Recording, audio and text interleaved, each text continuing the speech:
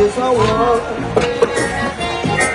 That until that day, the dream of lasting peace. Whoa.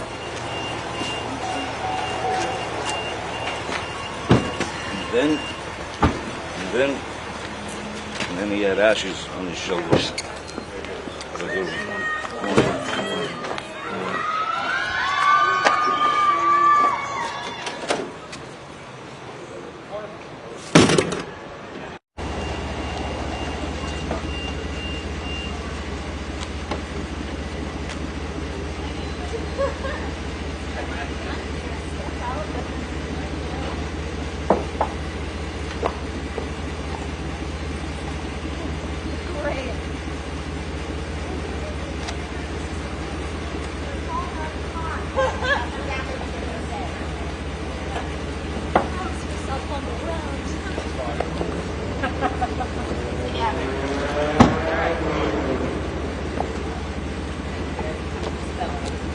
That's all right. You look great. I saw that a little bit.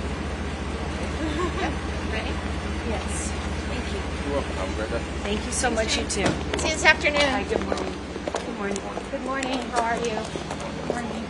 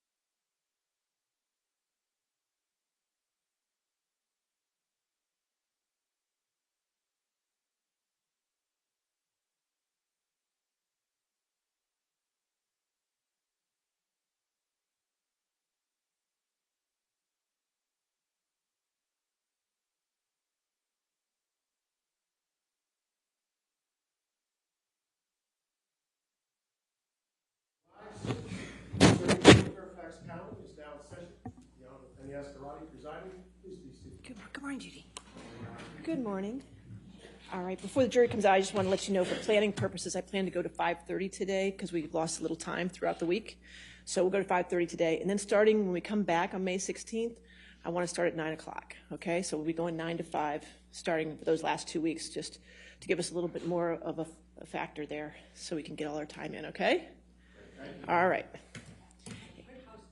Okay, yes, ma'am. Just two exhibits, the defendant 167, 170. I've already given One defendants 167 170. and 170. Okay, perfect. We're still working with counsel on the decks for on things. Okay, all right, so we got those two. All right. Anything else before the jury comes out? All right, thank you. Give the tray.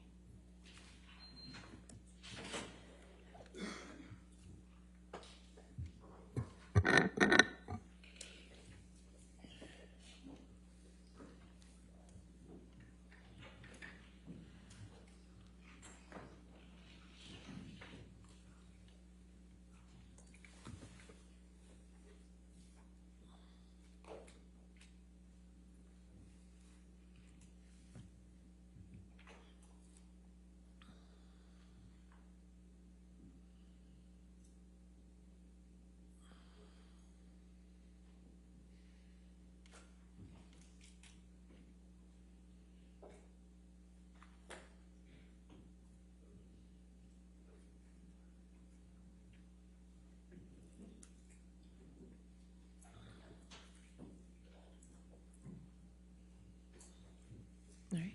Good morning, ladies and gentlemen.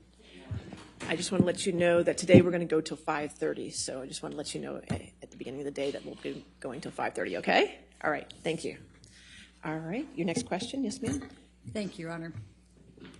Amber, when we finished yesterday, we were talking about the Bahamas and the yacht and flying off in a helicopter. I'm going to just ask you to take a look at, Michelle, if you can bring up Defendants Exhibit 1091.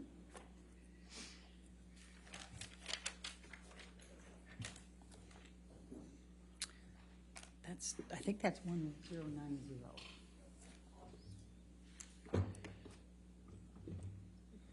Scary that I would know that.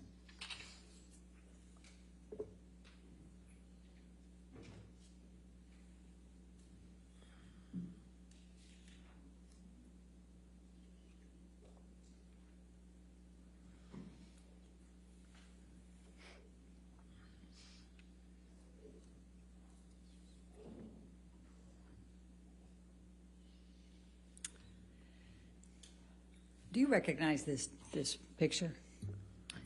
Yes, that looks like the picture I took of Johnny in July, around July 2013. Okay, and why did you take this picture? Because at the time, I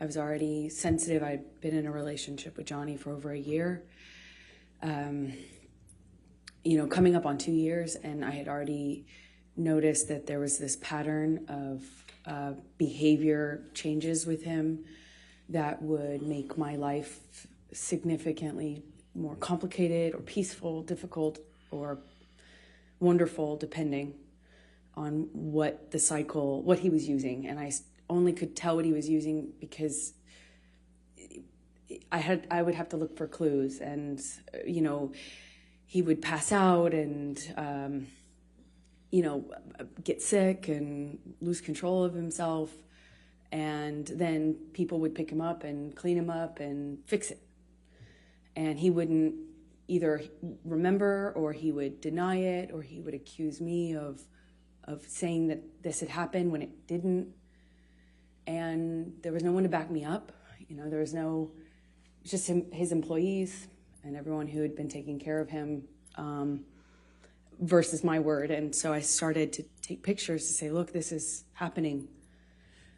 This is, I understood enough about addiction to know that you have to hit rock bottom. Like, you have to have some consequence for your action or for your behavior if you ever change to get better. And it seemed to me like that was not happening. So I noticed a behavior pattern change, and he started to, instead of, fits of rage, he started to pass out a lot and fall asleep and kind of fall asleep mid-conversation. And it was just a pattern change. So I started to pick up on the clues so I could figure out what I was dealing with. Your Honor, I'd like to move the admission of Exhibit 1091. Any objection? No objection, Your All right, Honor. 1091 in evidence, you can publish. Thank you, Your Honor. And Ms. Heard, and what is depicted in this picture? Please tell the jury. Johnny passed out on the island where we were vacationing. He had a bit of a stint of sobriety right before this, and it started to change with his friend Paul Bettany. And yeah. Okay. Now I'm going to ask you, Michelle, can you bring up Defendants Exhibit 1095? We talked about March 2013 yesterday, and I just wanted to bring this up quickly.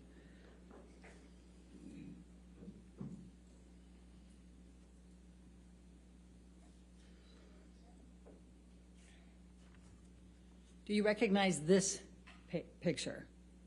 Yes, that was taken. Before you go further, did you take this picture? Yes, I did. Your Honor, I'd like to move the admission of Defendants 1095. No objection, Your All Honor. right, 1095 in evidence, you can publish. Okay, thank you. Okay, now, Amber, will you please tell the jury why you took this and when you took this? This was after a several-day bender, a binge of Johnny's. The 22nd of March, which we talked about yesterday, about he tried to burn a painting. It was accusing me of having affairs with a musician, my ex-partner, and he was on these, a drug binge where I saw him no eating, little to no sleep, and he would just use cocaine and drink all day long. Okay. And that would go for a period of time, and then a major blowout, and then he'd get sick and pass out and then feel really awful, and often, including this time, would start a period of sobriety after that. Okay. Now I'm going to take you to mid-July 2013, the Tokyo press tour for Lone Ranger. Can you please tell the jury about that particular trip and the events relating to Mr. Depp? Sure. He was promoting a Lone Ranger, and I had just met his kids at the premiere in Los Angeles shortly before this tour started. They found out about me. Amber, I'm going to just ask you not to go through that. Sure. Just take us to Tokyo, please. Okay. So I believe we went from that stop to Tokyo with the kids, and he had difficulty with drinking in front of them. He was trying to hide it, and yet he was dealing with some stress around his career. I didn't have a lot of details, but he was drinking at the restaurant, and the kids were kind of, noticing, but not really sure what to make of it. Objection calls for speculation and hearsay. She didn't say what they said. I'll sustain us to the last part of the answer. Okay, please continue, but don't say what they said. Okay, the kids said. Anyway, Johnny became upset with me for judging him. He was, I couldn't, it was like I couldn't win if I didn't do anything, if I didn't say anything to him about the drinking, if I didn't acknowledge it, it got worse. If I did acknowledge it, it was my fault and I was nagging. And I get it, I wouldn't like to be told what to do either, so. But it made him really angry, and the kids were on this press tour, and I was just concerned about them. I was concerned about them hearing us. Johnny screamed at me in the hotel room, and all I could think were the kids were in an adjoining room. What if they could hear us? I had just met them, and I didn't want them to think poorly of me. and hate me, not knowing what was going on, you know, in our behind closed doors. I remember him, it was name calling, and he eventually passed out. Do you recall what names he called you? Do you recall what he said? I heard at this time, nagging bitch all the time, called me a cunt. He even said that he made a mistake with me, and that he didn't want to, that when we touched back down, he'd get rid of me and I'd go back to, he said some disgusting things to me. I don't know if I need to repeat it. Okay, let's go. Michelle, can you bring up Defendants Exhibit 1090? You indicated, I think, that he passed out at the end of that. Did you take this picture? I did. Okay. Your Honor, I'd like to move the admission of Defendants Exhibit 1090. No objection, Your Honor. Thank you. 1090 in evidence. You can publish. Thank you. And where was Mr. Depp when you took this picture?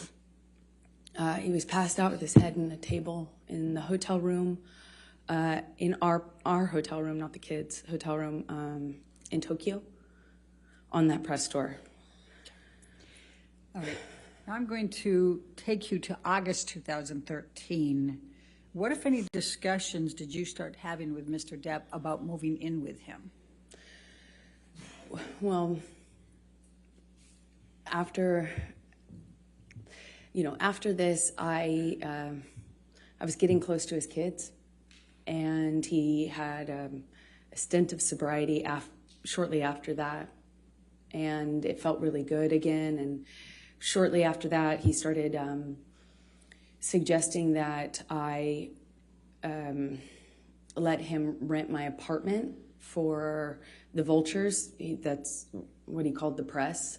And he said now that we were like a known couple, now that it was out in the press, that my apartment wasn't like safe effectively for me. And I had a modest apartment in Los Angeles. And so he started saying I needed to have security on me, or we'd rent out the neighboring houses because of the vultures. And it was a conversation, and then that conversation evolved into I should move in with him.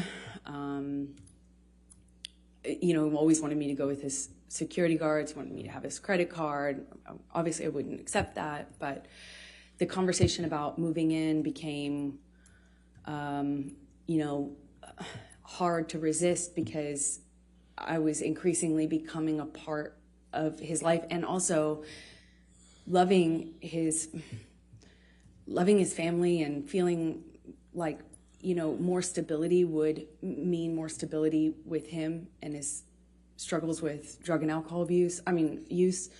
And I thought I would minimize some of the jealousy and insecurity that he had. It was hard for me to justify working. Every audition, every meeting, every script I got was a negotiation or a fight. I had to justify it like as if I was saying, hey, let's have an open relationship. It was, and I thought that would be minimized if I could make him feel more secure. By, if we live together, certainly there would be more security, right? And that was my reasoning. So you talked about still reading scripts and things. What, if anything, did you do differently in terms of pursuing your acting career? Well, I've always been really independent, and I've never imagined not working. I've worked from the earliest time I can imagine. I come from, parents who worked until they literally couldn't anymore. I never imagined myself having to explain my job or justify my job, but I did, and I am independent, and I see myself as independent and strong-willed, and I had to bargain. Every time I'd get a script, it would be, I thought you weren't taking another job. I'd always say, are you kidding me? That's crazy. I have to work. I support my family. When I moved out to LA, I'd get a check for a gig, $600 or something. I'd save half for me, send half to my family. I kept having to justify taking work by saying, I'm supporting my parents, I'm supporting my sister, I'm supporting my family, I have to work. And he would say, you don't have to work, kid, let me take care of you, my woman doesn't have to work.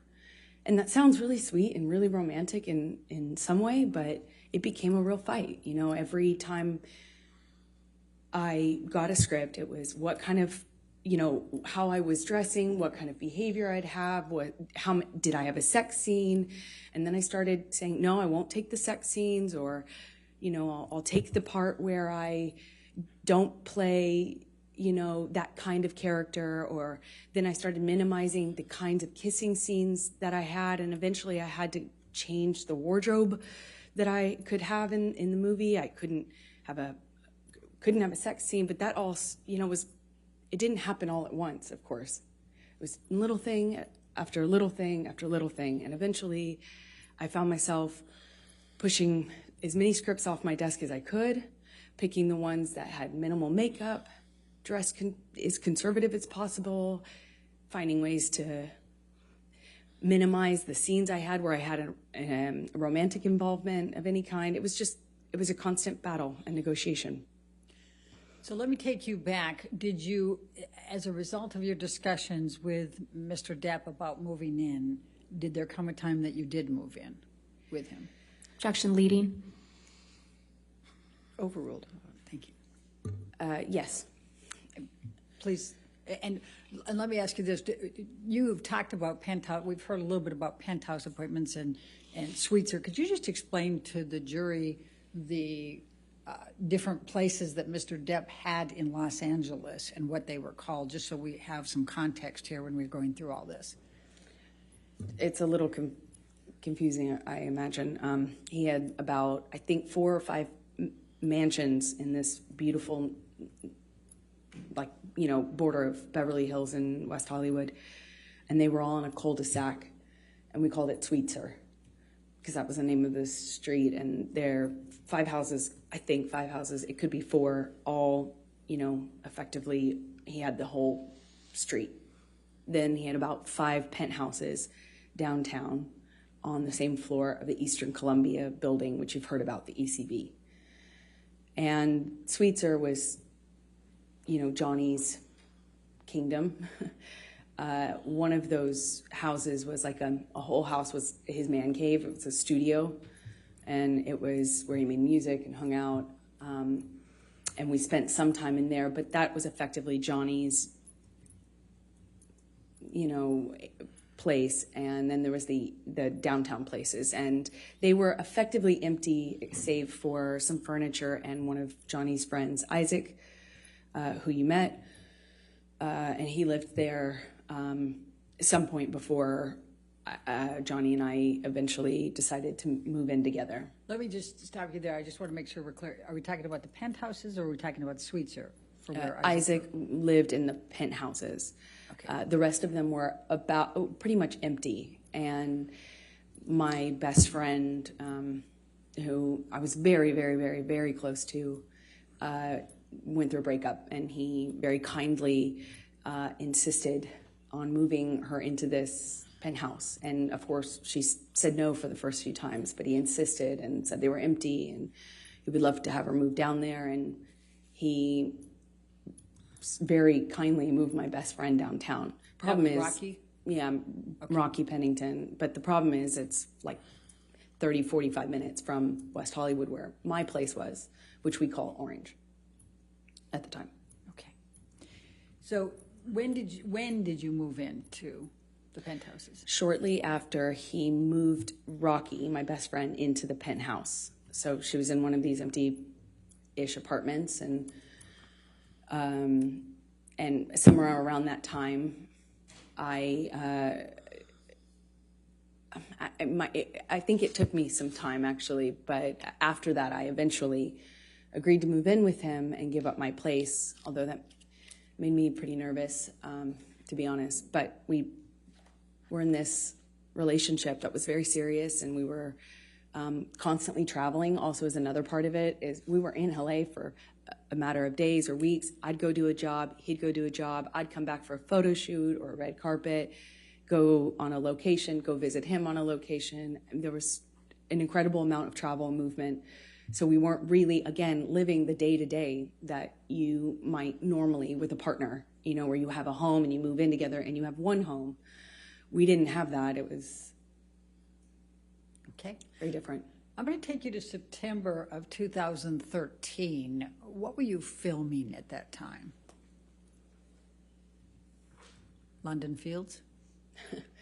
Yes, that's right. Okay. I was filming London Fields. I just started. All right. And did there come a time that you became engaged to Mr. Depp? Well, yeah, it was difficult because in that role was a very difficult role. I mean, every time, every scene that involved sexuality or romance was like, I'd look at that on the page and it felt like I'd feel my gut tighten because I knew it was going to be an issue.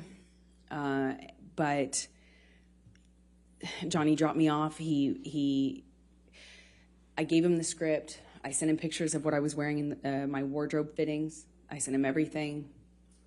I shared my script with his team, and the fighting eventually kind of minimized. It was clear I was going to do this job, and I told myself I had to do this job.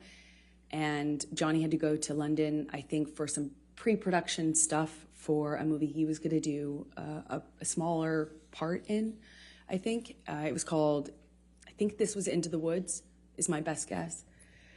So he dropped me off in London, and when he dropped me off in London, we had a few days at this hotel that we first, consummated our relationship in. It was when we were on the London press tour, and our relationship developed. That was the same hotel, and we were in this same room, which is Johnny liked to be in the same room. And it was really sweet. He got down on one knee and said, I want you to be my girl forever, my woman, my girl. I want you to be the rest of my life. Say yes to me.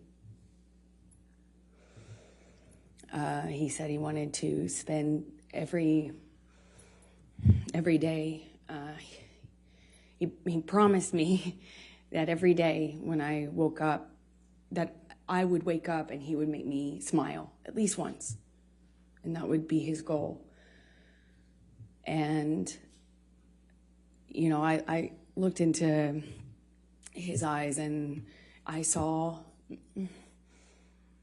my future, hope, like blind hope, so in love.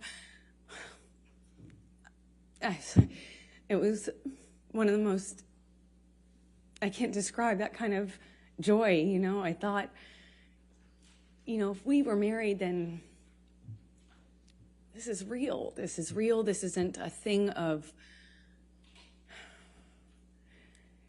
this isn't chaotic, and this will change. I had so much hope in that moment. And I just said to him over and over again, are you serious? Are you real? Are you serious? Are you sure? Because he didn't have a ring. So I thought, is this an impulse thing? My experience, Johnny, could be very impulsive. And he said over and over again, be my woman forever. I want you to be my wife, my wife, my wife. I, of course, cried. And we had a wonderful evening, and he left shortly after, and I was the next day I had to go to work, and I couldn't tell anyone, and I wasn't sure. Part of me was worried that he didn't mean it, or that he wasn't sure. I just didn't want it to be an impulse thing, so I didn't want to mention it. I didn't want to bring it up. I didn't want to. And I kind of I walked around for a few days like I had butterflies under my skin. And then he brought my dad out to London with my best friends, and my dad told me, Johnny has asked me permission for your hand in marriage. And I felt like the luckiest woman in the world. So while you were filming London Fields and Johnny had gone back to L.A., what, if any, issues did you have with him on fraternizing with the cast? I'm going to ask, Michelle, can you pull up Defendants Exhibit 188, please?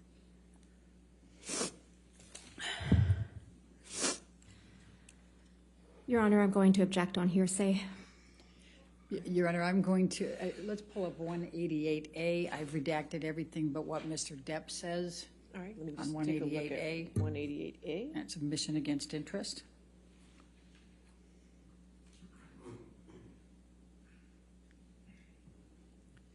Do you have that? You don't have it?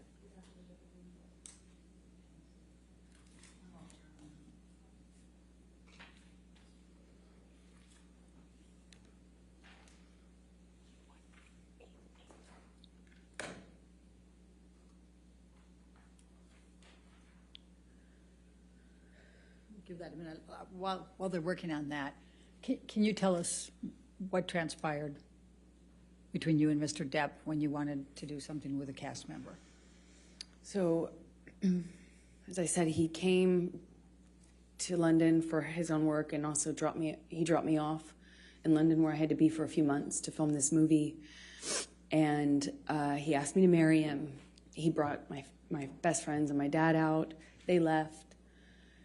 And shortly after they left, my co-star, one of my co-stars, invited me to go to a concert with him and some of the cast to kind of break the ice, and I'd be working with them for the next few months.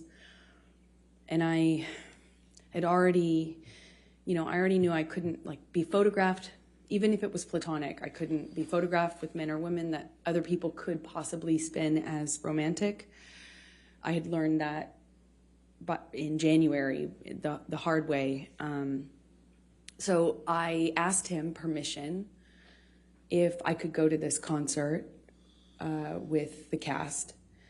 And I said, Johnny, that he's my co-star. Objection, Your Honor, hearsay.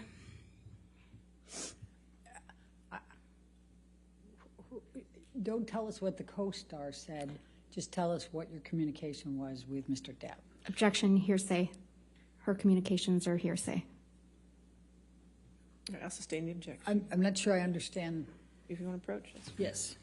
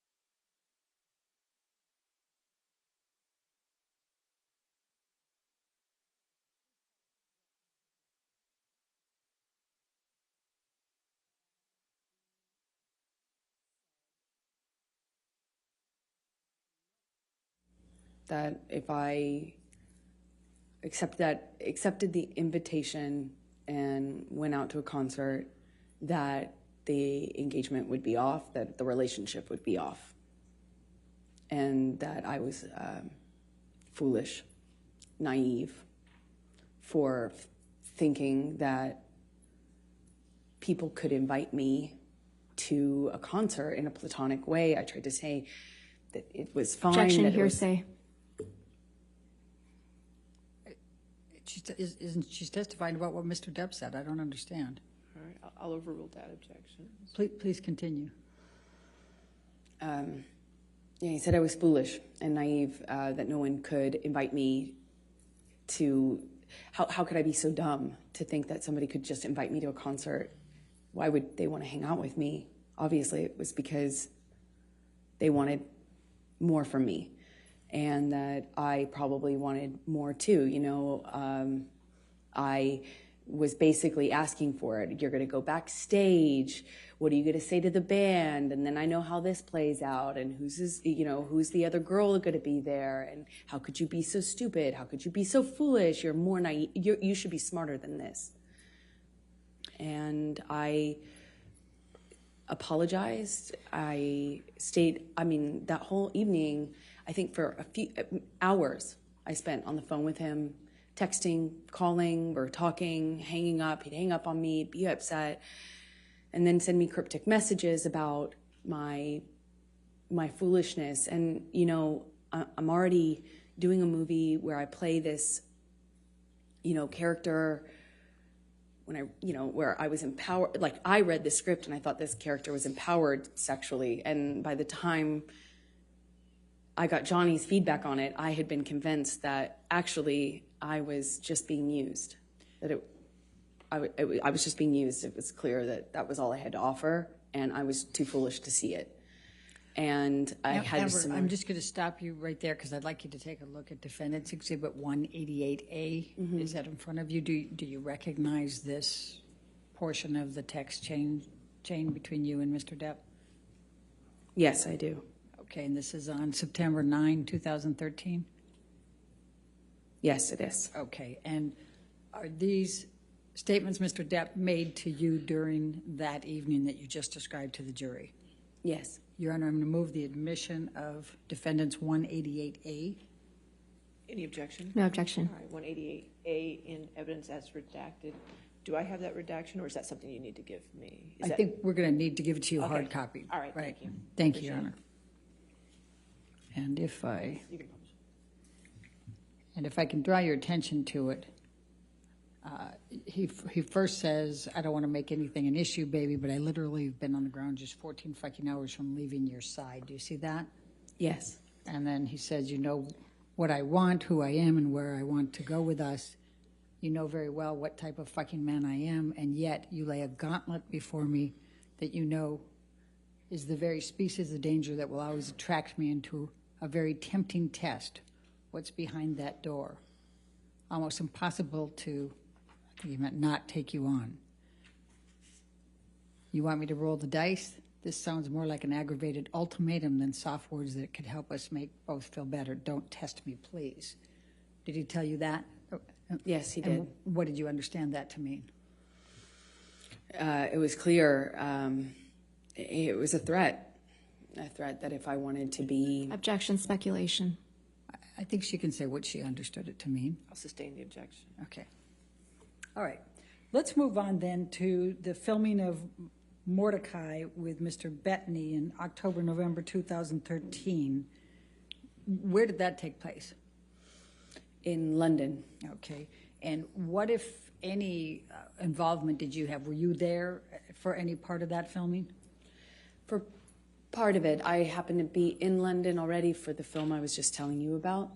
And Johnny came to London shortly after to film his own movies. He did the smaller, I think it was a smaller role in Into the Woods, and then he was filming Mordecai after that. So after I finished my movie, I moved in with him into his house in London, a rented house in London. Okay. And describe your experiences during that time period with Mr. Depp. It was really touch and go. He was filming with Paul Bettany, and there were days when he wouldn't come home, or they couldn't get him up out of on set. He'd be asleep in his trailer, sleeping whatever he'd done the night before off.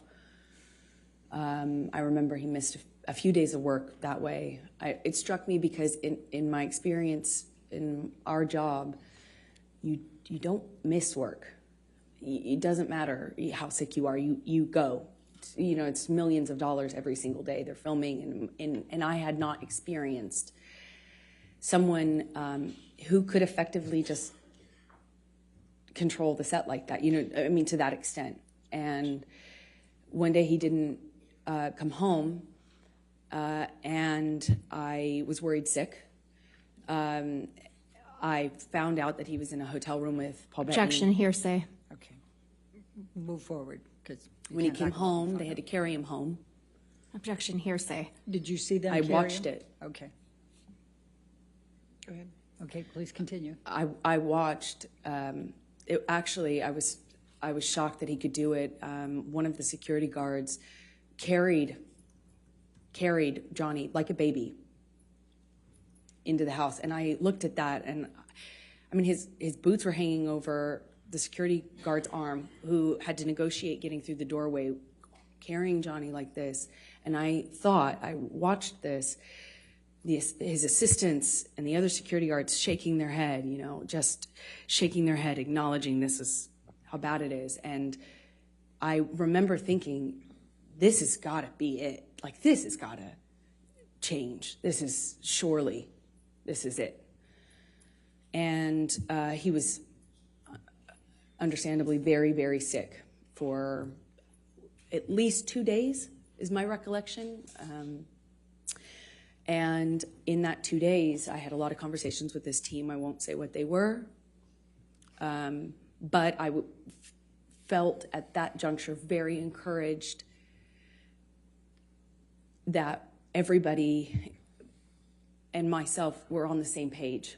And I felt encouraged that we were in a new chapter, that Johnny had finally hit rock bottom, and finally he felt like changing for good.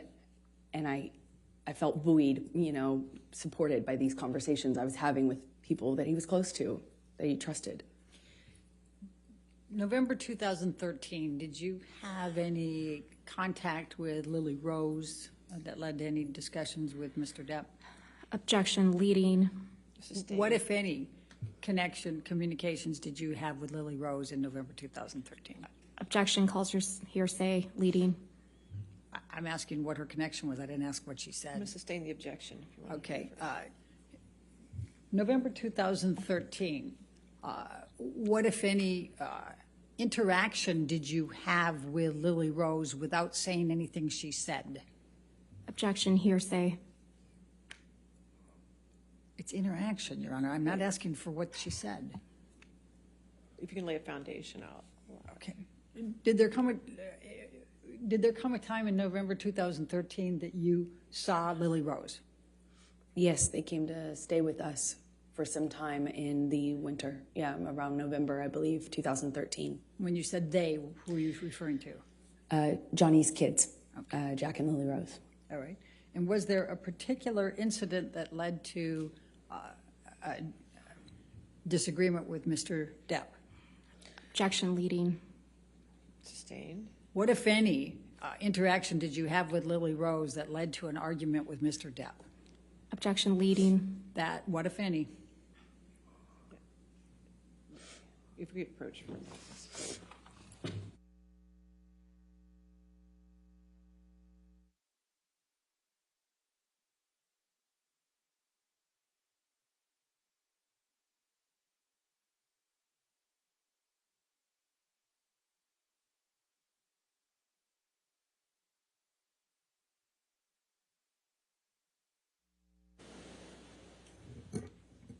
Did you have an argument with Mr. Depp relating to Lily Rose in November 2013? Yes. Can you please describe that? Well, I was, you know, these kids were, I found them to be these beautiful, wildly intelligent little weirdos in the best way. You know, they were, I was falling in love with them. And, you know, they were in my life at that time, a short amount of time, but I loved it, and I started to feel very protective. And, you know, Johnny's sobriety meant that he was there and then he wasn't. And the nature of our lives with the travel and work meant he was there and then he wasn't. And Lily Rose, at some point, had a crush on a, you know. Objection, hearsay, and lack of foundation. I'll overrule for them. Thank you. Please continue. This argument happened because Johnny was, I didn't agree that this gentleman, it was a famous musician, over the age of 18, spent the night at the house, and I felt protective over Lily Rose and concerned. And naturally, they were not my children. It's not my place, and I understand that. I know it's a sensitive subject, so I understand why Johnny got so upset with me. But that and the introduction of the weed with his daughter, she was so young, I just felt protective. Again, it's not my place. I understand that, and I made him really angry by weighing in on that. Did there come a time that there was a family engagement gathering? Well, we celebrated Thanksgiving out in London. The kids were there. There was a stint of sobriety following how sick he got on set with Paul Bettany. After one of his drug binges, and he kind of just came alive again, you know. He even like played a prank on me about having like relapsed when he hadn't relapsed. You know, it was, I started to kind of feel that with the kids being around. I did think that maybe this was it. We were on a good path. Meaning to sobriety, that this was it, and our life was peaceful for a minute. You know, it went back to being wonderful. There were these moments that just felt so wonderful. Objection, Your Honor, non-responsive. All right. I'll just sustain the objection. Okay. Take us to the engagement. There was this engagement party, correct?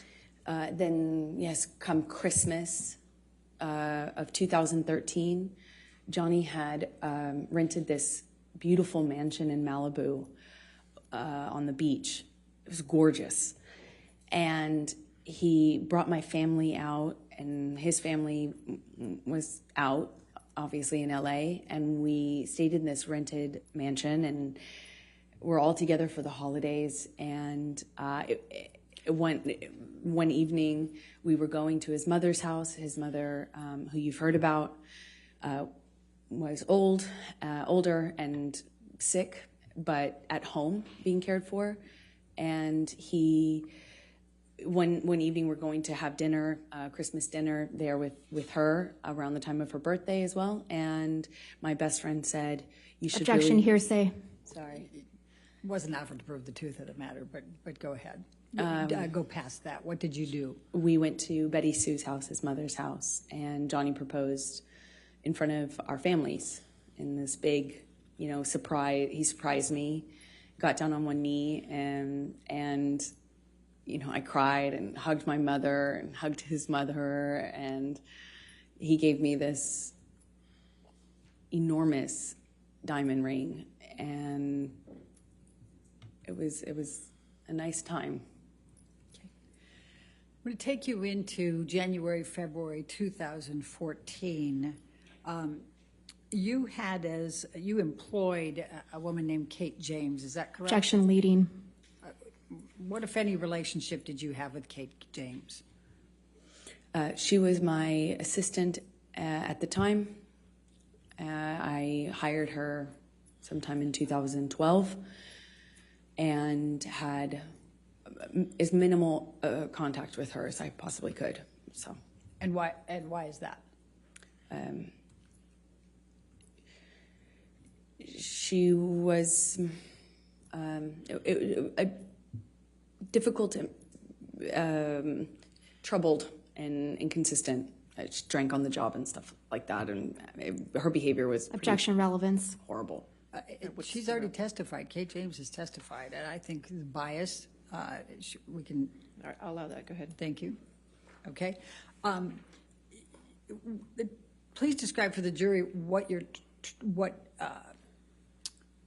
job responsibilities Kate had and how you communicated with her and kind of how that worked. Objection compound. Overruled. Thank you. We had minimal person-to-person interaction because I was hardly ever in LA. If I was there for a few days at a time. And Johnny and I kind of lived in this insular bubble anyway when we were together. But we would send emails, texts, and a lot of voice memos, voice notes. And, you know, if I found that if I said, Kate, you know, you left the car running with your doors open and your kids in the car on the street, you Objection need to move hearsay. She's not testifying. She's testifying about context. Sustained objection. Next question. All right. I'm going to ask you to take a look at Defendants Exhibit 209.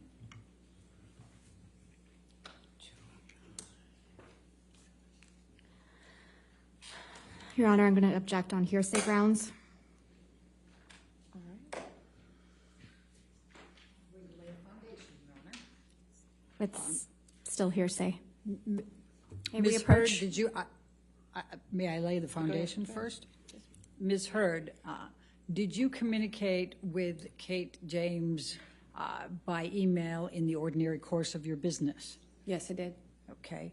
And I'm going to ask you to take a look at Defendants 209.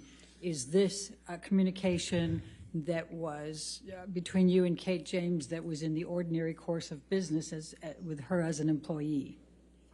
Yes, it is. So, Your Honor, I'm going to move the admission of Defendants Exhibit 209. Business records exception. Still hearsay, Your Honor. Business record exception gets the business record, but it's hearsay. If there's hearsay involved inside the business record, there's still objection to hearsay. Your Honor, the business records exception, I mean, I don't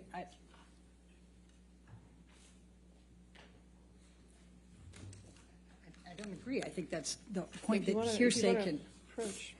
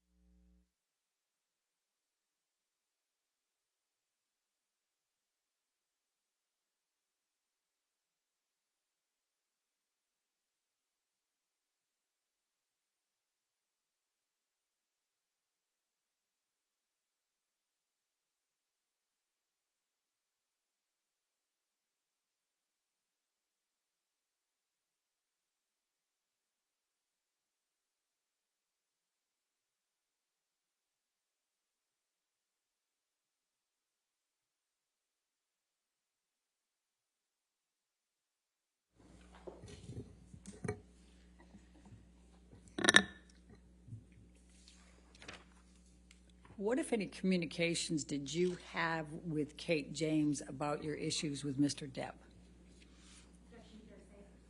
Objection hearsay. Your Honor, Ms. James has testified.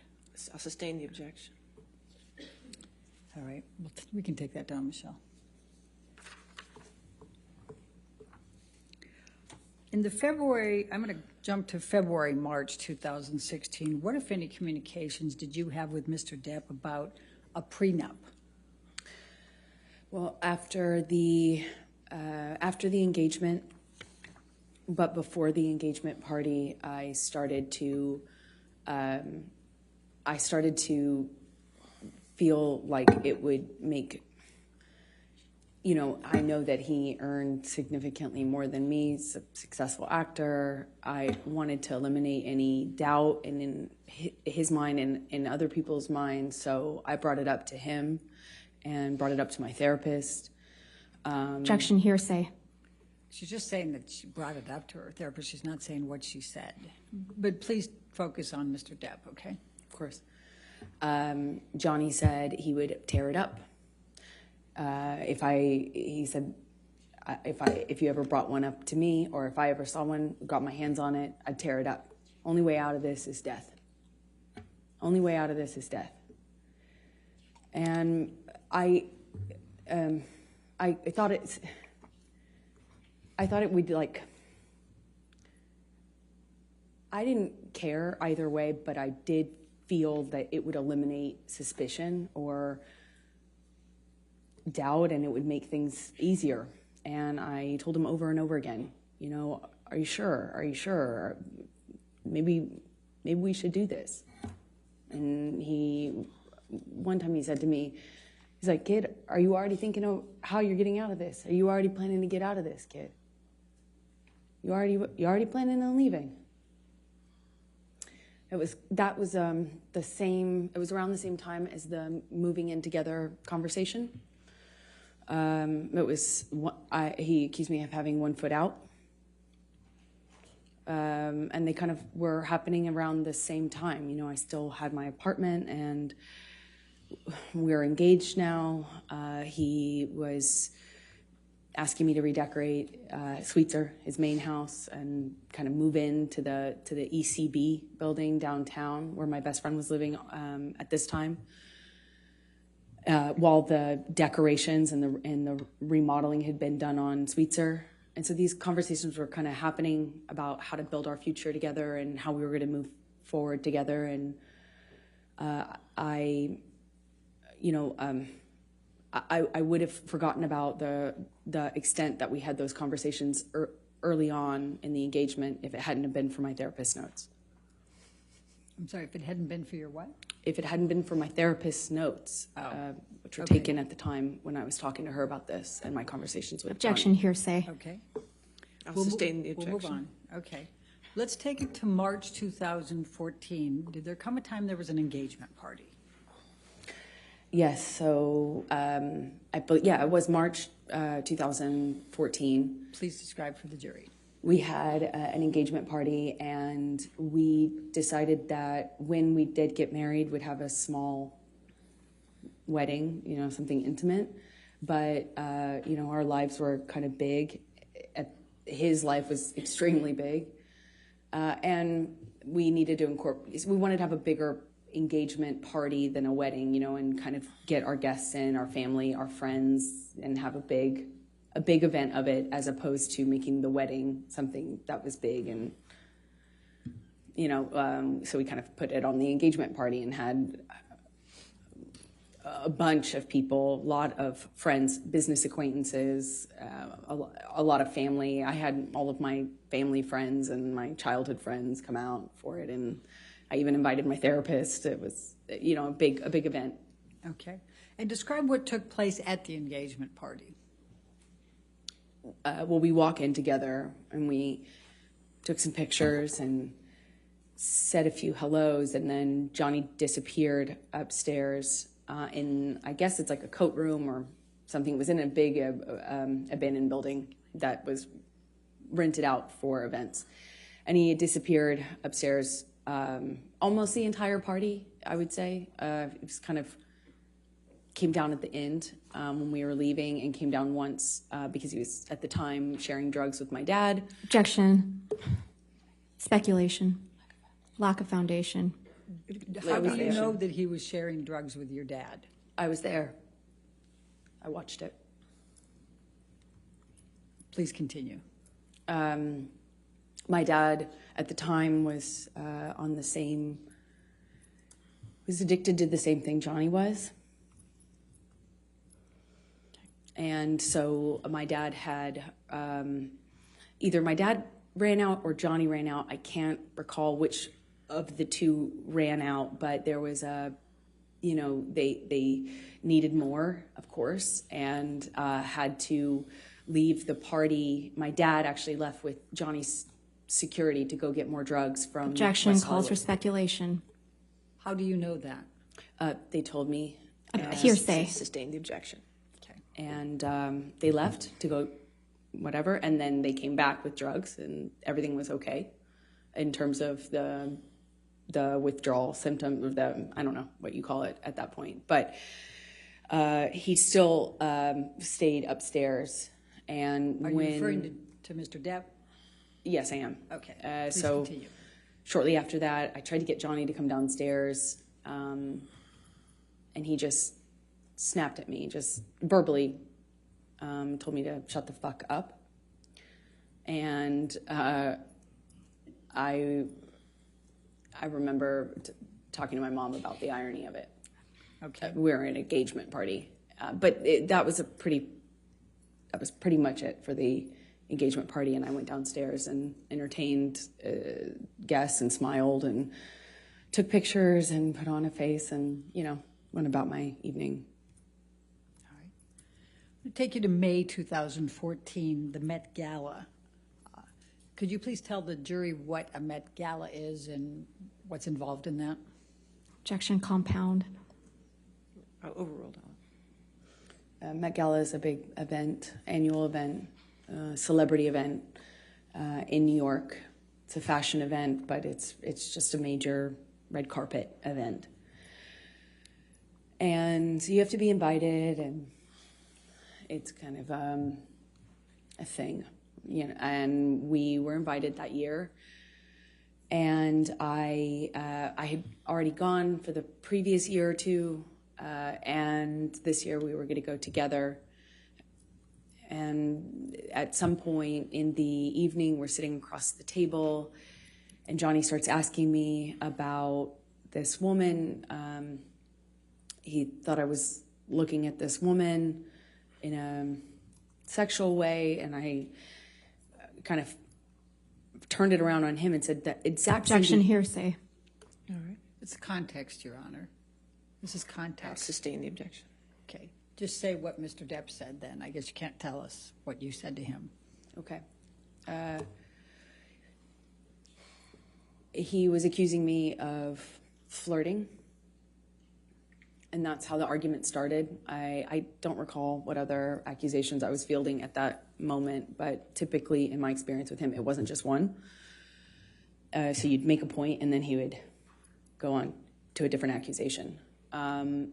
But I remember that what started it is this accusation that I had been flirting at this event.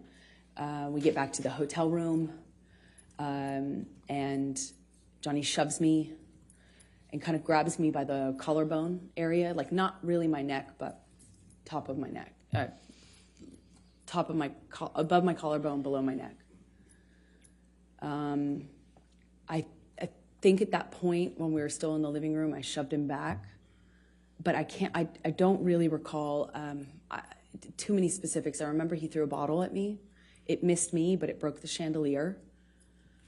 And at some point, I remember maybe this was the shove that I was talking about, but at some point, Johnny and I are in a struggle in the living room, and he kind of like shoves me down on the sofa, and I get up, and I'm trying to get him off of me, and it's just stronger than me. I don't know how else to describe it. And at some point, he just whacks me in the face. And I had not, at the time, been, I didn't I think that was the first time I was like, is this a broken nose? At the time, I was unsure what that feeling was, but I suspected I had a broken nose. And other than that, I was relatively unscathed. But I remember my nose being swollen, discolored, red. And I took a picture of my face at some point and made a joke about it to my friend about how bad I looked compared to how the Objection, red carpet. hearsay. It was not for to prove the truth of the matter, sir. I'll sustain the objection. Okay. Okay. Just don't say what you told a friend, okay? Okay. Let's take you to the Adderall Diaries. When did you start filming the Adderall Diaries? Believe May. I filmed another movie in New York, March, April, May. I went straight from that movie to another movie, an independent film with James Franco. The one I had previously shot was with Christopher Walken. That's right. Okay, so I went from one to the other and saw Johnny in these, in between. Like if I got a long weekend or, I'd fly home to be with him and then fly back. It was kind of like that. Fly back from where? Where were you filming those? In New York. Okay. And where was Mr. Depp at that time? Johnny was in LA at the time and then eventually went on location for his movie, Black Mass, in Boston. So you were in New York and Mr. Depp was in Boston at some point? Eventually, by May 2014. That's it. All right.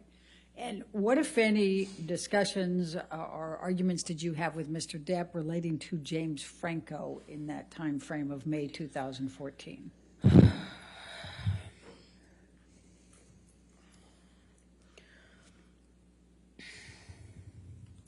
It's a nightmare.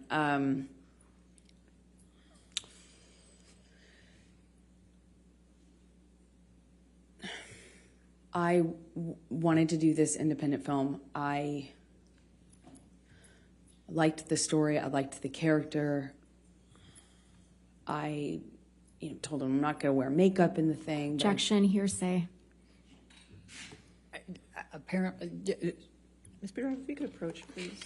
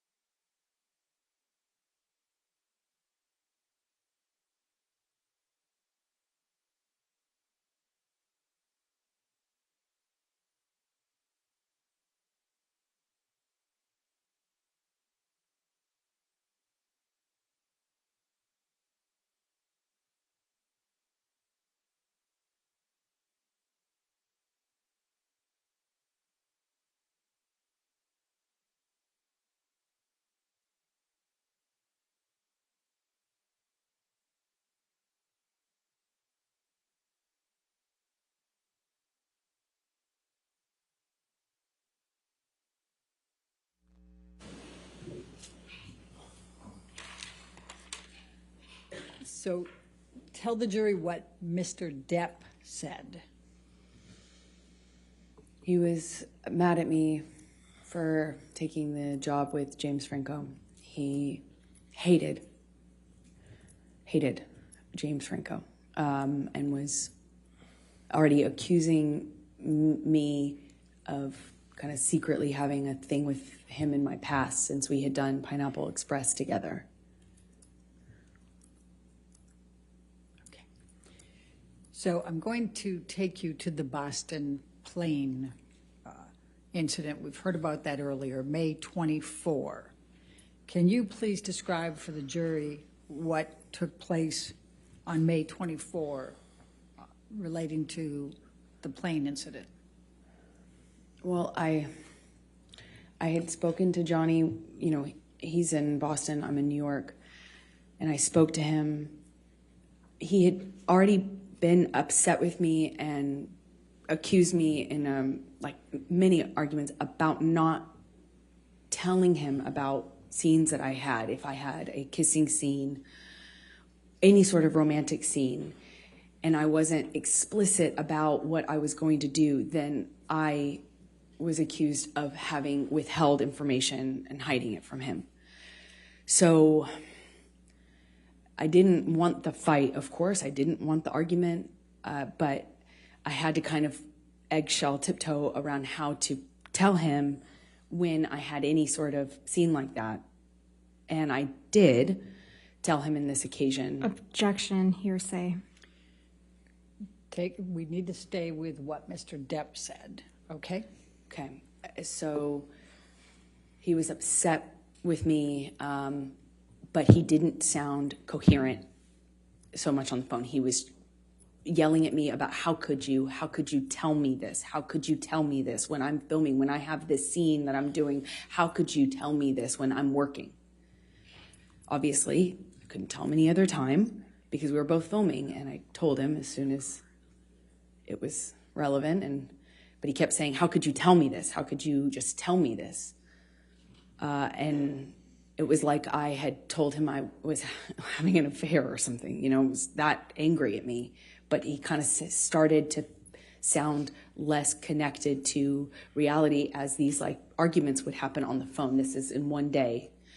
Eventually, he hangs up on me in the conversation, screaming at me. I talked to his assistants. I won't say what they said, but I had conversations and felt encouraged that I could continue on with the plan, which was for me to get on the plane, go to Boston, pick him up, and we would go back to LA for his daughter's birthday. I was nervous because the conversation I had had with him, and he was so upset with me on that conversation, but I figured I assumed he had passed out and that he would have been kind of sobered up the next day, assuming that the work would mean that he felt pressured to kind of pull it together. And I get on the plane. He sent the plane, so I assumed he's not that mad at me. He's over it. We're moving on. He's sobered up. There had been a lot of talk about a sober plan, like a full detox, a full recovery, a doctor, a whole plan. You know, there were talks of that following what had happened in London. So I was feeling like, okay, well, maybe we're here. And I get on the plane. It touches down and the SUV pulls up and it sits on the tarmac for a very long time. He knows I'm on the plane waiting for him. So I kind of started to anticipate that things weren't as I hoped, meaning that he was sober and had slept it off.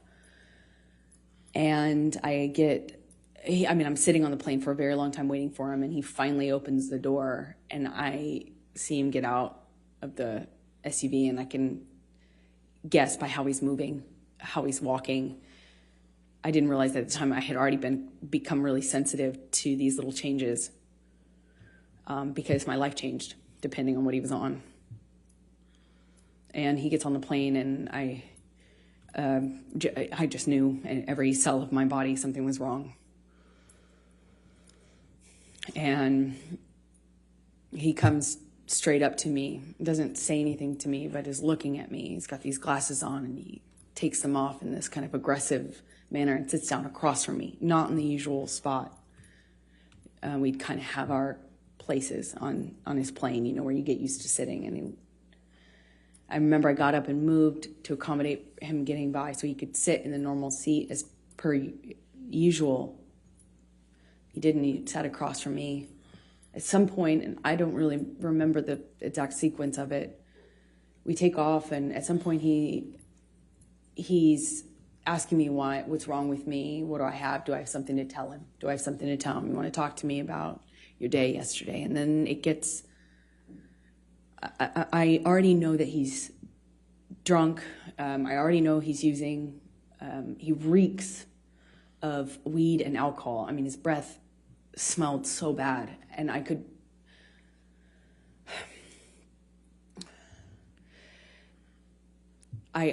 anticipate that there was a no-win situation here. There was no me talking myself out of this or talking him down or any, a lot of my arguments and my involvement in them are me trying to diffuse by explaining or Objection, non-responsive.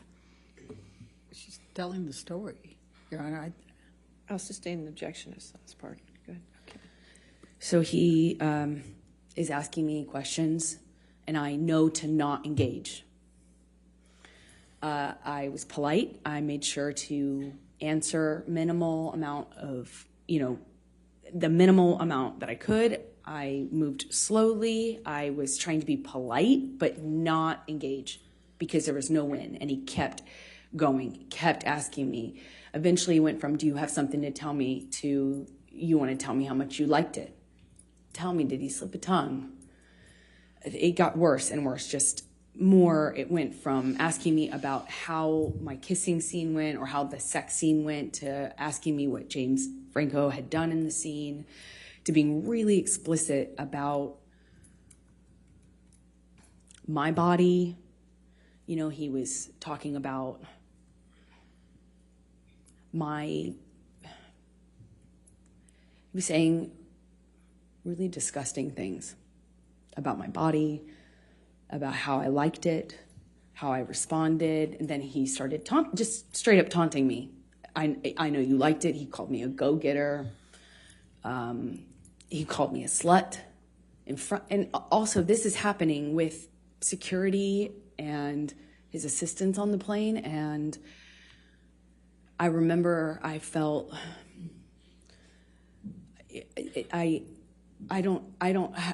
struggle to be able to tell you how embarrassed I was, because he was speaking to me in front of people in this way, asking me if I liked it and if I was wet, and why I wasn't looking at him, and that was proof I wasn't looking at him. That was proof that I was asking for. Did I ask James to do this and this to me? And how about if he does those things to me? Insert sexually explicit descriptions of what he accused me of wanting or deserving.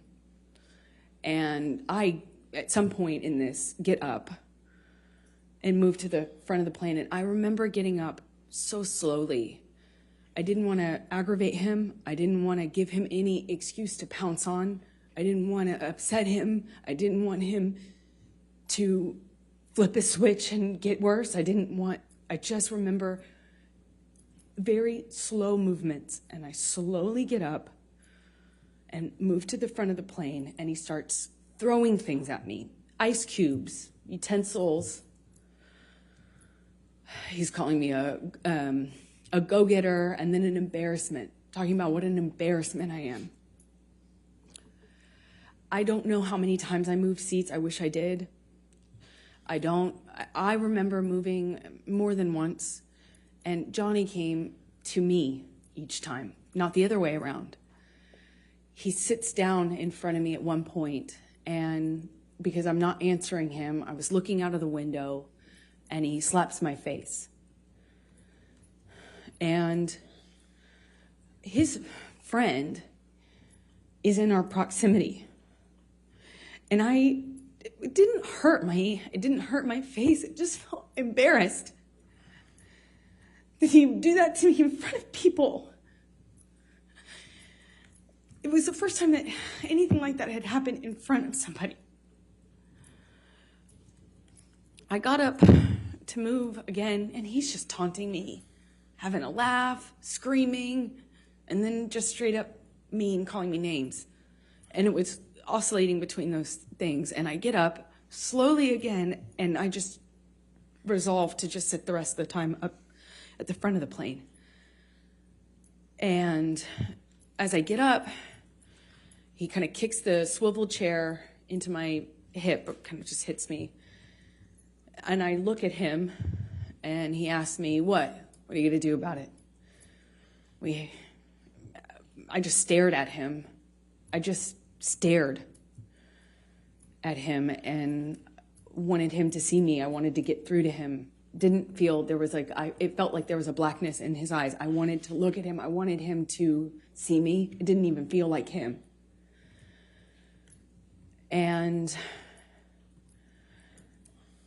as I'm walking away, slowly, trying not to be, I was being very deliberate about my movements, wasn't saying anything, I wasn't engaging.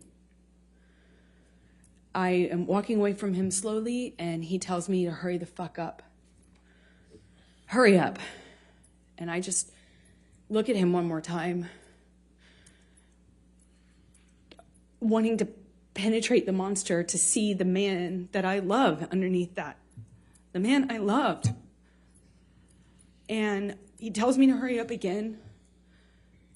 And I pull my gaze away from him. I walk away from him. My back is turned to him, and I feel this boot in my back. He just kicked me in the back. I fell to the floor. I caught myself on the floor, and I just felt like I was looking at the floor of the plane felt like a long time. And I thought to myself, I don't know what to do. I can't believe did he just kick me?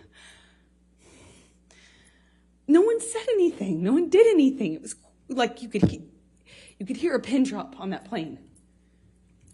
You could feel the tension, but no one did anything. And I just remember feeling so embarrassed. I felt so embarrassed that he could kick me to the ground in front of people. And more embarrassing, I didn't know what to do about it. I got up and I walked to the front of the plane. I sat down and I just looked out of the window. And Jerry Judge Security and my friend both kind of under their breath asked me, "Are you okay?" Objection, hearsay. I spent the rest of the time looking out of the window. Sustain the objection. And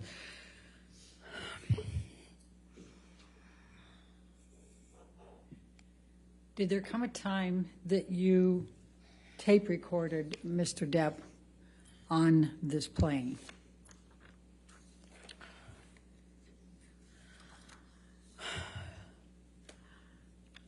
I want to sit here and say that I was telling myself I needed to leave him. But as he got worse, he demanded the oxygen tank from the flight attendant, excuse me. And he continued to drink and then eventually started howling like an animal and passed out in the bathroom with the door locked. And was howling, and I at some point pushed record on my phone because there was that 5% part of me. Objection, non-responsive. I don't think it's non-responsive. She's explaining what led up to her tape recording him and why. I mean, I can ask her, Okay. well, that's all. Why did you tape record him? Because I knew that Johnny wouldn't remember what he had done. I knew he would not remember. And if Calls for speculation. She can say why she did it and what she thought. But that last part called for speculation. I'll sustain the Don't objection. say I knew. Why did you tape record? in my experience, when Johnny was that inebriated, he would not remember what he had done. Calls for speculation. How can that call for speculation? I'll sustain the objection. All right, let's go to Defendants 221. And I'm going to play 3 different parts for it. Your Honor, And if may we we can- approach, please? Okay.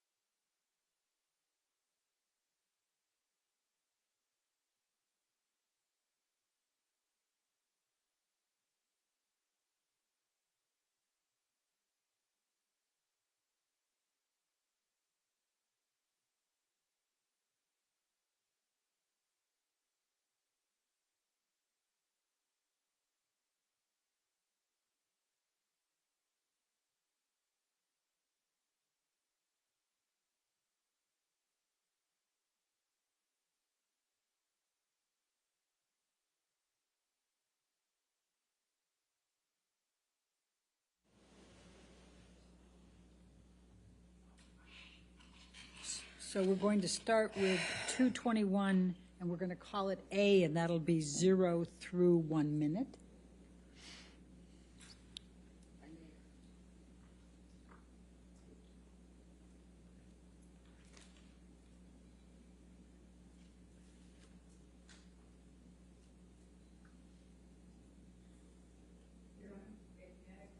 Okay, sure.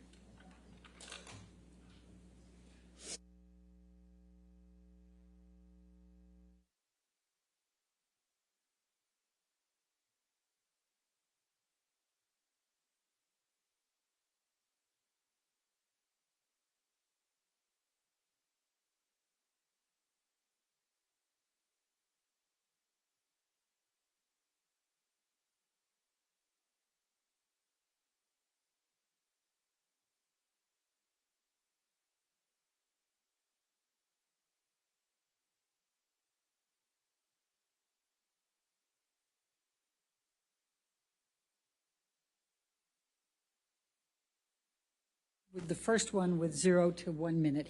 And can we turn up the volume just, I mean, there's part of it that the noise of the airplane is a little bit loud, but to be able to pick up the noise. Keep an eye on it.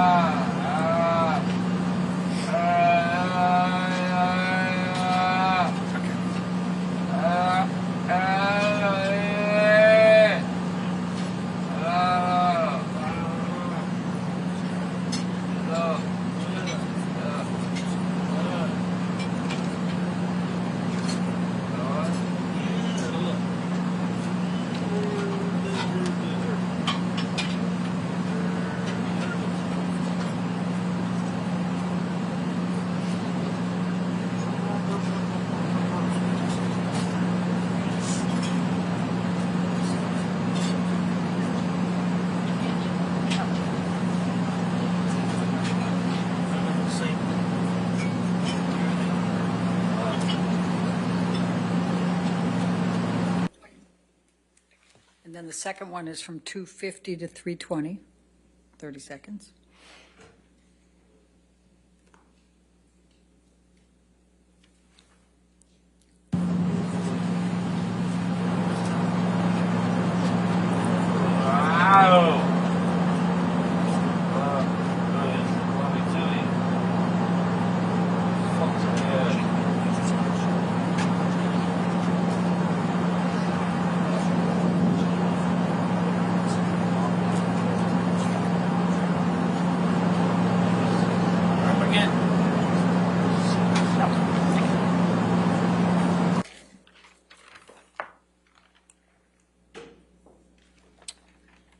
You, 221 is in evidence. All of 221 is already in evidence. So may I play the third one then, and then we Yes. can take the break? Yes. Thank you. Play, That would be at You can play 9. all of it if you'd like. That's fine, thank you. I think that'll torture the jury if Okay. I do that, Your Honor. 9:30 to 10, just 30 seconds more.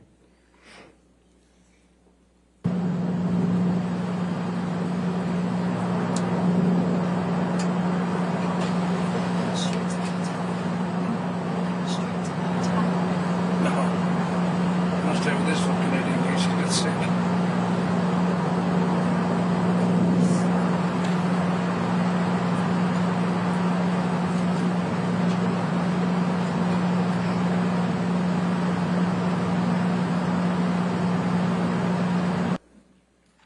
All right, and you can be changing gears after that, or do you have any more questions for this issue? No, I think this would be fine Okay, for a break. all right. Ladies and gentlemen, let's go ahead and take our morning break then. Just do not do any outside research and don't discuss the case with anybody.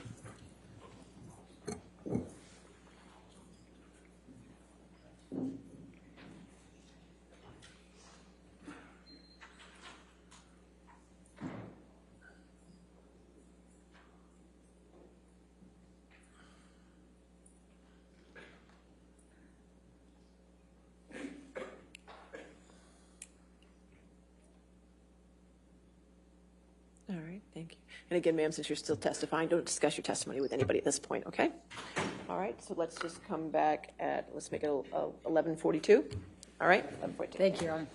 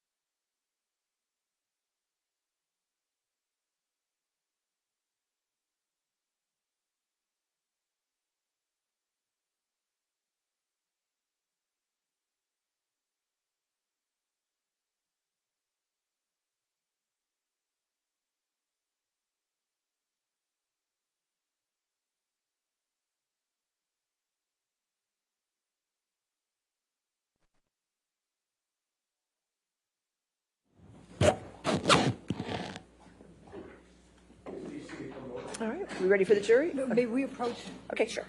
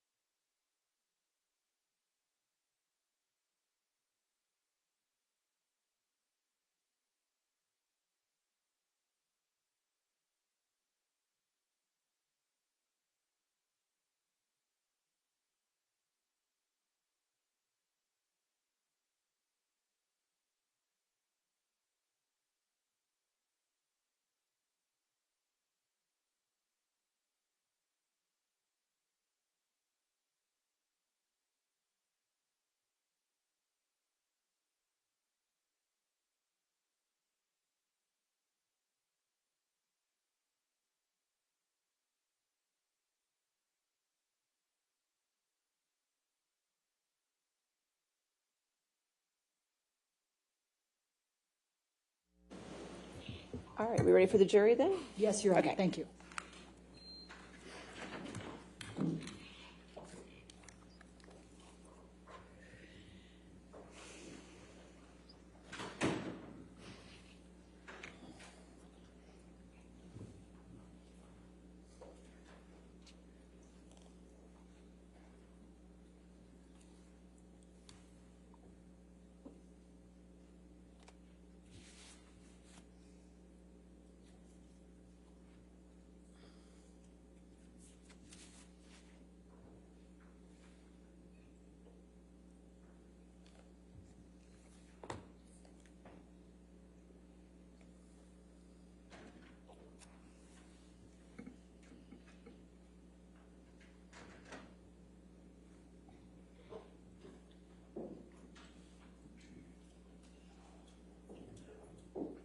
All right, thank you. All right, see your next question.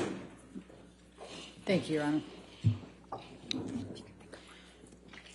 Amber, following the plane ride, what did you do once you arrived, once you landed in L.A.? I called for a car to pick me up, met me at the private airport, and I left. I got straight off the plane as soon as we touched down. Johnny had been saying what he would do to me once we got on the ground, and I didn't know how long this cycle would last, so I wanted to just get out of there. I went to a hotel and called my friends to join me, which was my coping strategy at the time. Okay. I'm going to ask you to take a look at Defendants 204.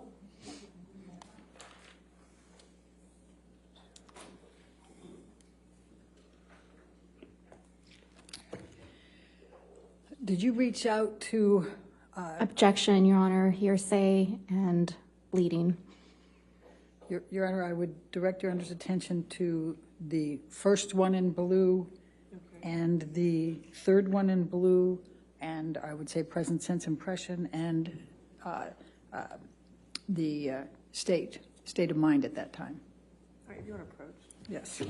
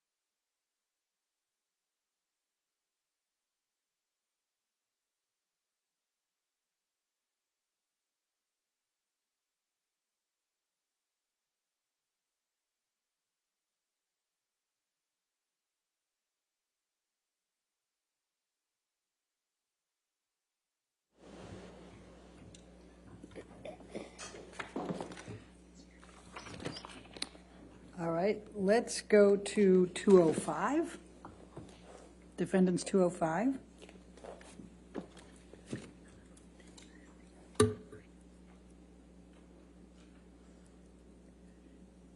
And this is a communication between you and Rocky Pennington, your best friend, is that correct? That's correct. Objection, hearsay.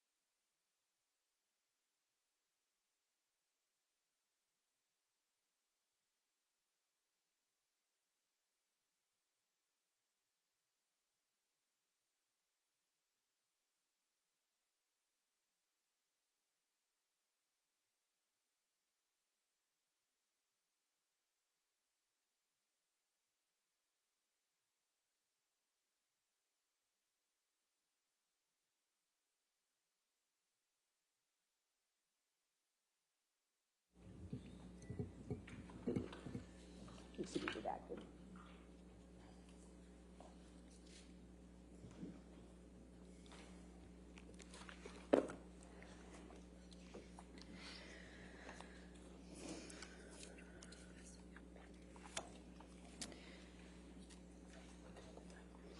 So 205 with redactions is in evidence. Thank you, Your Honor. May we publish to the jury? Thank you. It is.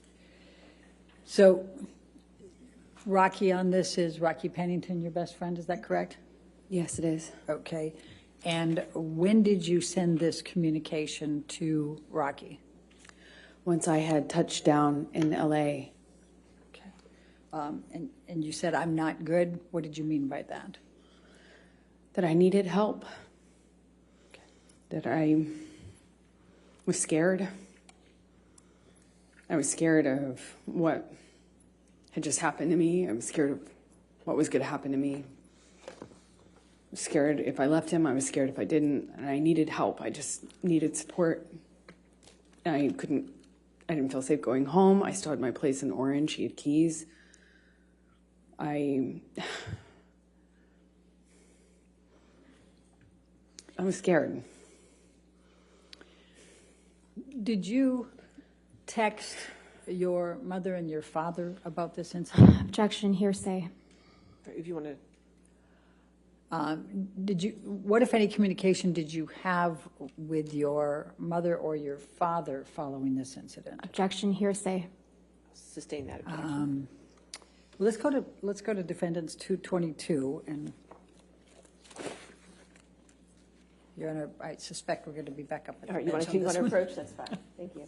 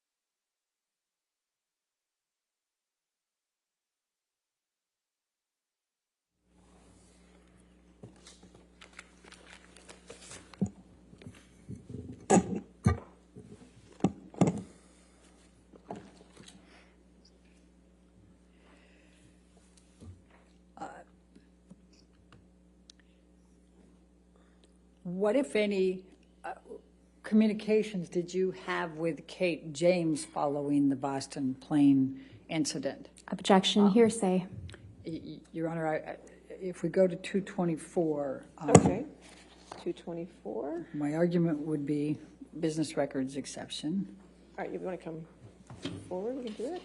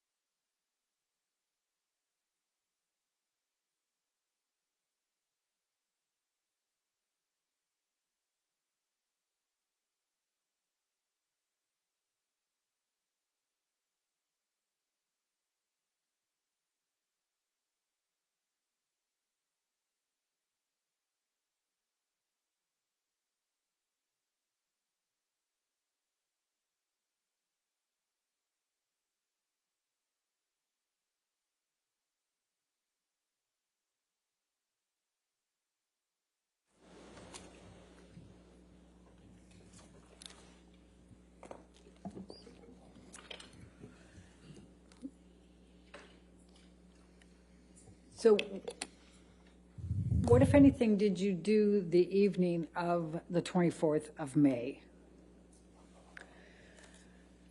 I reached out to friends and family, asked for support, Objection, hearsay. Sustained. and surrounded myself with them with that. What, if anything, did you do for Lily Rose's birthday? That's why we had gone back to LA. Johnny was sick after having passed out on the plane. So I took her to dinner. We went to Benihana's.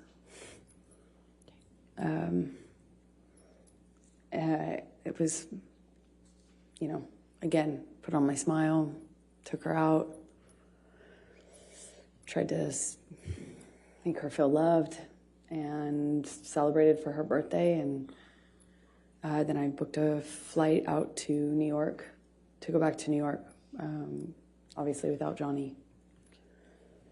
I'm going to ask you to now turn to 225.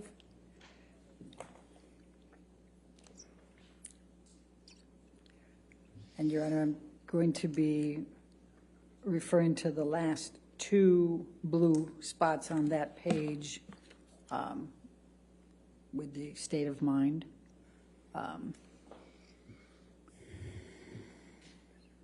Mental condition. All right. It doesn't, it's still hearsay, Your Honor. May we approach? Yeah, you want to approach? I just want-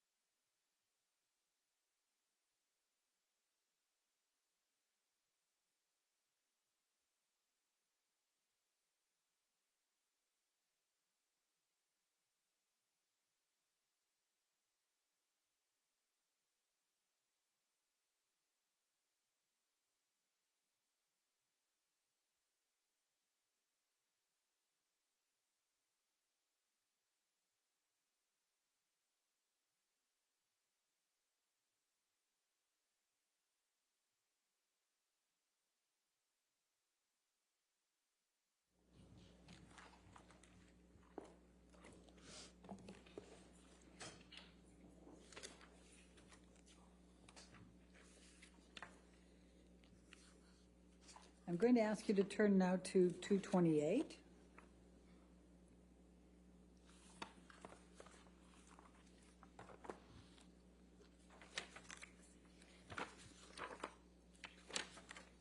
Your Honor, we're going to object on hearsay. First line, Your Honor, Okay. is all I understand in Your Honor's ruling, but I think.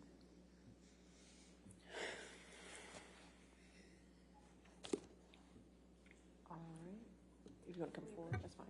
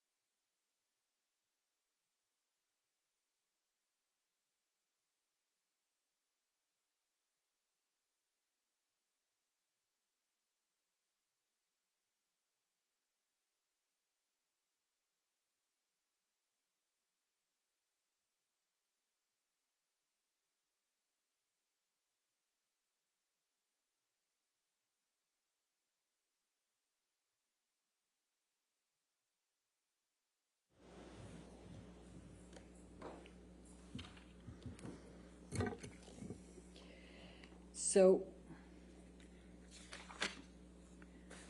tell us please tell the jury what you did then over that night, the next day, and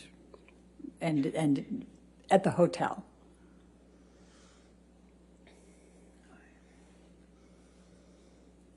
I cried a lot, tried to surround myself with my friends, and resolved to leave him.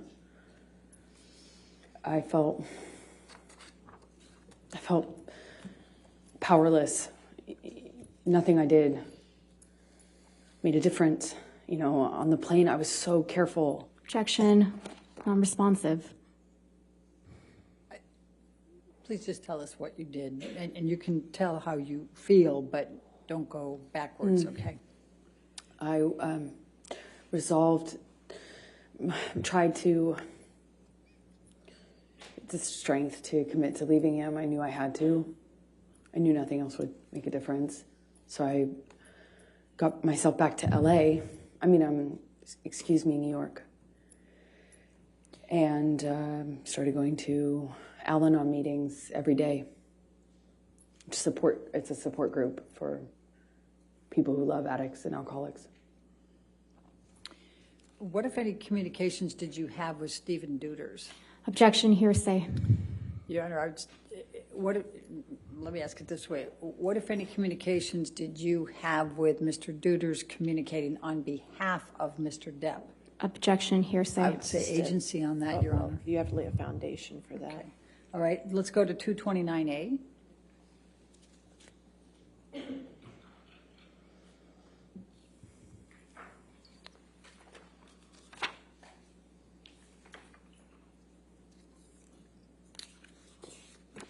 And could you, without saying what the content is, can you tell us who this text message is with? Johnny's assistant. What's his name? His name is Stephen Deuters. Okay. And what, if any, communication were you having with him following the Boston plane incident? Objection, hearsay. May we approach? All right, Ms. Williams.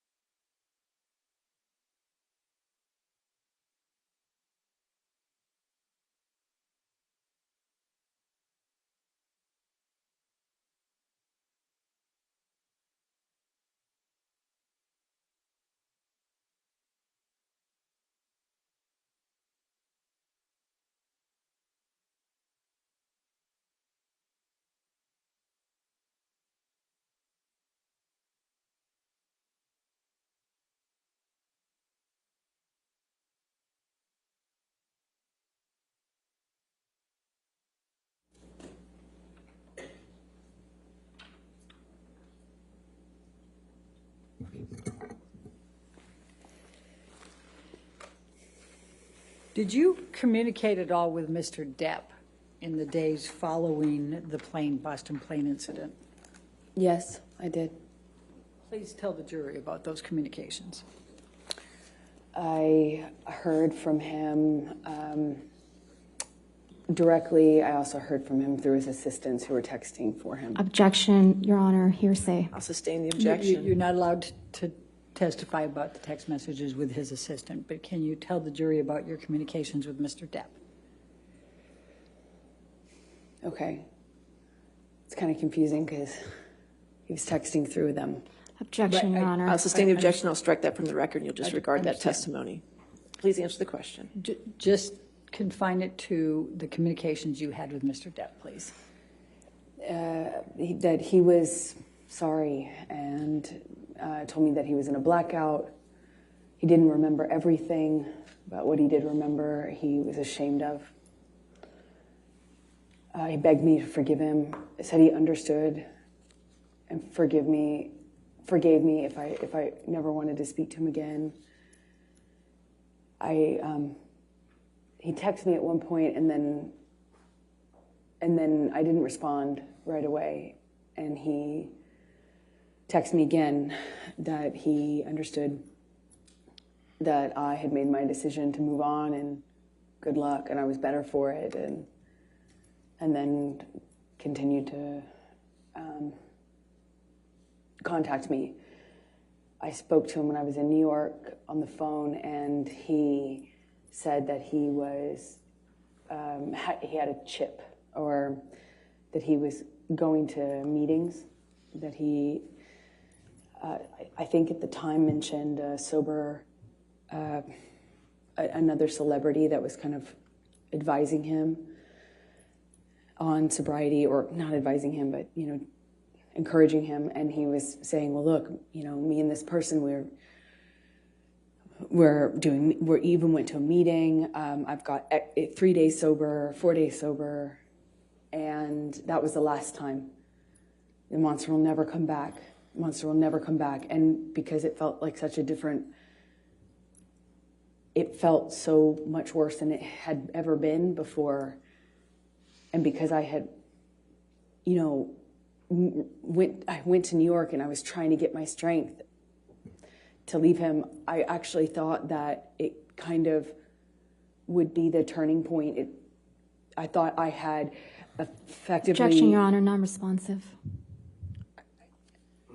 Overruled. Oh, Thank you. Go ahead. Please continue. I thought things would change. Okay. Did you draft any kind of email to Mr. Depp to express your emotions and how you felt about all this? Objection, hearsay. Well, let's go. I'll lay the foundation, Your Honor. Let's go to Defendants 239. 239.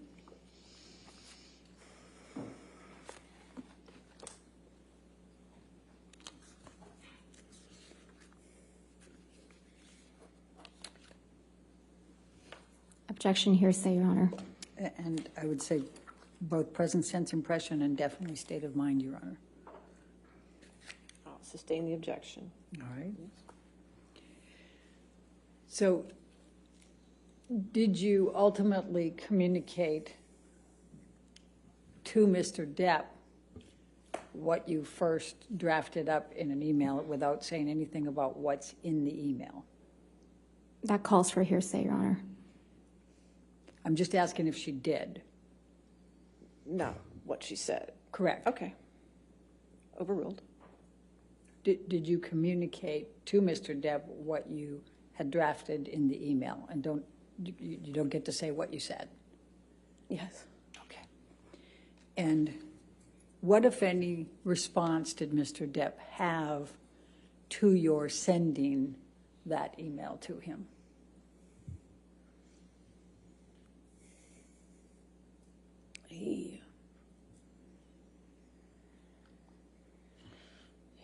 He came to New York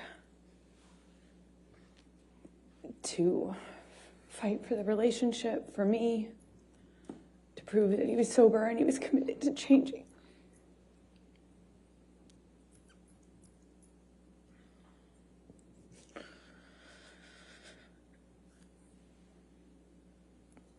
I believed he was embarrassed and sorry. He said he was, and I believed him. So I took him back, or I got back with him on the condition that he would uphold his promise to do the treatment, to do the full detox, clean up, and never go back.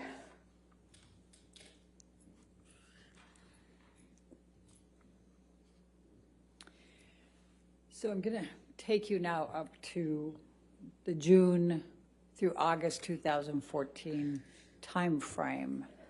And I think you testified earlier, and others have as well, that Mr. Depp brought in Dr. Kipper and his group, correct? Yes, he did. Could you please describe for the jury what those next few months were like?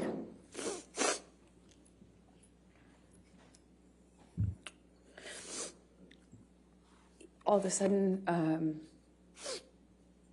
this doctor gets brought on that we had been talking about. I had heard this name before.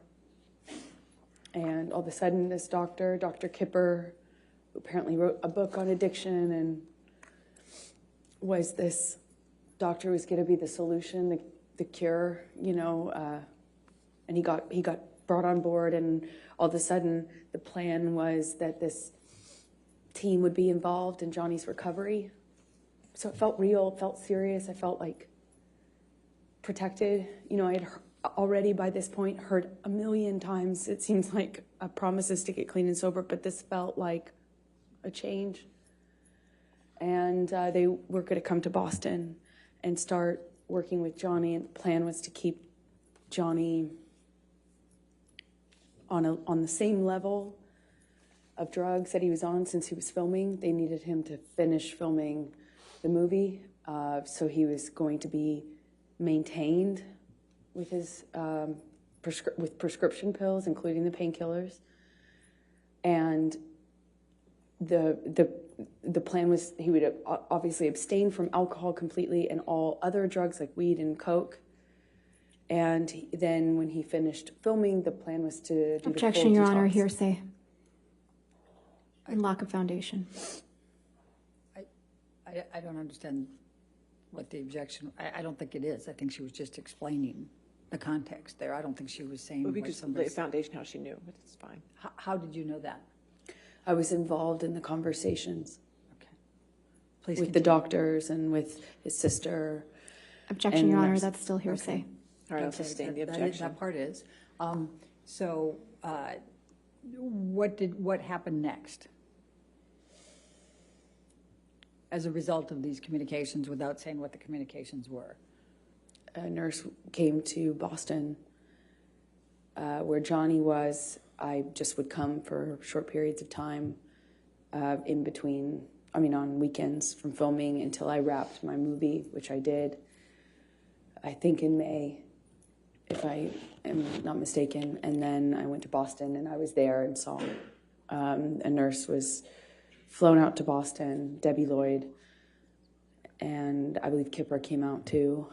And they put Johnny on a bunch of new medications, which they shared with me, told me about. Objection, Your Honor, hearsay. But we have to be careful about what other people told you, okay? But you can testify to what you know, okay? So what happened then? I saw his medications change.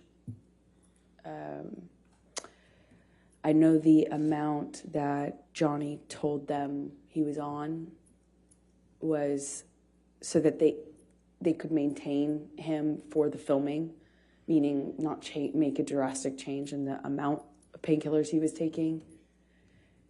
But his behavior, his whole personality changed drastically.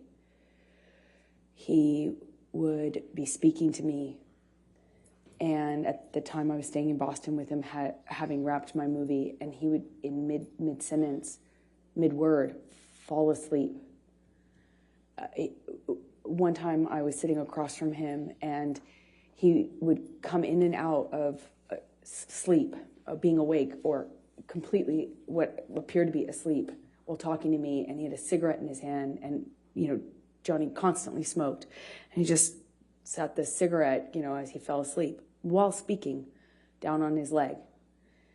They're hand-rolled cigarettes. They don't stay lit very long, thankfully, but, it was things like that, and I didn't understand it. Even though I had experience with drug use in my family, I hadn't seen anything like this, and it was so dramatic, the change, that I was trying to figure out with the nurses and doctors what happened, what changed, how we could explain the change and what medications were causing it. I knew there were new medications involved, so, I was constantly worried and in communication, and Johnny's behavior got worse and worse, more of this passing out, nodding off, waking up in the middle of the night, screaming, waking up in the middle of the night, sometimes crying, and the emotions would change from one to the next, like by the second. I remember we were on a long weekend when he was filming in Boston, and we went to this like a resort retreat hotel, and you know, he was just bawling. You know, it broke my heart. There was just a lot of changes, and I really didn't know. I felt so bad for him, and I thought maybe it was just what Kipper had introduced into the regime, the medications. But what I found out in that time is that he was taking about double the amount. Objection, Your Honor, hearsay. Was this your observation? I saw it. Okay, overruled. Thank you. Please continue. It was taking about double the amount that he told them was his normal when he started the process with the doctors. So after a few, you know, it's, I think, months of going, what is wrong? And, you know, turning him over when he vomited at night or checking his pulse. There were, all of a sudden when I realized the amount was about double, I realized then he had been lying to them and me about the amounts so that he could get extra high before he had a detox. But that I can't, it was such an agonizing weeks, months. It was so agonizing. I don't know how long it lasted, but I was so concerned for this person, and he had just been doubling up his meds because he didn't. So, Michelle, can you pull up 1092, Defendants Exhibit 1092?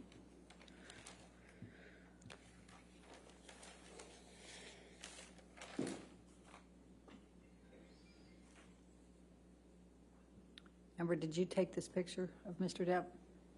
I did. Your Honor, I'm going to move the admission of Defendants Exhibit 1092. All right, any objection? No objection. All right, 1092 in evidence. You can publish. Thank you. And can you describe what's depicted here and why you took this picture? This was during that time when the prescriptions that he was on in the doubling up of the opiates got so bad that he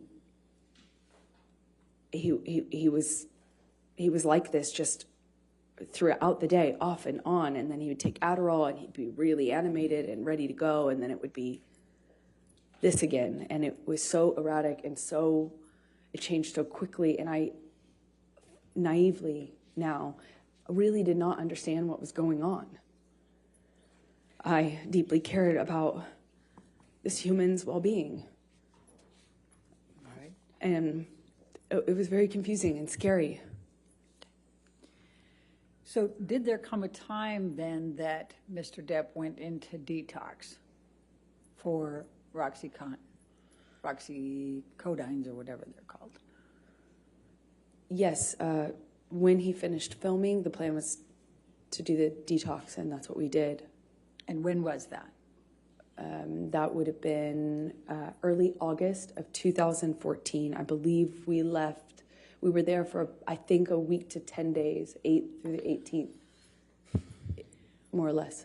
And we've heard some testimony about this, but can you please describe for the jury what took place during this detox on the Bahama Islands in August 2014? It was, for the first few days, okay, peaceful. The nurse, and then later nurse and doctor were staying on a different part of the island, a few minutes drive by ATV, like 10, 15 minute, by one of those ATV vehicles.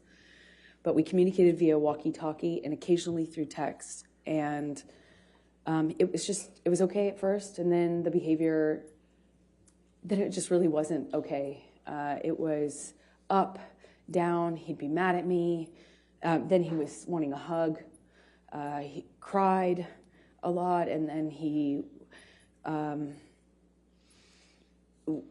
wanted to have sex a lot, which is just not like Johnny at all.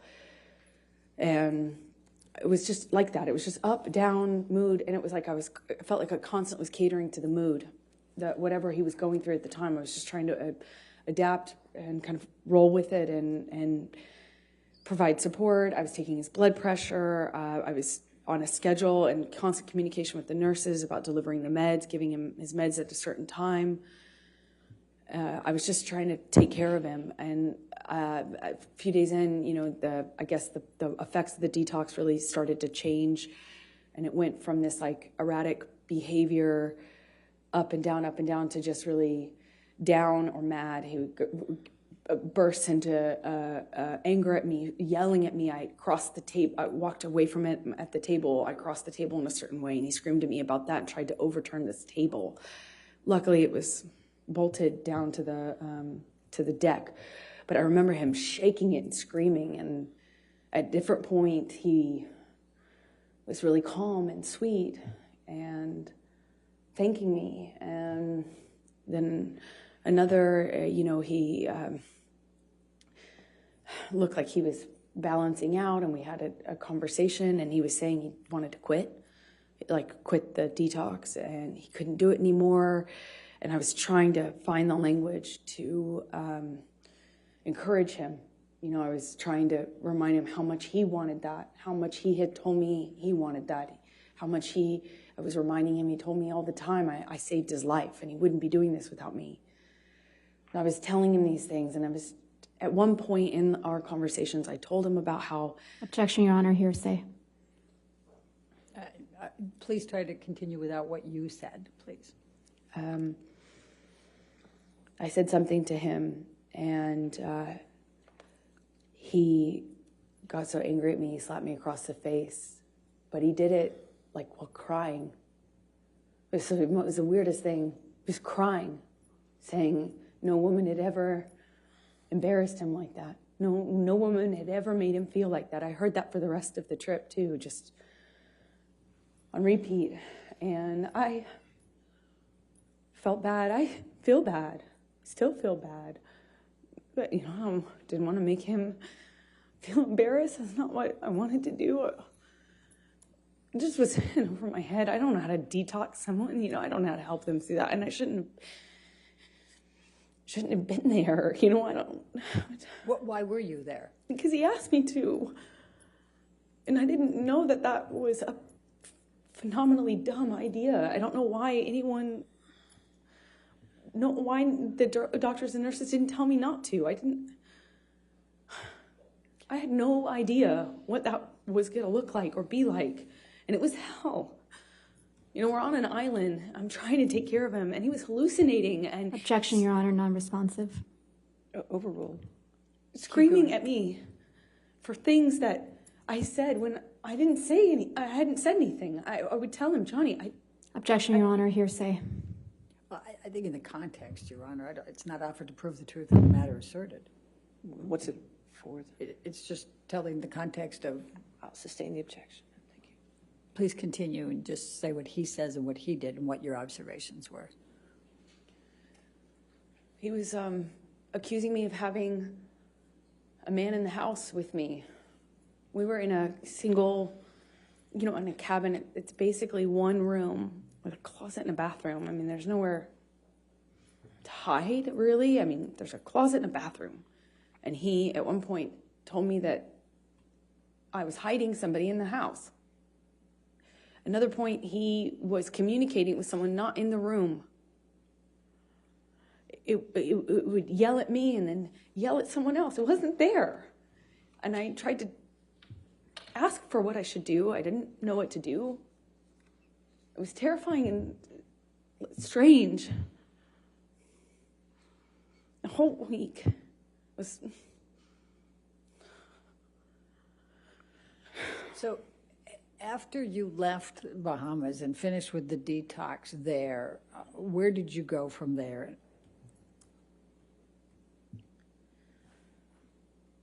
We, meaning Debbie Lloyd, Dr. Kipper, and I and Johnny, we flew back to LA, and he was going back and forth between saying he wasn't going to continue to, he was committed. It was back and forth. Everything was up, down, erratic, like changing every second. And we got to LA, and Debbie and Kipper communicated with me. I won't say what they said, but I decided it would be probably in everyone's best interest if I went away to a hotel. Johnny put me up in this room in this hotel while he finished the process of detox in LA, and I had my friends out with my girlfriends there to support me as per usual. So Michelle, can you pull up 272, please?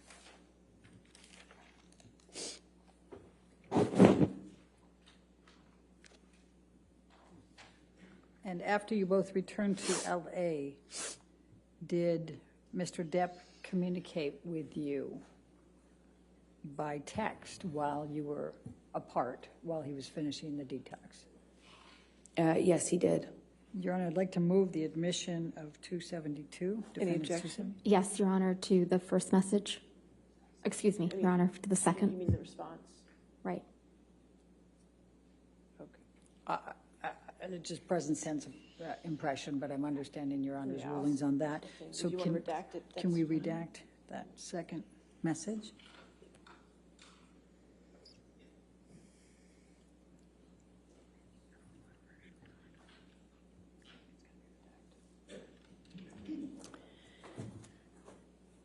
All right, Your Honor, All right. Any objection to 272 redacted?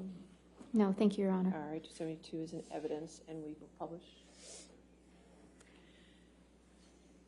and Amber, I'm going to show you now what is Defendants Exhibit 272, and this is on August 20, 2014. It's a text message from Mr. Depp to you. Do you see that? Yes, I do. Okay. And just so that we can highlight here, he's calling you. He says, just to let you know that I'm fine, my angel. I miss you, of course, but this was the right thing to do to speed up the process. I love you more than life. Yours, Steve. Do you see that? I do. So what, if any, expressions was Mr. Depp giving you at this point that he was angry with you ever having to help participate with the detox or to be on the island or anything along that line? Objection, form, compound. I'll allow it, but just for trying to keep the record clear, 272 has already been entered into evidence without that redactions, and there wasn't any objection. So I would wish if I could have both sides to keep track of their evidence. It's not my job to keep this. Thank you, Your Honor. I just got a note to that effect. So Okay, so 272 is in evidence without, you can clear the redaction and publish it. It's really the party's responsibility to take care of the record, not mine. my apologies on that one, Your Honor. All right. All right, and I overruled the objection, so she can answer the question. Thank you, Your Honor. I'm sorry, can you remind me what the question was? Yes, That's fair. that's fair. I said, what, if anything, did Mr. Depp say about that you were torturing him on the island and he didn't want you there? Very confusing for me to hear that because even though he was hallucinating and angry at me at various moments when he would have these kind of episodes, I did nothing but try to take care of him. I'm not a nurse. I did my best to support him. And he thanked me. He thanked my mom. He thanked my dad. And told me, of course, I saved his life.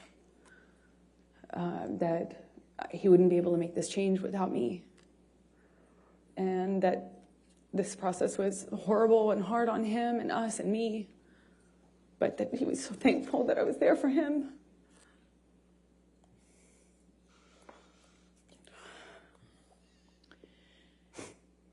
Okay, we can take this down now, Michelle, thank you. And I'm going to take you up to September, October of 2014. Do you remember filming Magic Mike 2 in that time frame? Yes, I do. And what, if any, connections did you have with Mr. Depp in that time frame? Well, I bargained with him about me doing the role. He told me he would call the actors. It was a mostly male cast. But I bargained with him. Objection, Your Honor, hearsay.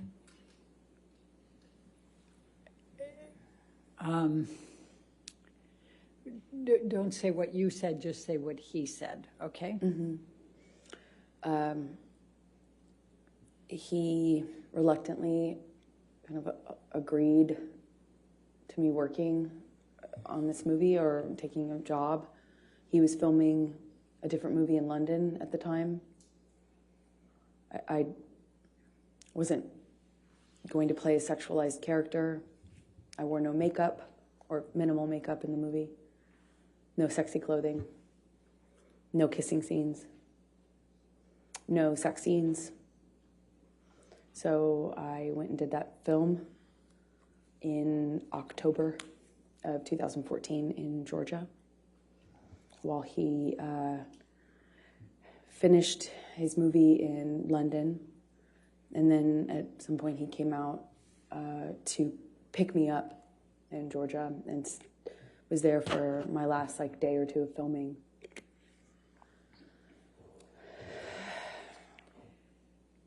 I'm going to ask you to turn to, Michelle, can you bring up 310, please? Defendants 310.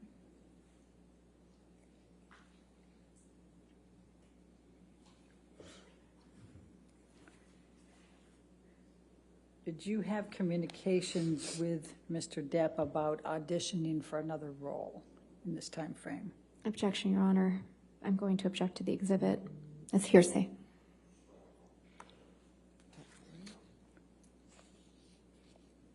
I'm not sure who's in the text exchange. It is a text exchange, Your Honor, so, but the green is Mr. Depp. And the one I'm most focused on is on the second page, Your Honor, the top. The green bubble on the second page? Yes. All right, so just that text? Based on Your Honor's rulings, yes. Any objection to that text? No, thank you, Your Okay, Honor. if we can get that redacted.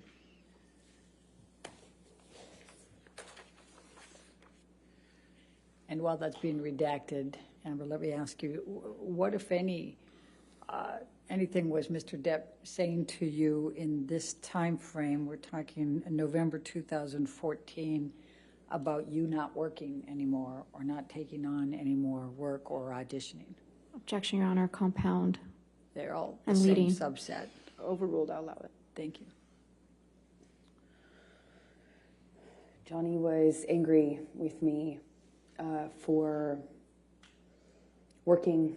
I had finished my job and I needed to eventually find another job, meaning a movie, to work on and be in the relationship with Johnny, and I chose Johnny.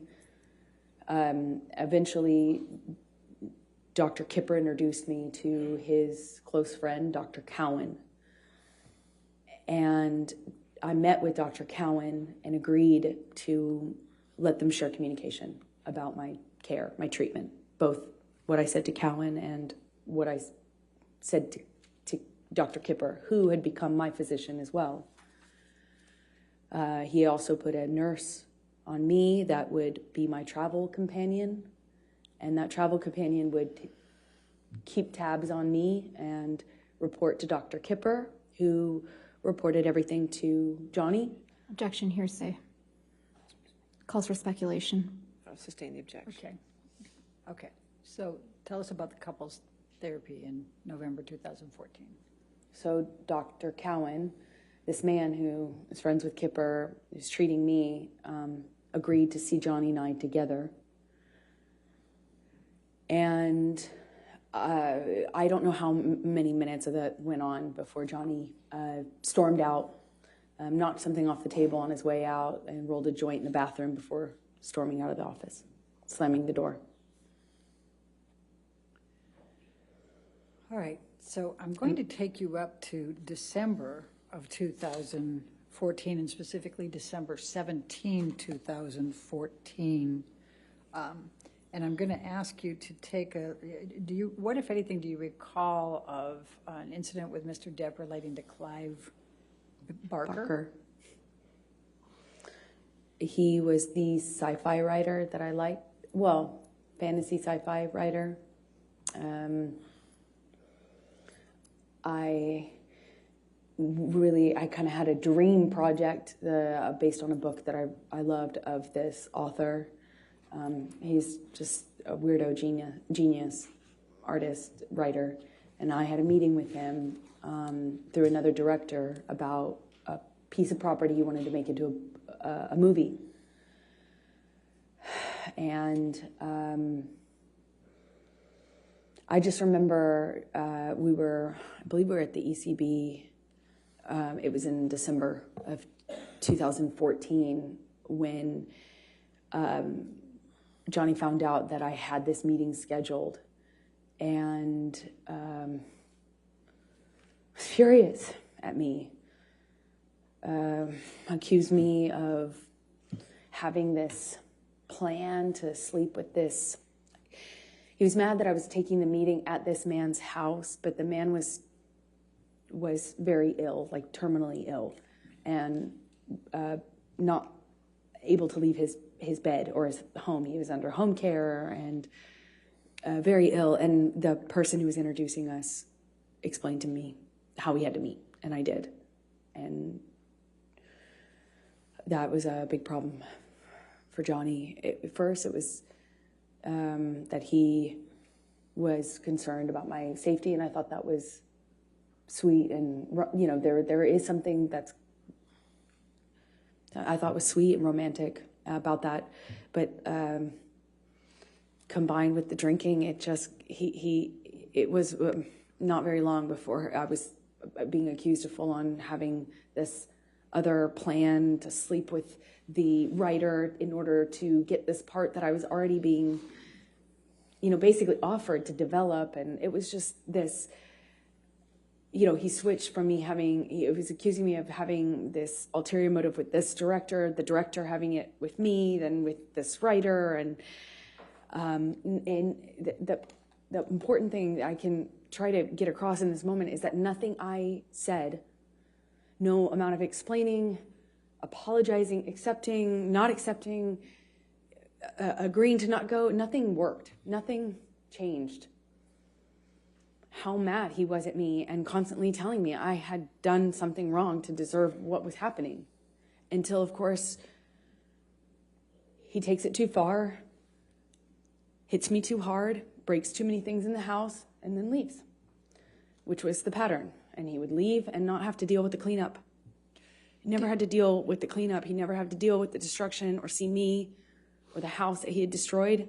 He never had to deal with my face the next day. He would just go. I called it splitting. He just split. And eventually I'd get an apology of some kind, or I would get an offer to have him come over. He would offer to come over and talk or give me my peace or give me my goodbye. And in many ways, I found myself accepting that, knowing it was kind of false pretense, because I too wanted to resolve it. I didn't want him to think I was sleeping with this sci-fi writer. I didn't want him to think that I was this slut he said I was all the time. I mean, part of me really wanted to believe that he didn't mean those things, and I wanted to get to that part of him that would tell me he didn't mean what he said and that he was acting this way because he was messed up, you know. And the cycle would repeat, I suppose. Was there any physical violence on or around December 17, 2014? Yes is the answer to your question. I don't really remember what happened in that fight. I remember more afterwards. I remember how apologetic he was for it. I remember him telling me he took it too far. I remember him saying he'd never do it again. And I remember wanting to get to Christmas. You know, Christmases are hard, probably for everyone. And I remember it was close enough to Christmas that I was tired. And I wanted to be in a not forgiving, I wanted to be in a kind, gentle, peaceful state for Christmas. I didn't want to go through a breakup at this time. I didn't want to, you know, that's what I remember of that time. Let's bring up Defendants Exhibit 321, Michelle.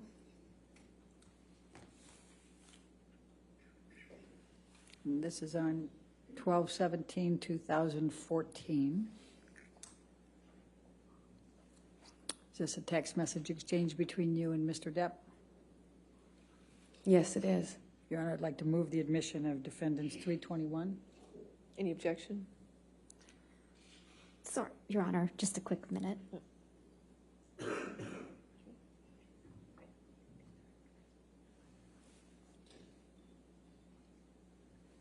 Your Honor, no objection. All right, 321 in evidence. You can publish it, please.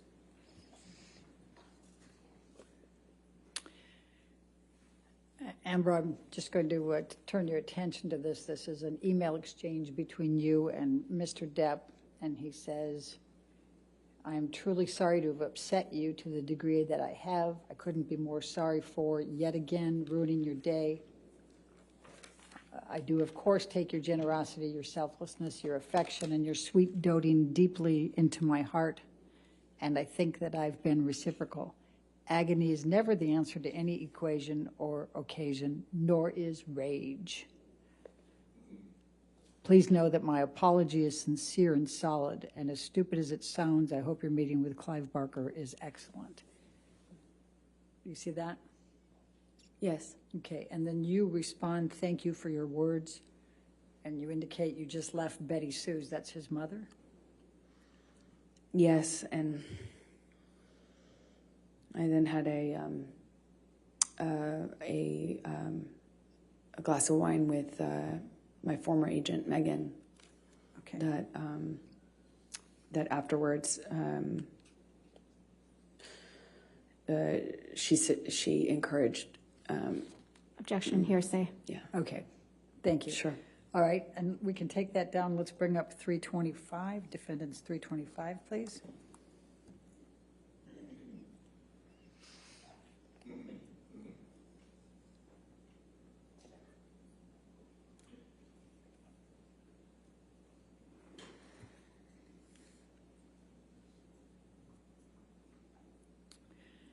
And this is an email exchange the following day, 12/18/2014, is that correct? Yes. Okay, Your Honor, I'd move the admission of Defendants 325. It's already in. Oh, it's already in, Your Honor. My apologies. We'll get that figured out at lunch. With what redaction? It's already in, so. It's been in evidence. Does anybody over there have the list of evidence that's already in evidence? Yes. Okay, we're making sure. Ours indicates it is. It's in. It's in evidence. Without redactions, Your Honor? It was redacted. I don't know what Well, it was redacted to. The redactions don't. That's how it is in evidence, Mr. Murphy? We can check. We'll check our copy. Thank you.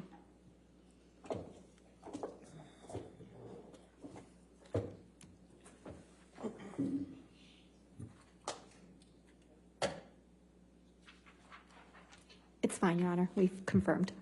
Yes. Thank you.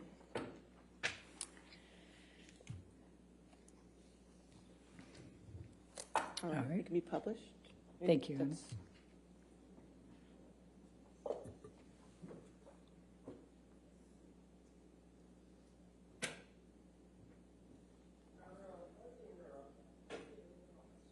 You can't see it on your screen? All right, we'll take care of that during the break. If you could just share it there. Oh, get it? Okay, thank you. All right, go ahead. Okay, thank you. So this is from Mr. Depp, right? Says, it's a way, I've let it go too far, went too far. Do you see that? Yes, I do. I always regret it when I jump, or worse, when you jump. I don't want to be conditioned to continue that behavior. Therefore, I'll put in heavy work with shrink. What is your understanding of what he's referring to with shrink? psychologist. Objection calls for speculation. Did you have an understanding of what he meant? Yes, I knew exactly what he meant. And what did he mean? Shrank is shrink. What did he call shrink? Johnny called shrinks, meaning of psychologist, therapist, shrank. Okay. I'm sorry for being less, for your disappointment in me, for my behavior. I'm a fucking savage. You see that? Yes. All right. Gonna lose that, gonna lose that. The devil is all around, right? Now, you respond to this. And of course, before you go there, and he says, I am well aware I should have been bigger at the moment and that it will never again manifest in negative experiences. It can be done. What a killer concept to visualize. Do you see that? Yes, I do. And you respond, I love you. I miss you already. Correct? That's right. Right. And what, if anything, is that consistent with the cycle that you have described? Well, the language he used after particularly violent episodes was savage, monster, devil. And so we ended up both calling his other side, the side of Johnny that would do and say unbelievably horrible things. It was very different from the other Johnny. That was, in my opinion, exact opposite. And this is typical of the apologies that I would get when he took it too far physically. I was encouraged because I thought it meant he understood that he could really hurt me. Sometimes I didn't think he understood how much he could hurt me. Physically, I mean. So after this, I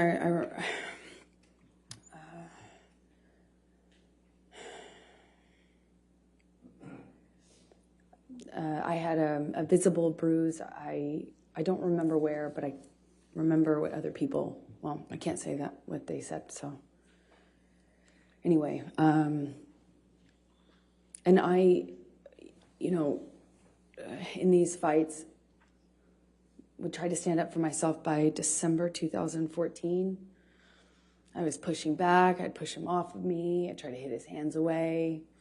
I tried to always get back up, which sometimes, not sometimes, almost always made it worse. Always seemed to provoke him.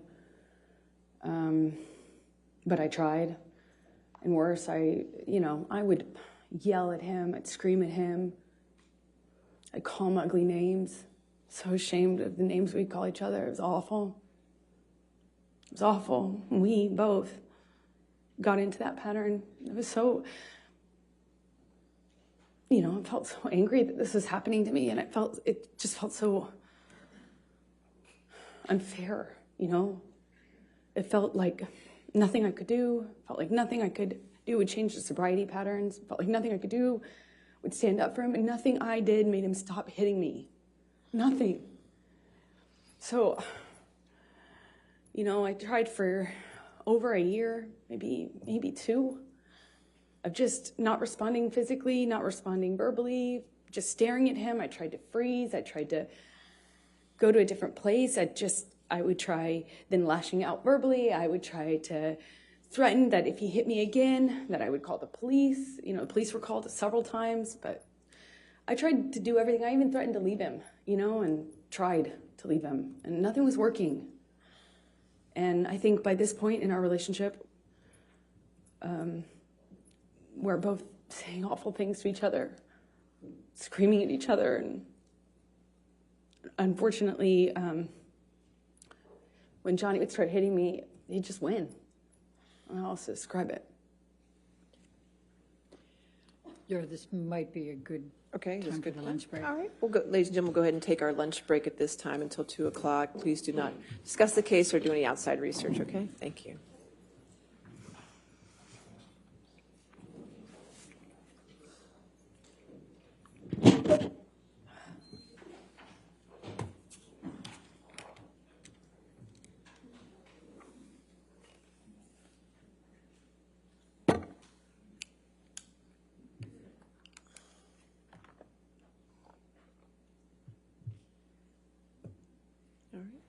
And again, ma'am, just don't discuss your testimony with anybody this time, okay? All right, thank you. So 2 o'clock? All right, Thank you, Your Honor. All rise.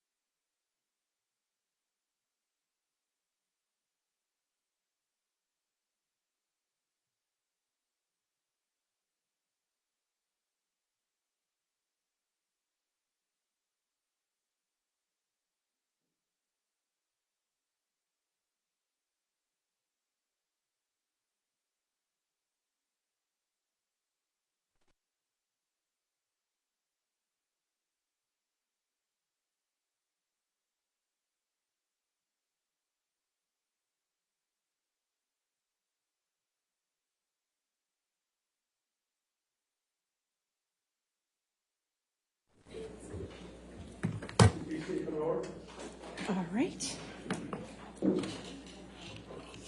Okay, are we ready for the jury? Yes. Okay.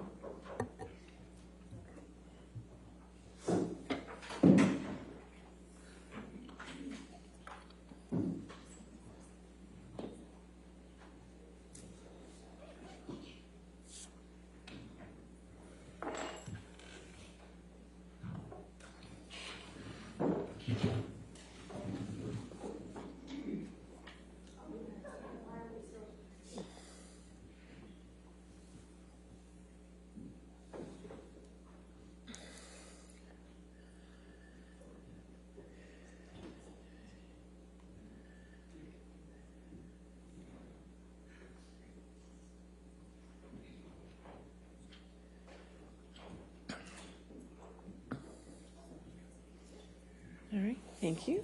All right, you may be seated. Your next question. Thank you, Your Honor. Michelle, can you bring up Defendants Exhibit 236, which has already been admitted? Thank you.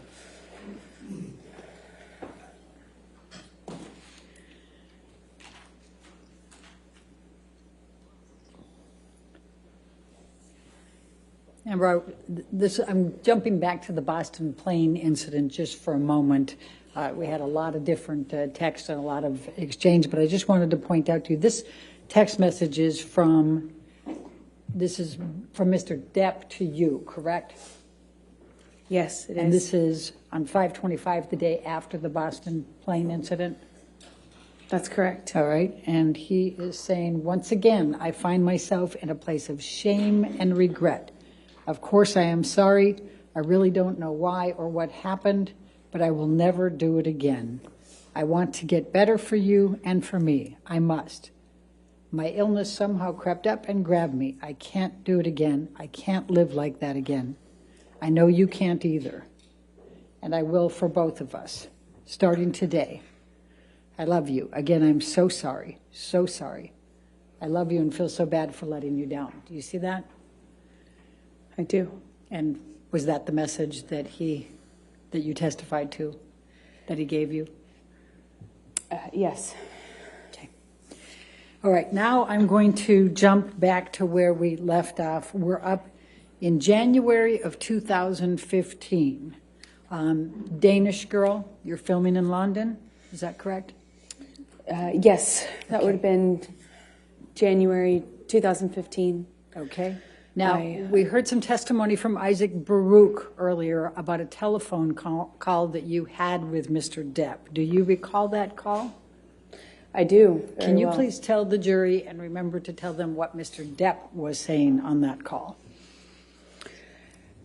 And you can give the back. I didn't mean to cut you off on the context. Go ahead. Is it okay to... The nature of the conversation was pleasant?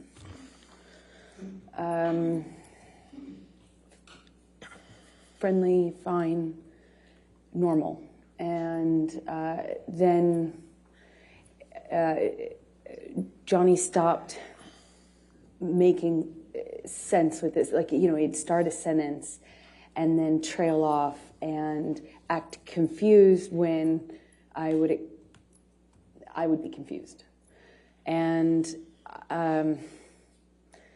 that pattern kind of increased pretty dramatically in a short amount of time. And I was in a hotel room in London speaking to him in Los Angeles.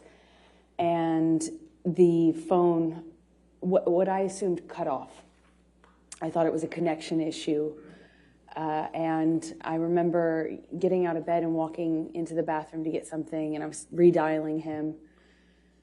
And in the span of that short amount of time we had been disconnected, it was minutes, not even minutes. I called him back thinking the phone had been disconnected, and he answered and he said, how could you tell me that? How could you say that to me? Who the fuck is he? Who the fuck is he? And he asked me that a few times. And I was so confused. I didn't understand what he was talking about. I expressed that to him. He says, "Who is the guy, the one in New York that you're fucking?" And it was such a bizarre conversation because it had already started to feel like he was not making. It was almost as if he was confused by what sentence he had started by the time he got to the end of it. And then all of a sudden he tells me that I have just told him that I had a boyfriend or a lover in New York, and he's accusing me of having just told him about it, which was crazy to me. Not only was that not accurate, I would never have communicated with him like that. More or less called him on the phone to do it and then call him back and wonder what the connection issue was. It was just the most bizarre thing. But he was so worked up, incoherent, and accusing me of having had this conversation with him. Eventually the line drops out, and I spoke to the person who picked up the phone. Okay. And how did that end? I no longer spoke to Johnny. I probably can't say what the person told me. Are we talking about Isaac Baruch? Yes. Okay. So without saying what he said, you had a brief conversation with Mr. Baruch, and that was the end of the call? I did. It was my understanding Johnny was passed Objection, out. hearsay. Okay. Sustain. All right. January 25, 2015, Tokyo. Please tell, it's the premiere of Mordecai, correct? Did you accompany Mr. Depp to Tokyo for the premiere of Mordecai? I did. When I was... Please tell the jury about that trip. Well, I had just started to pick out the wedding dress right before that trip, and plans were moving for us to get married shortly after this trip. So we took this trip to promote his movie. I went with him. We got in an argument in the hotel room, and I said, I don't remember what I said to him, but I said something snotty to him that provoked him. It provoked him, and when I walked into the hallway, he grabbed me by the arm and slammed me up against the hallway wall, and I kind of struggled with him, tried to push him off of me, and I managed to get out of his grasp enough to take a few steps, and I kind of curved around and went into the closet. And by the time I made it into the closet, he had me by the hair, and what felt like he was just wailing on me, but in a really sloppy way, like hitting the back of my head, and kind of wrestled me down to the floor. I mean, it felt to me like I didn't even have a fair shot, because I wasn't facing him or looking at him. I was walking away from him. Or else, I would have at this point even I would have tried to defend myself more, but I didn't. I kind of felt like it didn't see it coming, and he just wrestled me down to the ground. And I remember he was screaming at me. I mean, like really screaming loud. And what I remember of that is trying to get up and him kind of wrestling me back down, and at one point put his knee on my back. It was kind of like kneeling on my back. And I just had this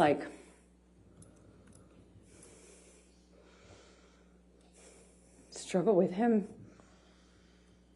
And I look at him, and he's still got his glasses on. I just remember looking at him and thinking that was so... he just looked like he hadn't been through anything. He still had his glasses on, sunglasses. And he was screaming at me that he hated me, that it was over, that he didn't want to marry me. he was disgusted. He was disgusted. He made this mistake. It was a big mistake. And everyone hated me. And I remember crying on the floor. Just, more than anything, I was heartbroken. I thought maybe he was serious. I thought maybe, God, he doesn't love me. Maybe he really feels this way. It broke my heart. Broke my heart. I wanted to marry him so bad. This is the man I loved, you know. Yes, it was awful at times, but I loved him and what he was saying. Objection, Your Honor, non-responsive. Overruled. What he was saying to me hurt just as bad as anything else. I just remember that he left me on the closet floor, and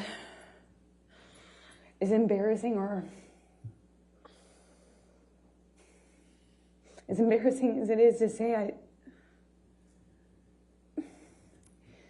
I went up to him at some point. I don't know how much time had passed. He was sitting at the piano in the living room of the hotel room that we had.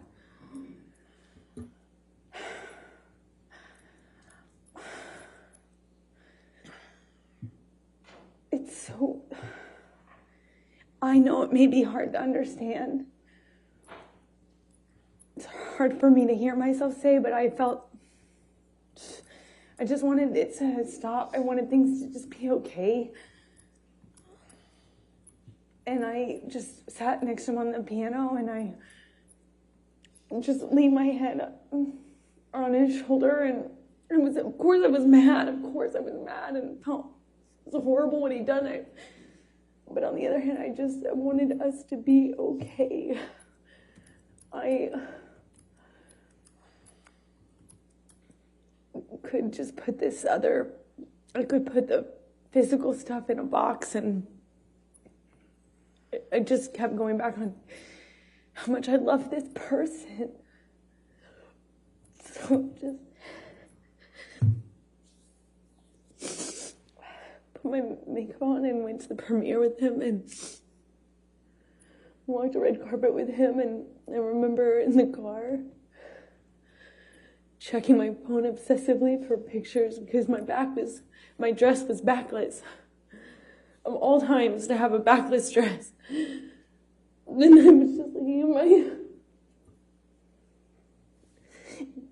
was just looking at pictures of us on the red carpet. It was surreal because I was checking for bruises and making sure that nothing, like there would be no marks on me, and we just looked like this other thing on this red carpet when it was just...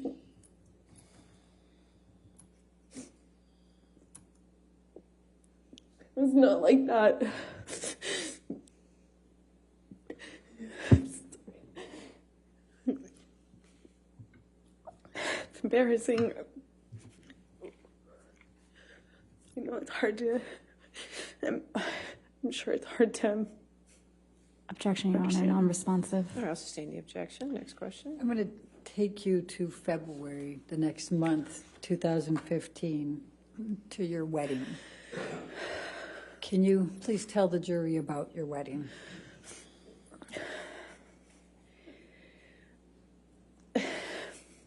So we get married in Los Angeles. I get a sense that it was a wedding, running around Los Angeles. I was getting married that day, and I remember running around, I went to therapy, and, got ready, and Johnny and I met at the Penthouses downtown, and I wore a white dress and a veil. I had bobby pinned in my hair. And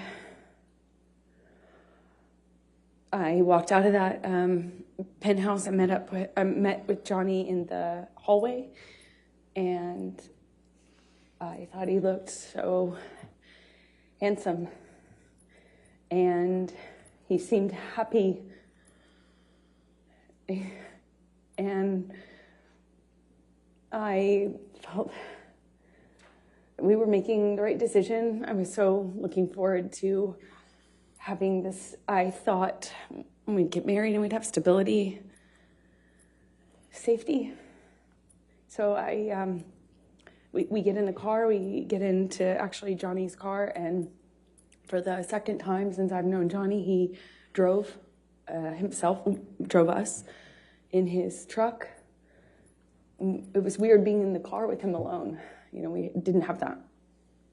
And we drove to his mom's house, and a justice of the peace arrived, looking kind of surprised. And she married us in the living room of his mother's house, Betty Sue, with our families together. My best friend, my mom, his mom. We ate food with the kids. They were there.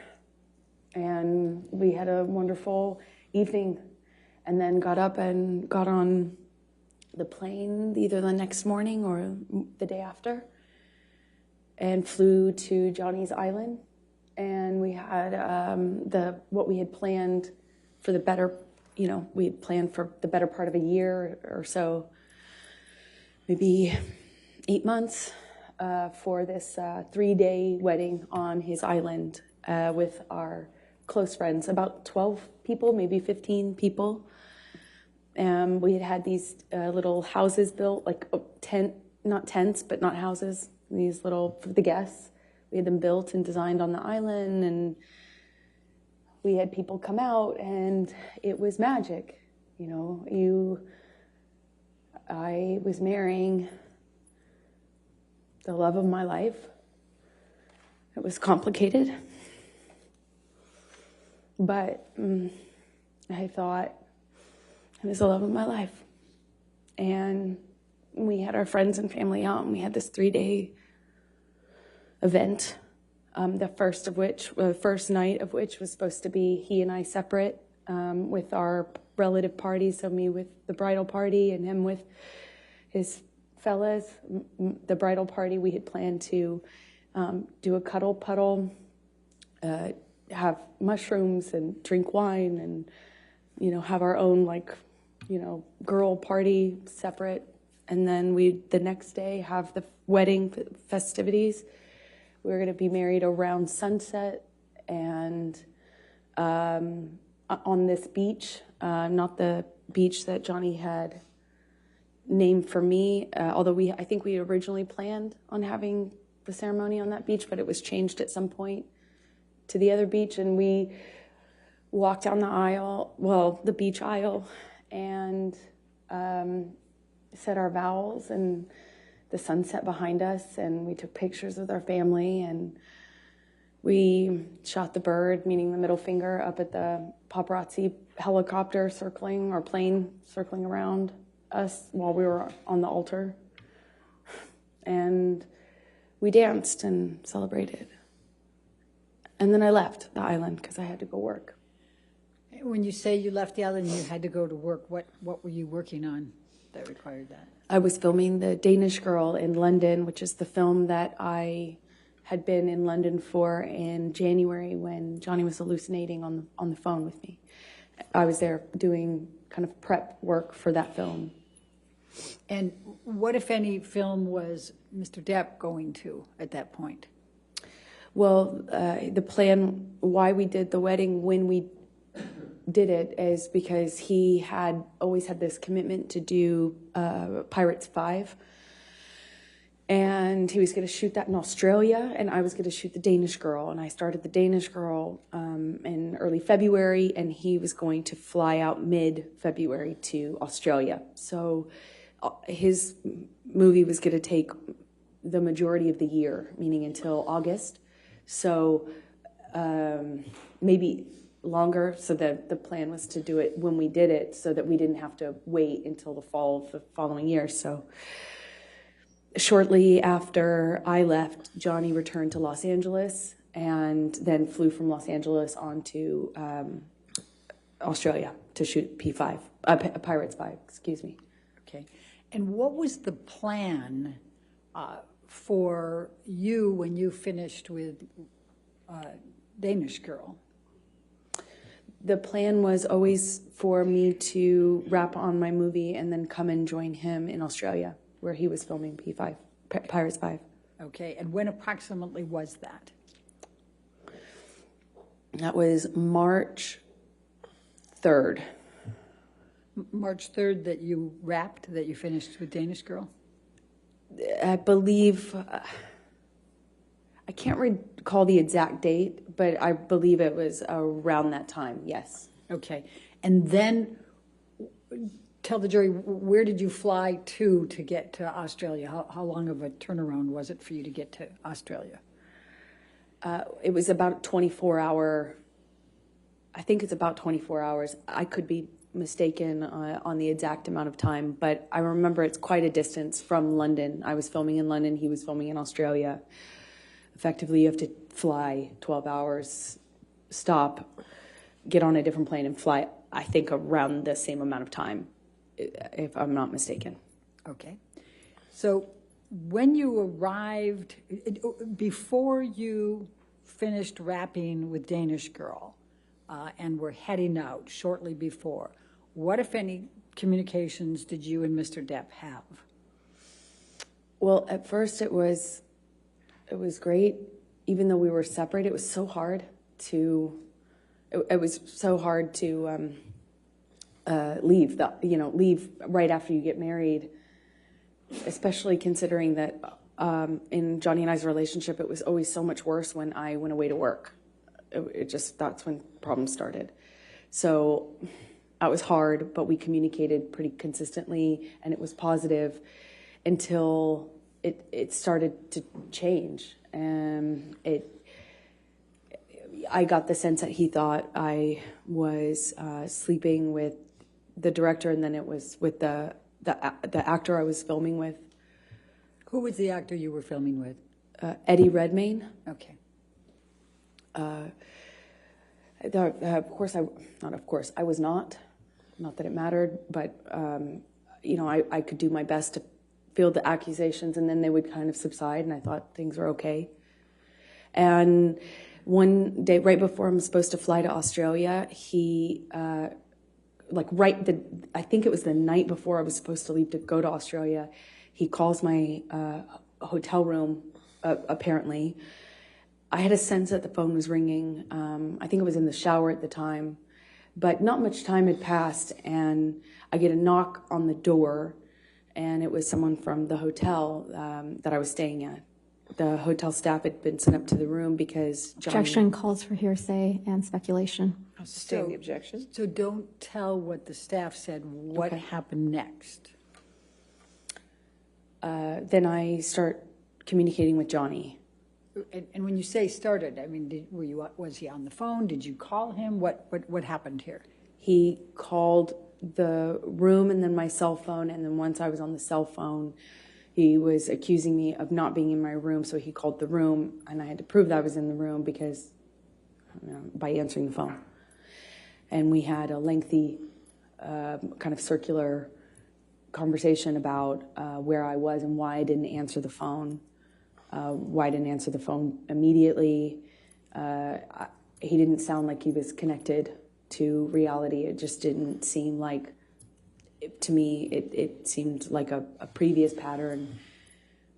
I was unsure what to make of it because he wasn't right in front of me, but he was accusing me of what it seemed like is having, I guess, an affair or a reason to not be in the room that I got a sense from him was,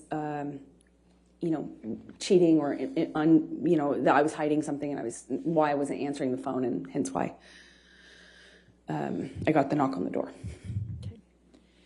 That was right before I left. So before you headed to Australia, what, if any, requests did you make of Mr. Depp for him to get you MDMA? That's ridiculous. Why is that ridiculous? Because would never, since that time I learned my lesson the hard way on the plane to Russia, I would never do MDMA with him.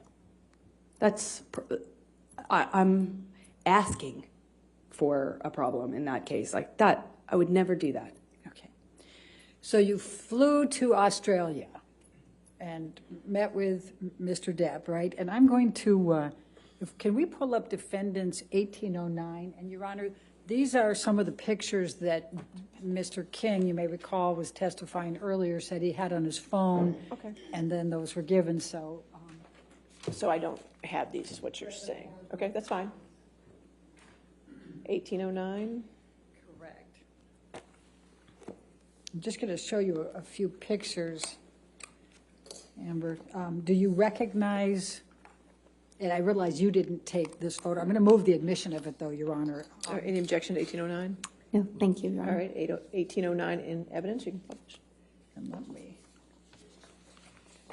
pass one up and give one to the other side. We tried to, given the strangeness of this. May I approach, Your Honor? Yes. Thank you. I appreciate it. Amber, do you recognize this photo? I do. And could you tell the jury what this is?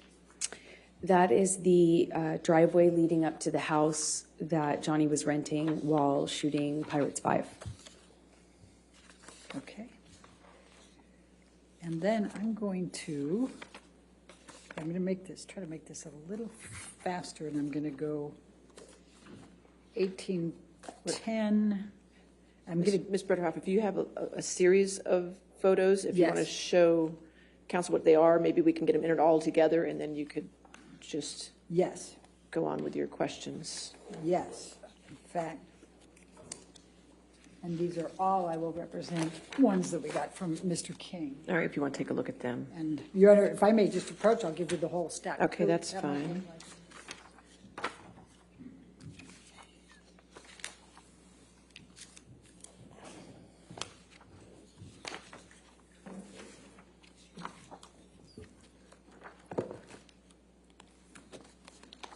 We can keep that up if you want.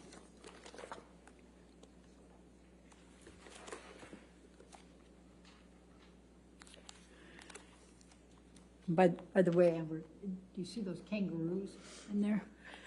When I was pulling up to the house, I saw kangaroos as well. And this was a pretty big driveway. It was a pretty I don't have any objection, sorry. No objection to any of them? I don't believe so, Your Honor. But make sure you look through them all, too. I just want to make sure, because Thank I'll you, go ahead Your and read them into the record once you have looked through them all. And then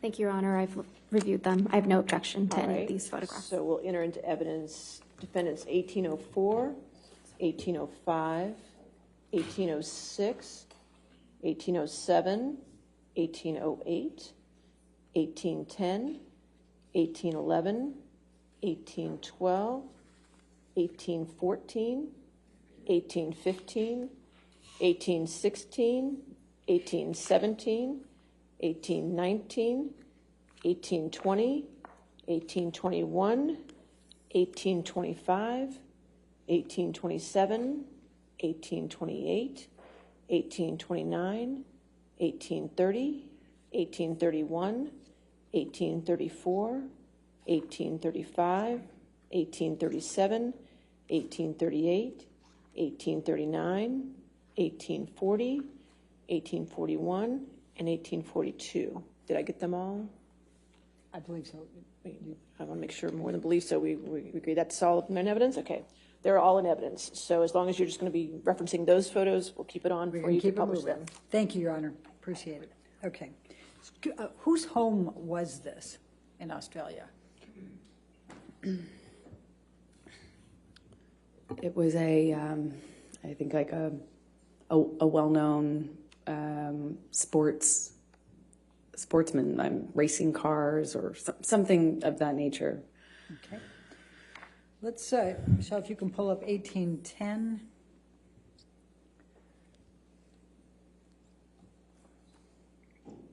Is this another picture from that home?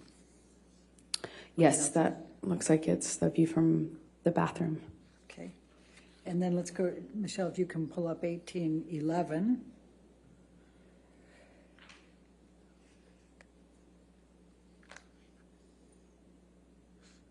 Is that a picture of the home? That's the house, yes. Okay. And let's go to 1812.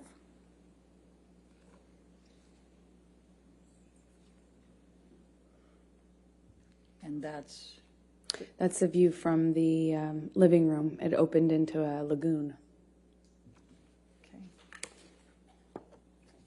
And then let's look at 1813.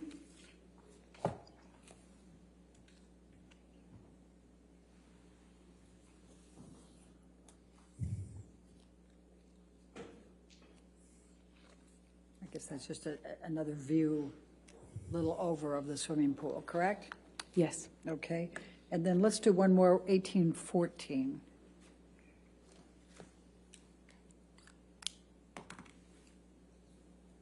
This is inside the house? Yes. Okay. And if you can look to the back here where I've got I'm making some, what if anything is that back there? That's the kitchen.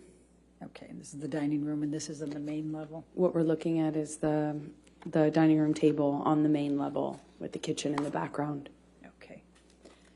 Thank you. Now I'm going to ask you to take this jury through your experience, what happened in Australia once you arrived there.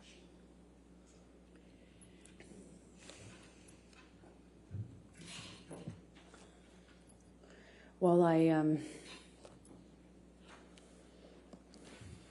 was nervous because of the conversations that I had with him before I left, and then in transit, I stopped in Dubai and spoke to him too.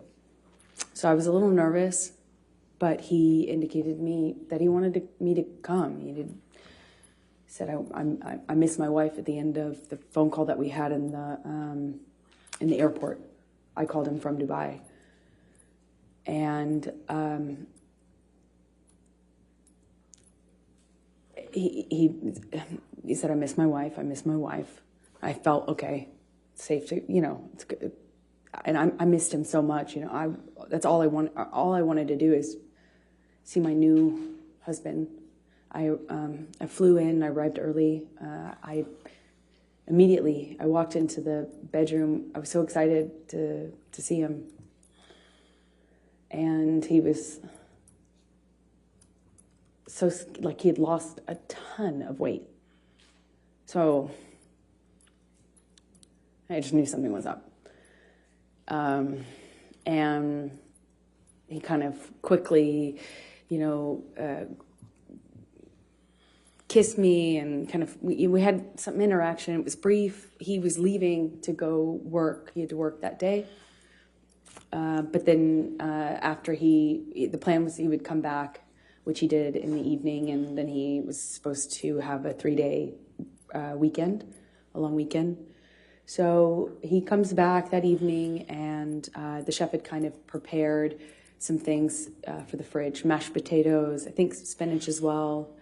There were some steaks in the fridge, but he had kind of prepped some of the sides. And I was looking forward to having this kind of, our style at-home date. We'd just been, we're a new married couple. We hadn't seen each other for basically a month after getting married.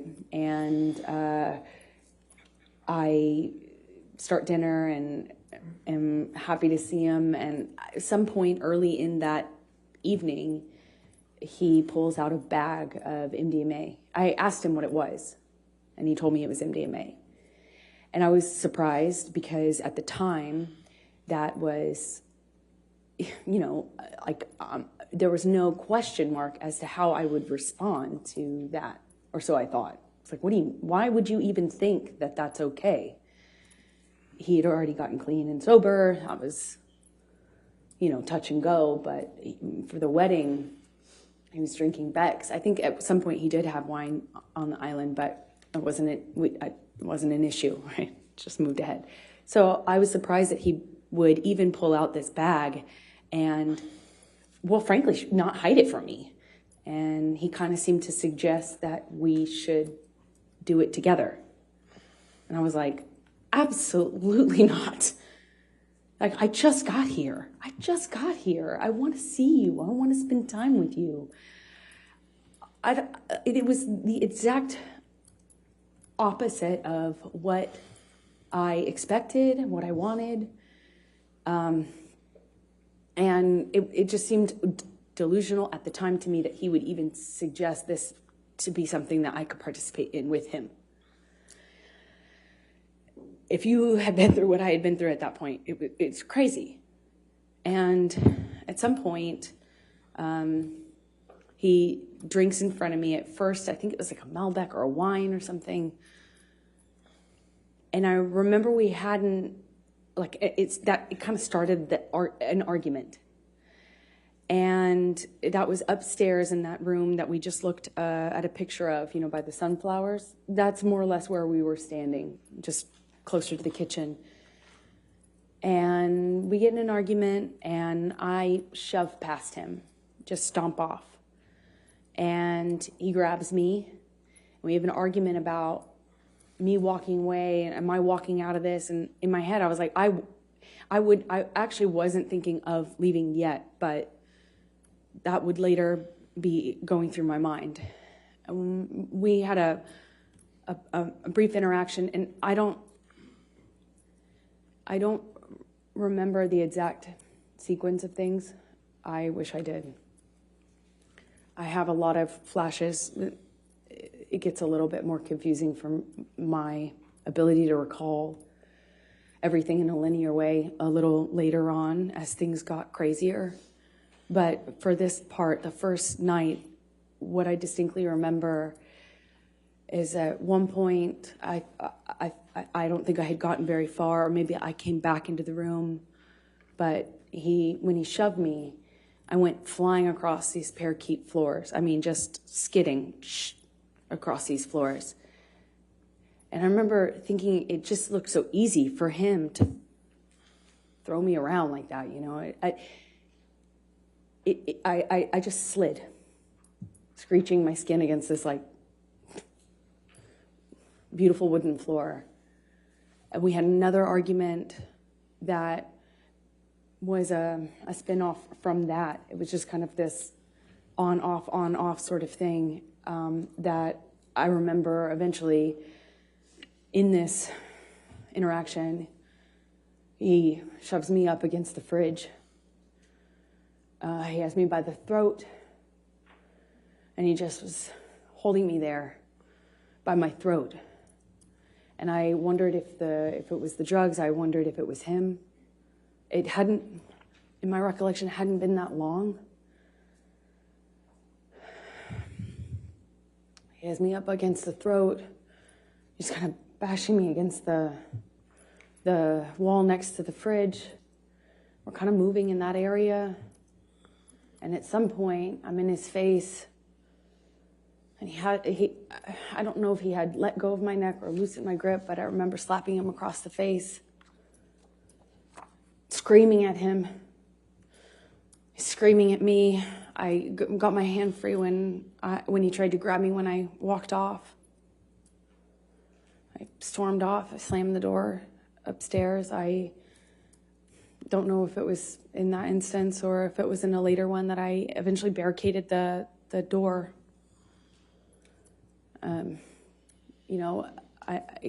It wouldn't stop him from coming in. He could come in the other doors. There's there's a back door, there's patio, but at least I'd hear it.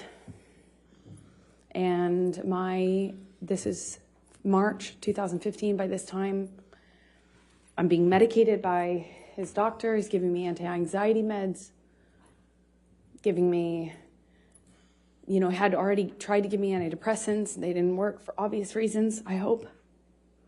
I wasn't sleeping. I had insomnia. I'd wake up with panic attacks. I needed to sleep, but my ability to do so was really, really compromised at this point. And I kept thinking that I just wanted to hear him or know if he came in so I could be aware, so I could be ready for what was going to come in with him. And at some point I go back downstairs. I don't really know at what point I gave up and stayed behind my barricaded door, but I managed to go to sleep. I took some sleeping pills. I woke up, and when I came downstairs, he was still up. He confirmed when I asked him that he had not slept. He had not eaten, so I tried to get him to eat. We get in an argument. He was accusing me of Eddie Redmayne, and by this point, he thought I was working with Billy Bob Thornton on the movie I had just shot, but I had already worked with him a year earlier. But he was very upset about him and the gentleman that invited me to a concert in London. My co-star, he was upset about these people, even though I had done that movie a year prior. Who was that? It was Billy Bob Thornton, Jim Sturgis, and Eddie Redmayne that he was upset about. And let me just stop you for a moment. Have you seen Mr. Depp take any drugs by this point? Oh, yeah. Sorry if I left that out. That when we had the argument about the MDMA, he suggested to me that it wasn't on the no-fly list, like it wasn't on the no list. That was his argument. That was his defense. Like, this isn't the... You didn't say I couldn't have this. And over and over again, Johnny told me I wasn't the reason he was getting sober, but I was the reason he was staying sober. I had saved his life and all this stuff. It wasn't like it wasn't my job to police him, but I kind of ended up being in that situation, it seemed like, in his mind, when he would express that to me. So he took a handful of pills, and I didn't count how many, but when I came back downstairs, I did the math on the amount that was left, and I think it was either 8 or 10, I can't recall as I sit here now, either 8 or 10 pills of MDMA. That he had taken or that were left? I remember we had a conversation about the amount that he took. So I remember saying, you Objection, took all hearsay. Okay, I'll sustain the objection. Okay. There were only a few left in the bag, so I think it was what he took. And I said, Johnny, Objection, hearsay. He confirmed that he took that amount and that he could take that amount. And what amount? At this point, there were 10. He had taken 10, 8 or 10. I can't recall. And when you say at this point, is that the first night? Is that the second day? This is the second day. This is after I've already fallen asleep for the night in the room upstairs. Come back downstairs. He was still awake. Okay. Please continue with that second day. He was accusing me of being mean to his sister. He was accusing me of not liking his sister. Something about the wedding. I was trying to put out that fire, as you will. I was trying to say, no. First of all, I'm not filming with Billy Bob. No, I wasn't filming with Jim Sturgis. Yes, I filmed with Eddie Redmayne, but he was a lovely gentleman. Objection, Your Honor, hearsay. Let's not offer to prove the truth of the matter. Overruled. Thank you. And then when it came up with his sister, he was accusing me of kind of having this animosity with Christy. I tried to defend myself, explaining why her and I had kind of become cold to one another. I don't know how else to describe it, because we never had any sort of direct interaction that was negative. We never had any sort of confrontation or anything, but I did my best to explain to him what I could answer to that accusation. And at one point he, I mentioned that, well, I can't say what I mentioned. He, as a result of that phone call, picks up the phone and calls his agent I don't know why, still to this day. He calls a few people. I don't know who was on the other line. I just heard his side of it, and he's screaming at them. I got a sense that it was money, that he felt people had been stealing money from him, and that the studio had been ripping him off, and that he was calling himself like a whore, or he had been whored out. He seemed like he was upset, but I did not, at this point, this is maybe early evening, it was before the sun went down on the second day. I remember he took the phone at one point and called my divorce attorney. I had, at some point prior to this, got a divorce attorney, or not a divorce attorney, a domestic relations attorney to do a post-nup, because we got married in February, and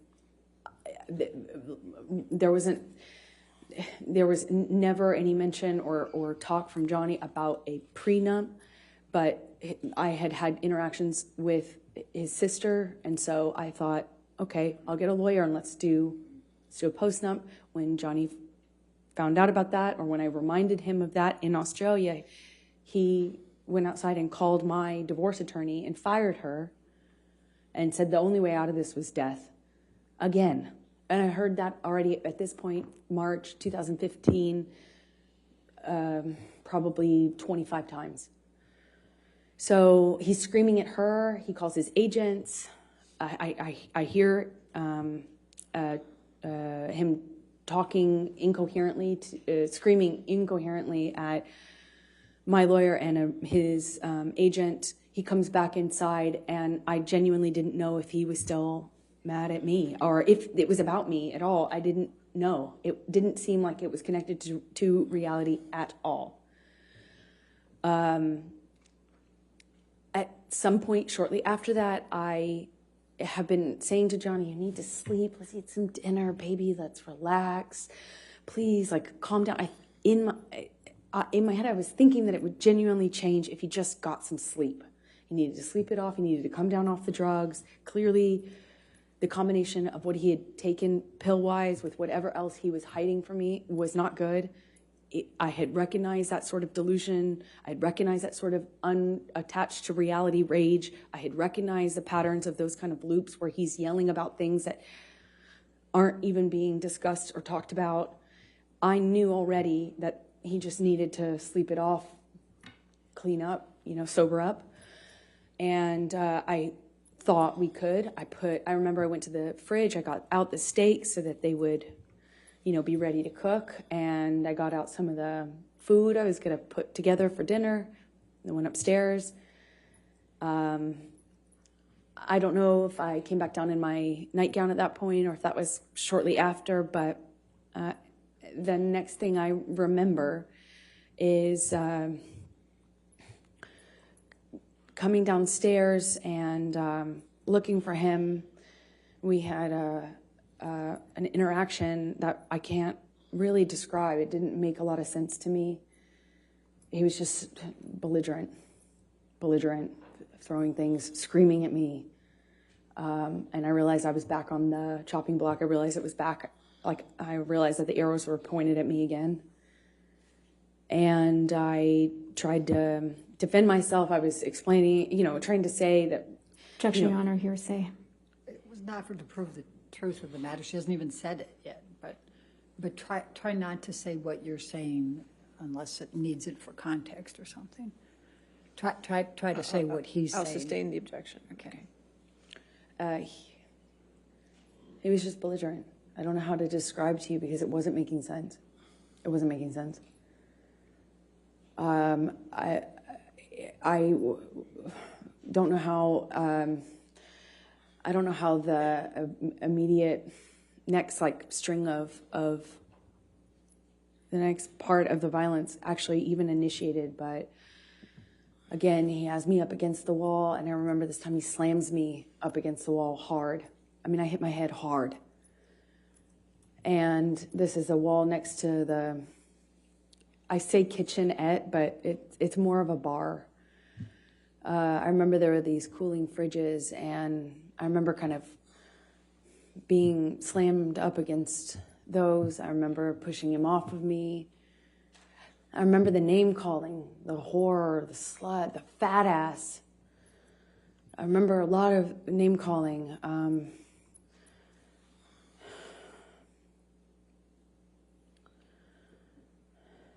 I said...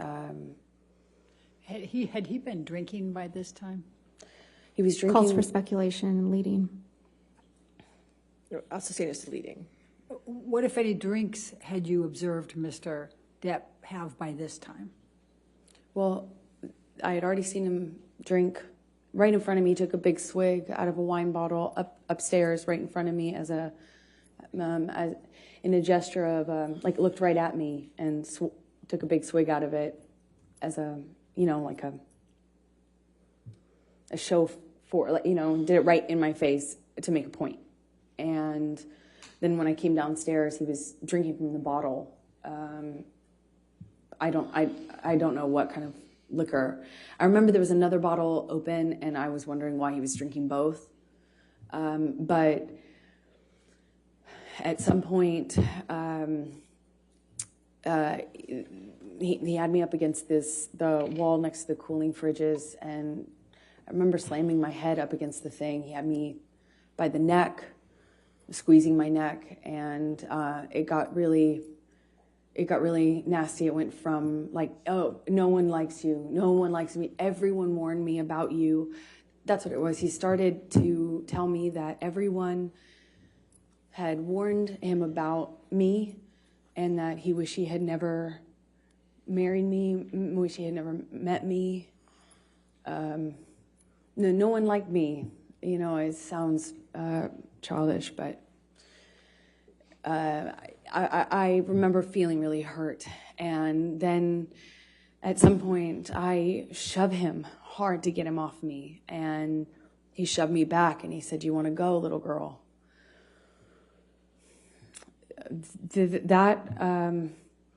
I couldn't, as I sit here today, tell you if that happened before he choked me up against the wall, but at some point, I am in a struggle with him where I'm holding his shirt lapel, and he kind of just flings me, for lack of a better way to describe it, throws me across the room. I land on a games table. It's like a ping pong table. And I don't know if I was holding on to him or if he pursued me separate, but he gets on top of me on the games table and is just whacking me in the face, like repetitive. We struggle on the games table. I don't know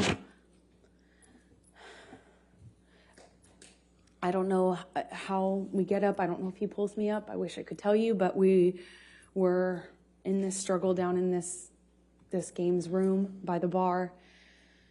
And we had this conversation about the drinking, or argument about the drinking, and he holds up this bottle to me, and you know, I'm saying, did you drink this whole thing?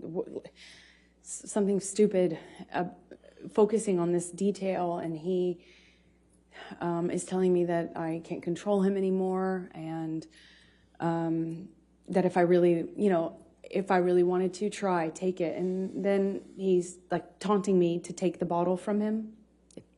If I really want him to stop, why don't I take it from him? Go on.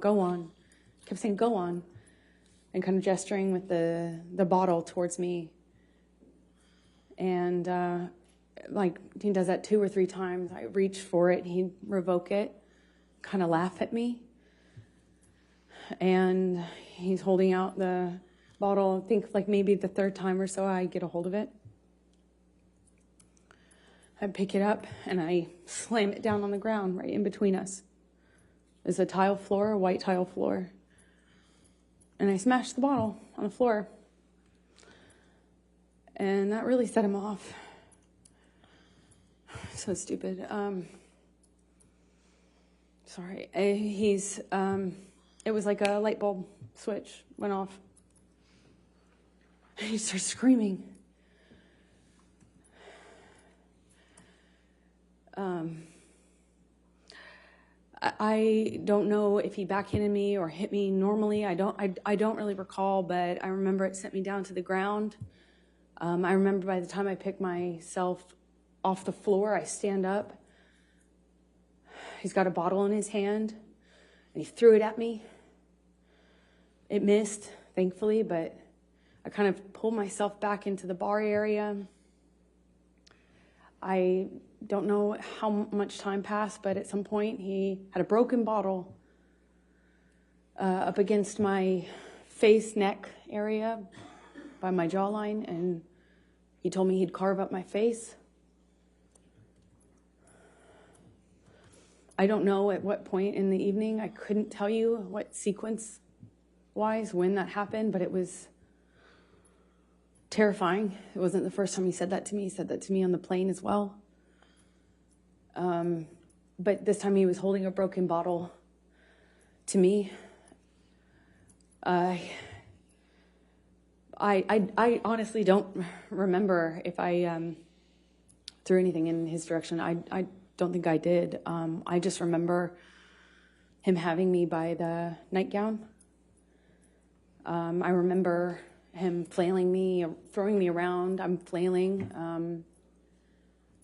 This is after there were some bottles broken on the floor. I think this is actually after, again, forgive me, I wish I could remember the sequence, but it's flashes.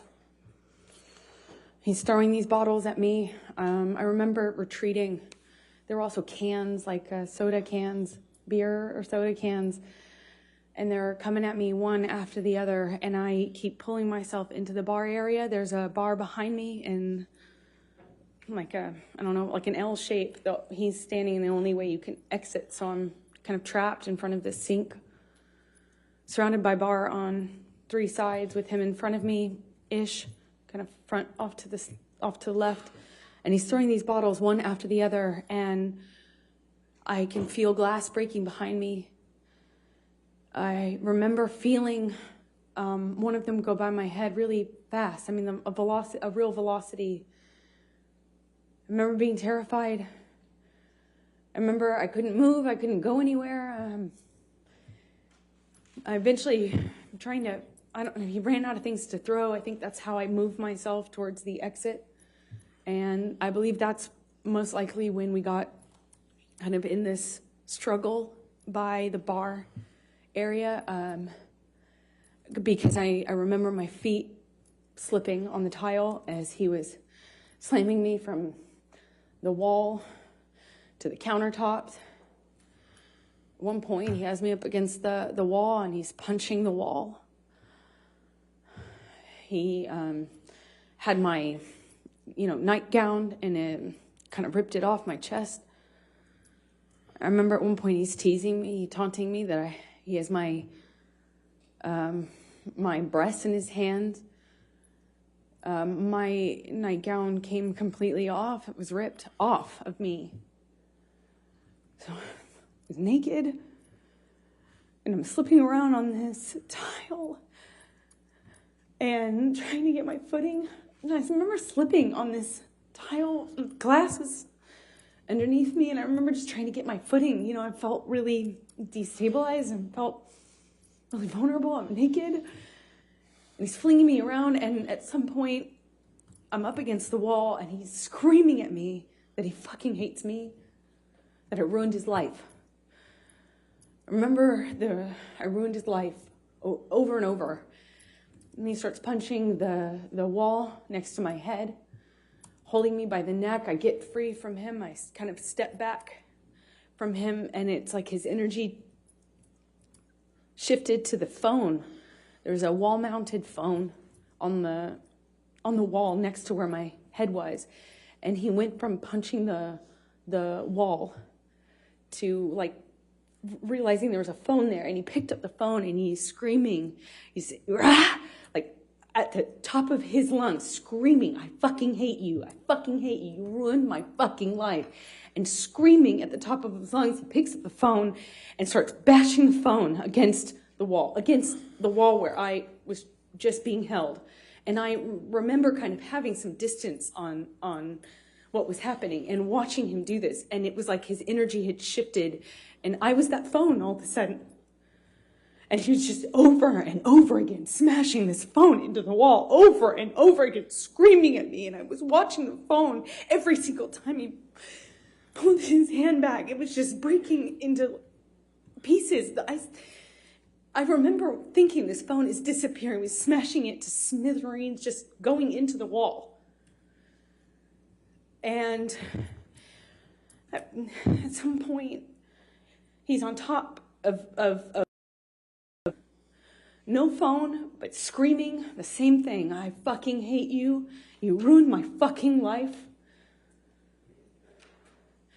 I'm on the countertop. It had me by the neck.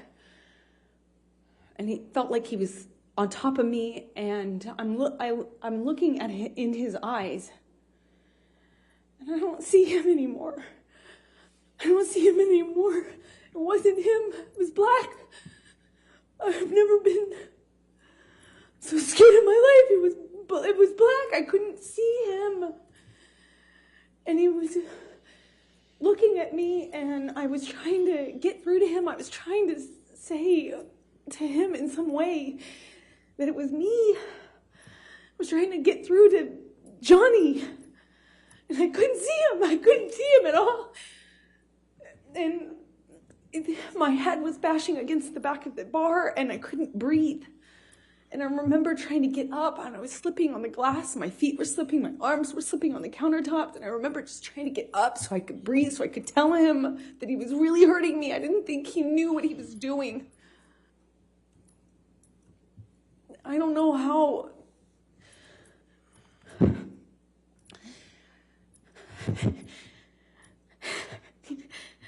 Sorry.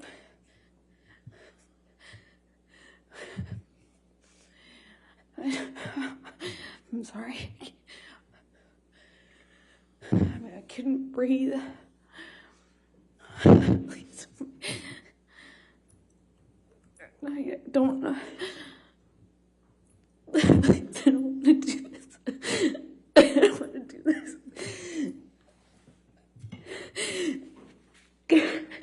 I couldn't breathe. I couldn't get through to him. I couldn't get up. I couldn't get up. And I don't know how that ended. I don't know how. I don't know what happened next. I don't understand.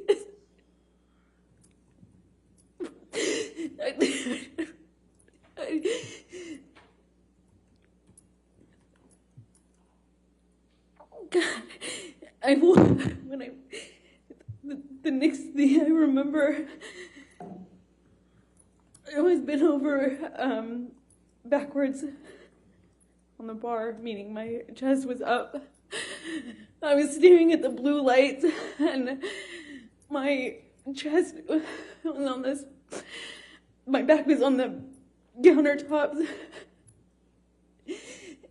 and I thought he was punching me. I thought he was I'm sorry.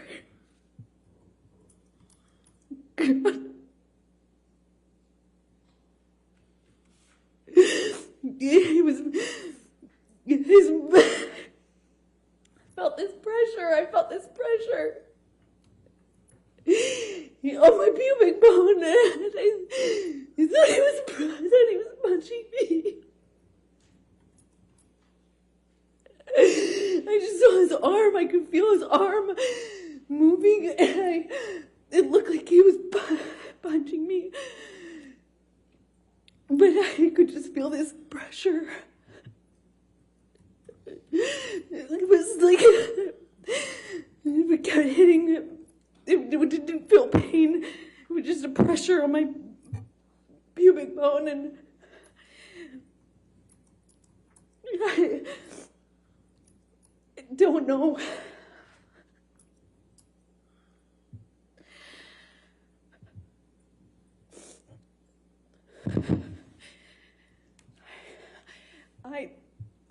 I don't remember what I said. I just remember being really still, not wanting to move. I remember looking around the room. I remember looking at all the broken bottles, broken glass. And I remember just not wanting to move because I didn't know if it was broken. I didn't know if the bottle that he had inside me was broken. I couldn't feel it. I couldn't feel it. I didn't feel pain. I didn't feel pain. I didn't feel anything. I didn't want it. I looked around and I saw so much broken glass that I didn't know if he would know. If he would know, I didn't know if he would know if it was broken or not. And I just remember thinking, please, God, please, I hope it's not broken. I don't know how that ended. I don't know how I got off the countertop. I just remember it being in the bathroom. I remember retching. I remember the sound my voice was making. I remember I lost control of my bladder. I remember just retching. I remember there was some blood on the floor.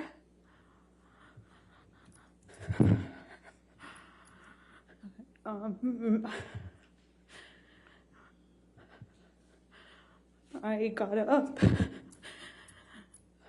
at some point.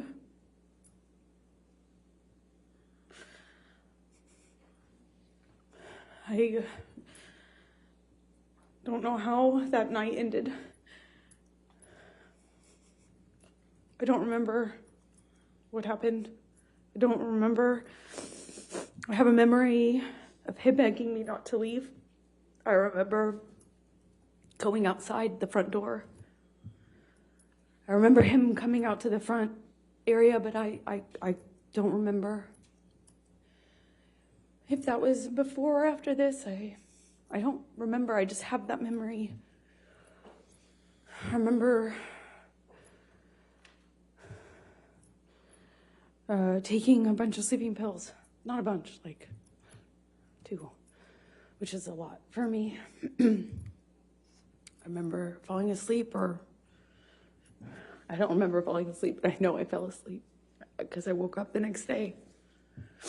I assume it was late morning. I could hear him downstairs. I could hear Marilyn Manson music, not in person. I could hear the music. Maybe he said it was Marilyn, or maybe I could recognize it. I don't remember, but I became aware of it. That's what I was hearing. It was blaring. It became clear, obvious to me when I walked downstairs. He was still up. He hadn't gone to sleep again. I walked downstairs and I saw this brown on the walls going down the stairs. And the brown on the walls became clear, like lettering. And then it was obvious it was dried blood. He had written down this, that we had a spiral staircase, like white cream walls. There was blood on the carpet. I could see blood drips. I thought it was from my arms or feet, but it was drips. So that plus the wall writing, I saw this brown letters on the wall, and then realized that he was trying, that it was meant to be a message, but it was incoherent. I saw what looked like my name, but I really couldn't make out most of the rest of the message walking down the stairs. I saw a bird in the house. I thought that was surreal. I went down to the main level where my painting studio was, and I had some canvases out. It was in the living room area. And, by the time I got down to the bottom of the stairs, the dried blood had been kind of taken over by a paint. It was blue, navy blue paint, and then brown paint. And then it was, on the walls, on the lampshades, pillowcases of the sofa cushions. There was blood. In the painting studio, my canvases had been covered with what looked like just brown, blue, green, red mess. It was just a mess. There was a painting that had, a painting that the owners had that had, like giant penis on it, and, some other things. There was a table overturned, a bunch of broken glass on that floor. I walked downstairs where I heard the music coming from, and that's where I found him, blaring this music. He was in the study, which is by the bar games table area off to the side, and it was just glass and blood and a broken window, and just, it looked like a mess. The table was collapsed, and I walked into the study. There was a couple unbroken empty bottles. I remember wondering where they came from. And he just looked, he wasn't there anymore. He wasn't there. It wasn't Johnny. He was standing at the office desk. He had his hand wrapped in this, rags, or bandana rags, and I think he took them down or somehow showed me, and he said, "Look what you made me do. I did this for you," something to that effect. And I kind of put together, it was covered in paint, and I put together that's like he was using his finger. I quickly became aware that that's what he was using as a paintbrush, even though there was lots of paintbrushes around. And we didn't have any sort of coherent conversation, as you can imagine. I figured out he was missing a finger. He kind of held it up, and I said, "What did you do? When? What did you do? When?" And I realized in my head that there had been many hours since this probably happened, assuming that was happened with the phone. In any case, I knew it had been way too long, that he had had this blood, that he was bleeding, and I said, "I'm going to call 911 if you don't call Jerry now."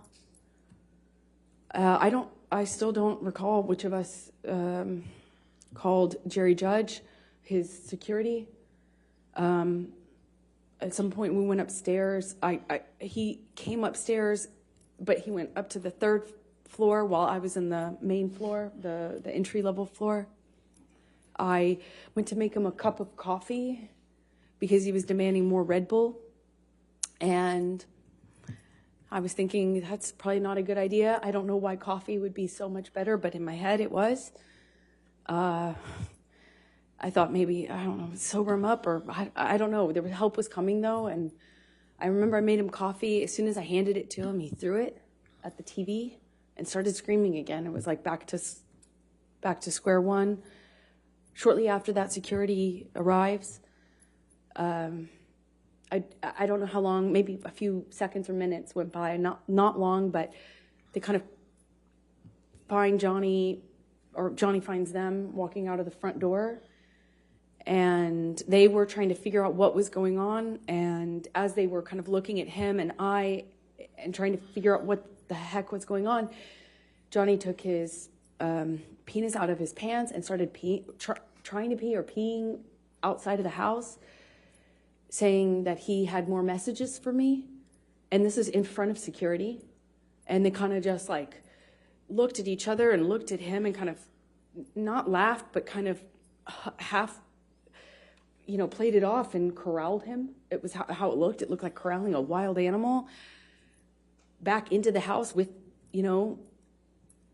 with his penis still out of his pants, peeing or trying to pee. That's what he was indicating. And he went to the wall of the house. And I remember him standing at the wall trying to leave me more, saying he had more information for me. He was going to leave me more messages, more information for me. It made no sense. And Jerry Judge, his security, and one of the nurses, shortly after, I think they put me in the theater room, but shortly after I remember talking to one of the nurses, and she was trying to give me drugs to sedate Objection, me. Your Honor. Hearsay. Trying to give her drugs. She didn't say anything. Thank you. Keep going. And I just remember crying and rejecting what they were trying to give me and fighting with them about how much they were trying to give me. I felt like I needed to figure out what was happening with my life, what was happening with Johnny. I didn't know if he was okay. I didn't know. I actually had no idea, like, could this be something he could die from? If anything, just the drugs and the alcohol. I mean, that alone, I didn't, I just remember being scared and being in this theater room, this dark theater room, and not knowing what the heck was going on. And I eventually was taken up to my room by one of the nurses, and I'm sorry, Debbie, and or suggesting I go up to my room. I went up to my room, and I took a quarter of what she was trying to get me to take, and I eventually fell asleep. I came back downstairs to look for my phone, which Johnny had picked up before security came in. He picked up my phone and said, "We're going to get to the bottom of this." He wasn't making any sense at the time. Understandably, just different. Nothing made sense. But he picked up my phone and was saying, I'm going to prove this. We're going to get to this. We're going to get to the proof of this. Something to that effect. I don't remember his exact words. And he pushed record on my phone. I didn't actually at the time think that he had done that. I had no idea, but I did know that I didn't have my phone when I woke up and went downstairs to get it. It was dead. It was sitting out on the dining room table by where Jerry Judge was sitting. Jerry Judge was on the phone and talked to me, and I went back up to bed, took more of this sedative, and fell asleep. And then I think the next day, went to the closet and took out the clothes that he hadn't painted on. I guess when he went back upstairs, he had it looked like what he had done is dip his hand in a bucket of paint and just wiped it on my clothes.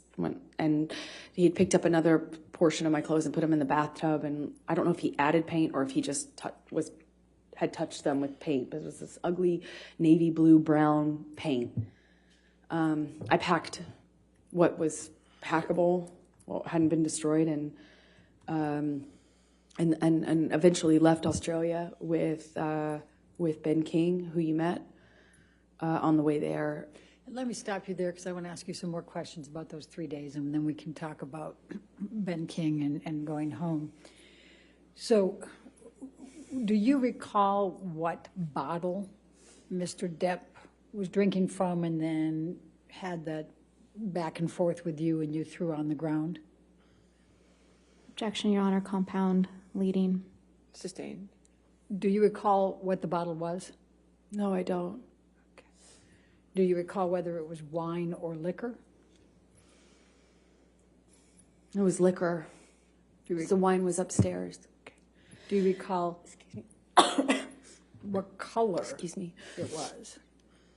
Well, I believe it was white, clear, but I can't be certain. I think it was clear. Do you remember whether it had a handle on it or not? No, it was a normal bottle, I remember because he was holding it like this and gestured to me to take it. And I did try to reach for the bottle. It was a normal size, but for the life of me, I can't remember like what brand. Okay. When you woke up that third morning and came out of your room, what, if any, food did you see? Oh, yeah, I forgot about that. Objection, Your Honor, leading. Overruled. There was mashed potatoes smeared all over the bedroom door, on the wall, in various places. But I remember opening the door and being really confused at first as to what it was. It had little like specks of green in it, I assumed to be spinach. And throughout the house, there was food rubbed in places, just countertops, walls, doors, as I mentioned. And later that evening, I found the raw meat that I had left out, the steak, all over the house. There were pieces of it. It was cut up. And he had ripped my nightgown into pieces, into shreds, and wrapped the meat up, like wrapped the steak pieces up with my nightgown. It was this really beautiful burgundy silk nightgown that had this black lace trim. I ironically got it from Dr. Kipper for a wedding gift. And it was wrapped, I found it, I continued to find it throughout the rest of the time that I was in the house in Australia. There was pieces of it in the microwave, pieces of it in the produce drawer, in the closet drawer. I mean, just raw meat wrapped up in my nightgown, as well as the smeared food on the walls. It was bizarre. What, if anything, do you recall seeing on any mirrors? Oh, he had written on the bathroom mirrors in the bedroom, and I believe he had. There was another mirror. I just don't recall which bathroom it was in. I suppose it was the one that I went to, which is on the very bottom level, where I was retching, for lack of a better way to describe it. I think it was in that bathroom that he also wrote on that mirror as well. What, if anything, do you recall? In blood and paint, sorry. I'm sorry. What, if anything, do you recall of any lampshades being written on? Well, he wrote on messages to me, things to the effect of go-getter, horror sort of thing, like that sort of language, but calling me easy, calling me a slut, calling me, like just things about ego and what a whore I was. But it was hard to make sense of it because it was clear he was just out of his mind. It was, he wrote on a back of a pillow in blood, and you can tell because it dries like in this ugly brown color. He wrote on the walls going downstairs. Like it took in fact, you could see where it looked like he had run out of blood because the messages became, the markings became clearly letters, and the letters kind of became like I could see where he had clearly run out of blood or it wasn't bleeding enough and went and got paint. And then it became paint and blood. You could see both. You could see where he went back with it. Same with the mirrors. I could see where all the dried blood was. And then I could see a different set of markings with paint and some other material. So I'm going to go back to the time in the bar, and I know this is very painful. Do you recall what Mr. Depp was saying to you when he had the bottle and was pushing it against your pubic bone? He said that he would fucking kill me. He said, I'll fucking kill you. He said it to me over and over again. He said, I'll fucking kill you. Did you bleed from the vagina as well? I did. And did you experience any pain later? I wasn't thinking about that. I was heartbroken. Eventually, I realized that I could be hurt because I was bleeding. But I convinced myself it wasn't broken and that the bottle wasn't broken, or else it would be a lot worse. And the discomfort I was feeling afterwards just paled in comparison to how scared, shocked I was. I'm scared. I just married this man. I just married him.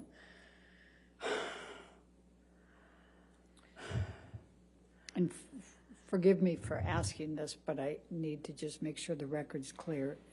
You were penetrated up the vagina into the pubic bone, is that correct? Objection, Your Honor. Leading. Sustained. What, if any, penetration was there in your vagina with the bottle? I'm so sorry. To do this. I am so sorry.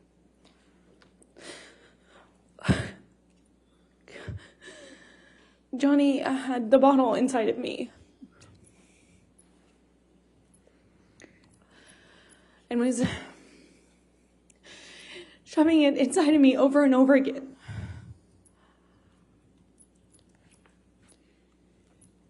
Did you experience any cuts on other parts of your body? My forearms were cut. My bottoms of my feet were sliced up pretty good. Did you have any other bruising or swelling? I had a bruise across my jaw, I suppose, from one of the many times he clocked me in the face downstairs. I think I just didn't make a record of anything else. I'm going to ask you to turn to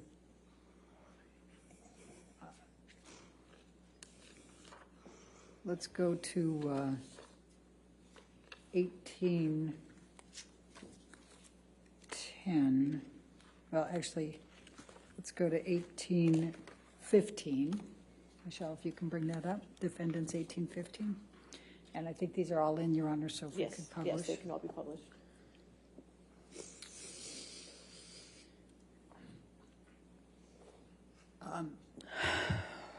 Is this the game table?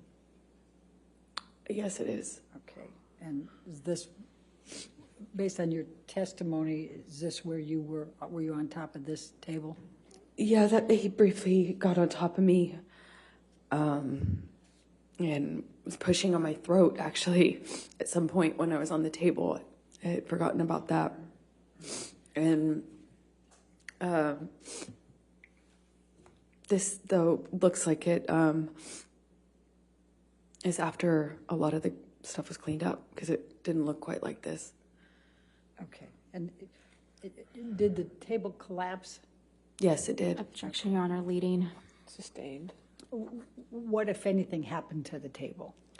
The table collapsed underneath me when Johnny threw me into it and got on top of me, or fell on top of me. I honestly don't know which one. If we could look at 1816, please, defendants.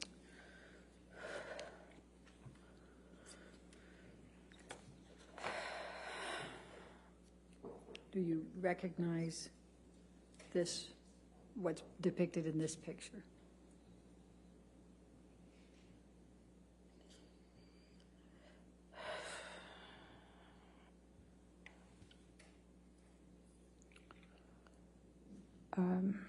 Yes.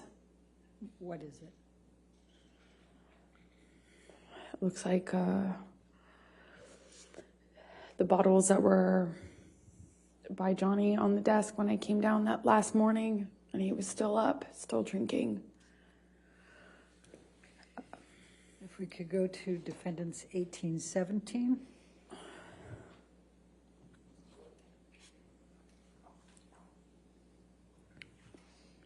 The bottle shape. The bottle shape. Oh, I'm sorry, go ahead. I don't, I have not. Go back to 1816, please. Your Honor, I had confused. Is there a question? I want to ask a question. What more do you recall? You had, sorry, it took me a minute to respond because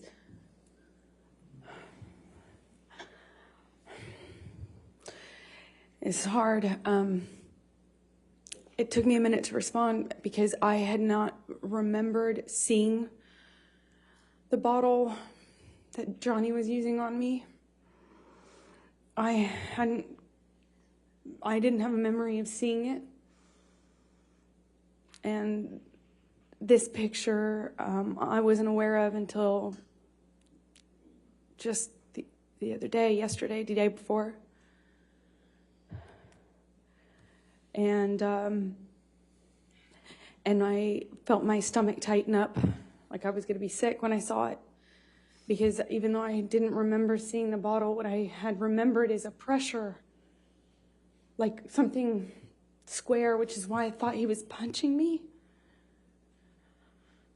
I was feeling the square, something firm hitting me, like butting up against my pubic bone. Over and over again, I felt that pressure against my bone. It felt like a flat surface. But when I realized it was an object or bottle and not his fist, which is what I thought, because his arm, I could see his arm while he was holding me down, saying he was going to kill me, but I thought he was, his arm looked like he was punching me. And I hadn't seen this bottle. I didn't know. And then this came out in Ben's evidence because he didn't share it until this date. Objection, Your Honor. Sustained. And so I recognize it. Okay. All right, now let's go to Defendants 1817.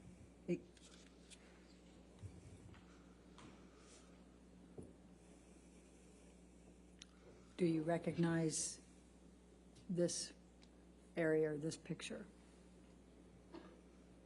Yes, it looks like one area of the bar. Obviously, this is sometime later because all the liquid is dried up. It was quite slippery. I was slipping all over that tile. That's how I know. Okay. Looks like a lot of the glass has been cleaned up almost. Okay. And then let's go to 1818. Actually, I think I'm that's... sorry, which? Yeah, I don't have that. That's not in evidence. Yeah, that's a duplicate. Let's go to 1819. My apologies. Okay.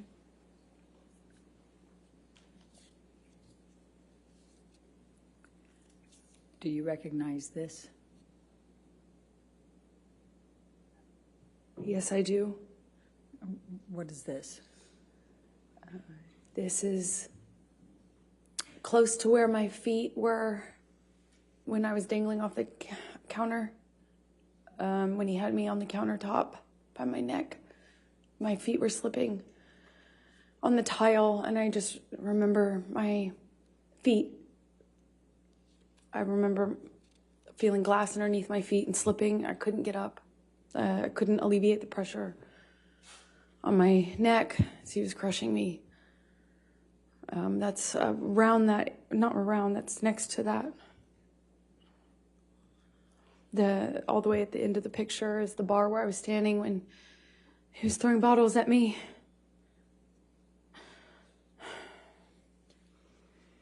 Can we go to 1820?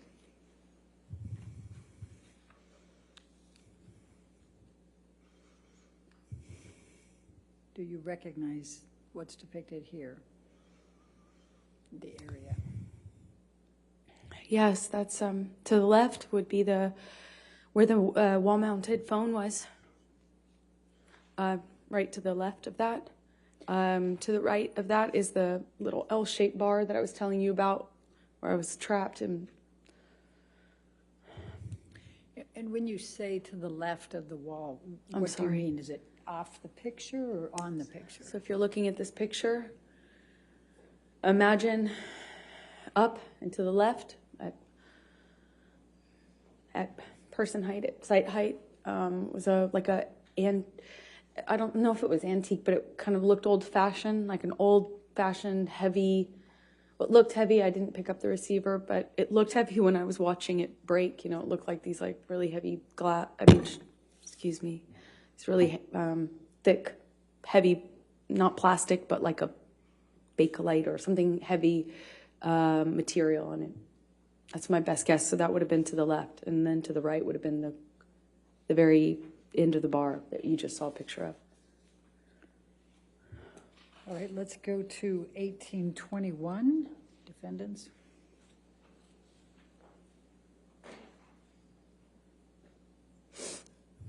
And do you recognize what's depicted in this photo? Yes, that's the bar that I was just talking about. Okay. Now, I see a phone on the right side. Is that the phone you were talking about? No, that's not. This is a wall-mounted phone. That's just a landline. And you see straight ahead at the very, if you look straight ahead at the picture, on the top part of that, it appears to be some broken glass. Do you recall, what do you recall of that? I recall more than just this window being broken. This is one of the windows that he broke when he was throwing things at me. My body was standing in front of that little kitchen sink you see at the end of the picture. I suppose that's some of the glass I felt, though, on the backs of my arms. Like when the window shattered. Okay. Let's go to 1822. 1822, I don't have in evidence. 1822 is not in evidence. That's exactly why I just went over here. Let's go to 1825, I think. Is that the next one, Your Honor? 1825 is in evidence. I'm not sure. Okay.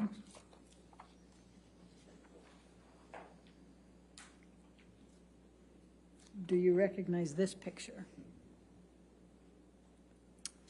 Yes, that's where Johnny was standing when I found him the last morning. That morning, it might have been like midday. When I say morning, it was after I woke up. It was certainly not early morning. And he was standing at that desk, behind the desk, with the Manson blaring. When I found him and told him that I was going to call 911 if he didn't call Jerry. If you look in this picture, there appears to be a lampshade down below. Do you recognize that lampshade down below the table? That's one of the lampshades Johnny wrote threats or messages to me on. Okay. Then let's go to 1827.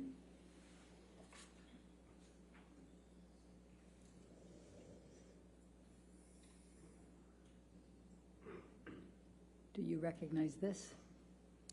Yes, I do. That's my painting studio.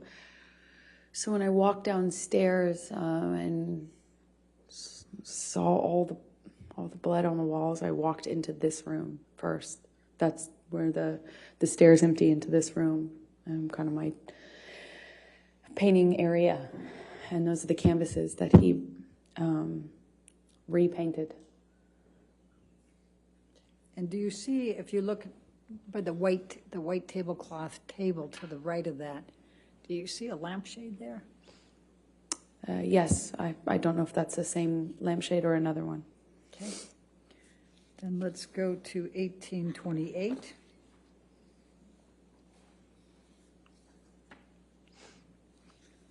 And do you recognize what's in that one?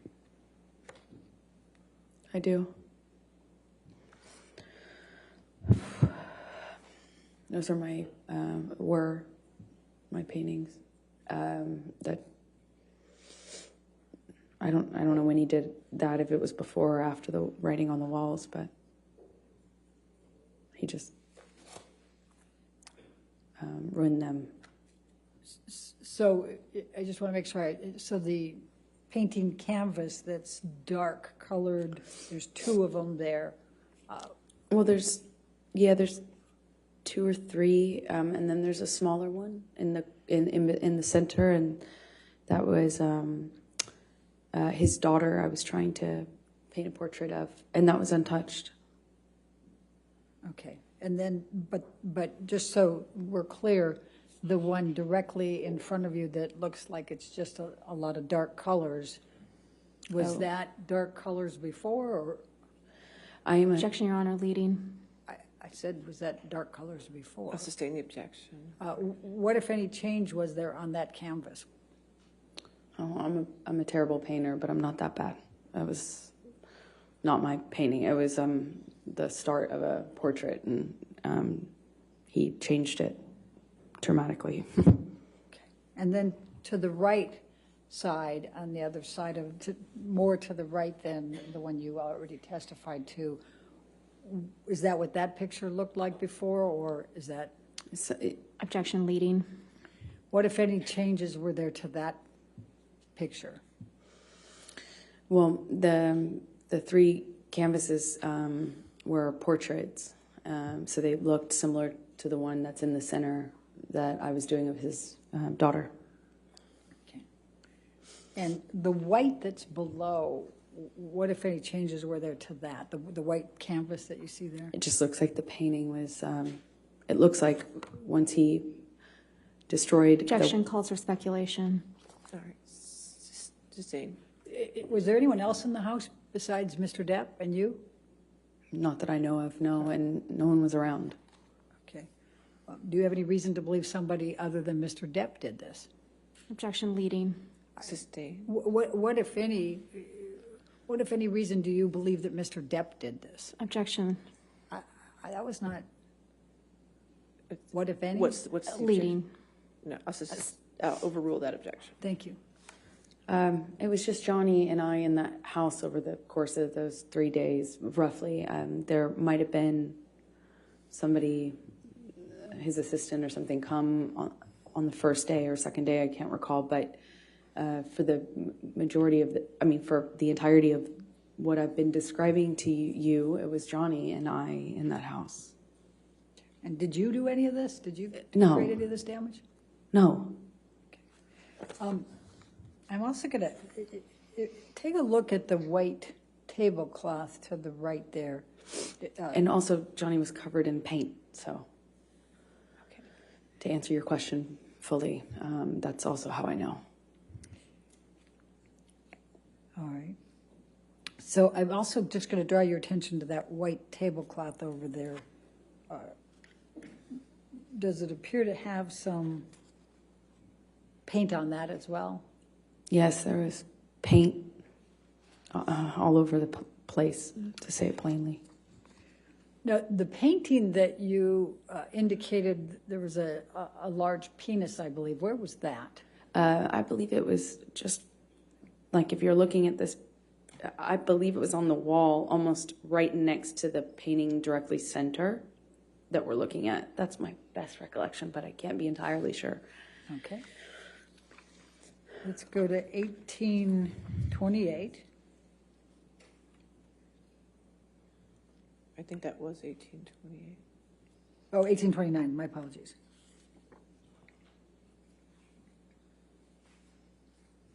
And do you recognize this photo? Yes, I do. What's in it? And what was this? This is one of the lampshades that Johnny chose as a medium to leave me messages in blood and paint. Okay. Let's go to 1830.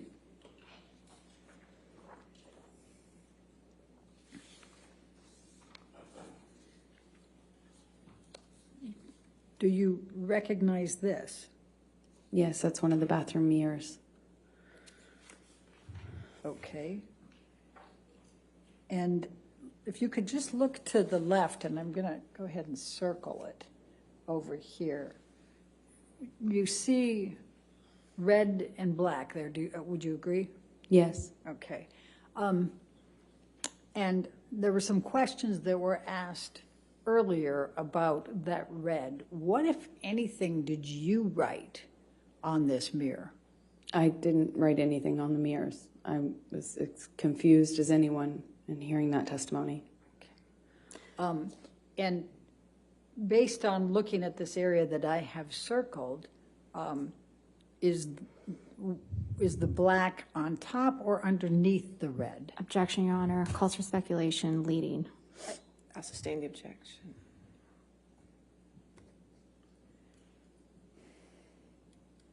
All right, this might be a good time to take a break. Why don't we go ahead and take our afternoon break, ladies and gentlemen. Let's go ahead and have our break. Do not discuss the testimony with anybody, and don't do any outside research. We'll come back here. All right, in 15 minutes.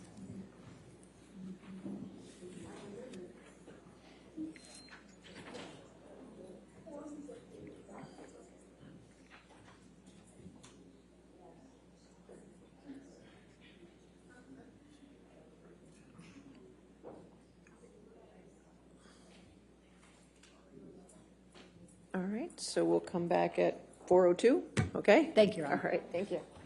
All right.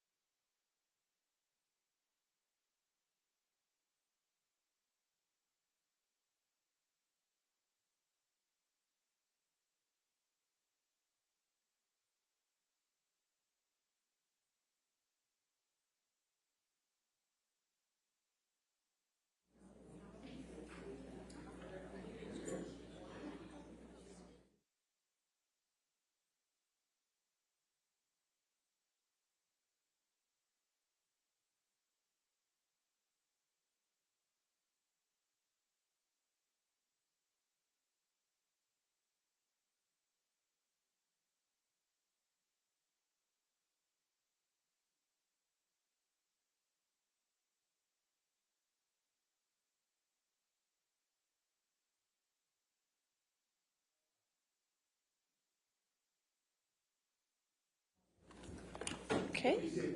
All back? Thank you, Your Honor. All right. Before we get the jury, I just want to see, talking with Sammy, is Friday, May 27th? It's not, we usually don't meet on Fridays, but is that an okay day to have trial on that Friday? It's the Friday before Memorial Day. I want to check with the jury, but I want to check with you first. Yes. That'll actually be closing argument day for anybody that wants to know. Okay. Okay. So, right. So I just want to make sure that keeps in track. But if it's good with the jury, I just want to make sure that Friday is good with them. That works for me, Your Honor. Okay. Oh, yeah, sure.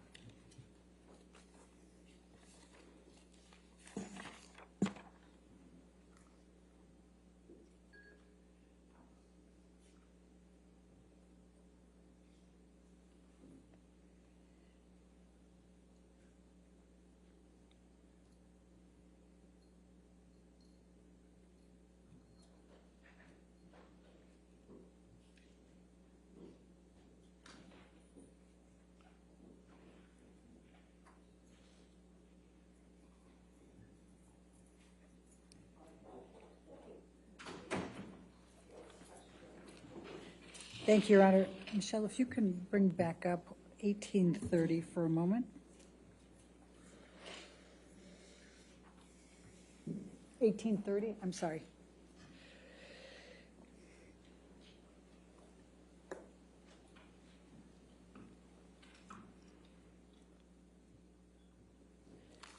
Amber, we were talking about this right before the break. It still has my highlight. Which color is underneath the other? Objection. Calls for speculation. Based on your perception, which color is I'll underneath? sustain the objection. All right, let's do this. Let's bring up Defendants 375, which is already into evidence.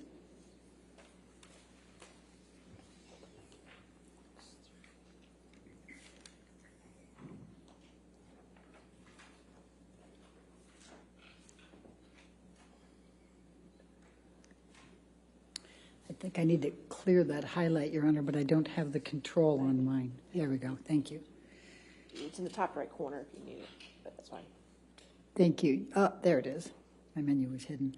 Amber, I'm going to ask you to take a look at this. Is the picture that we saw earlier, and do you see the area that's written in red here?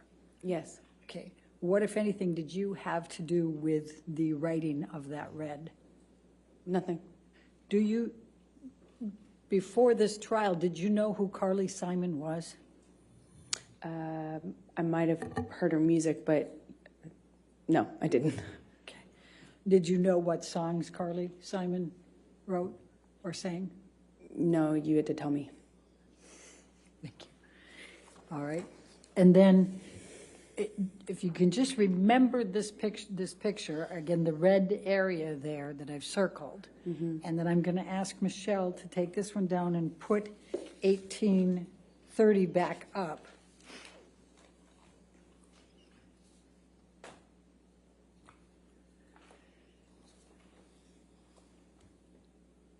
And I'm going to ask you to take a look at this.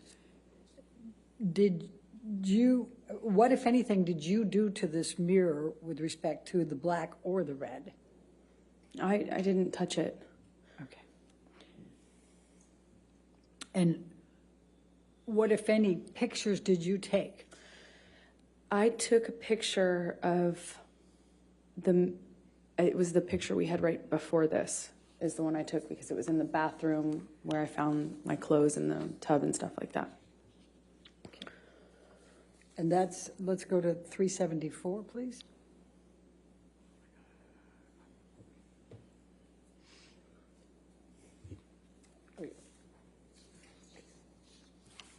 That's already in evidence.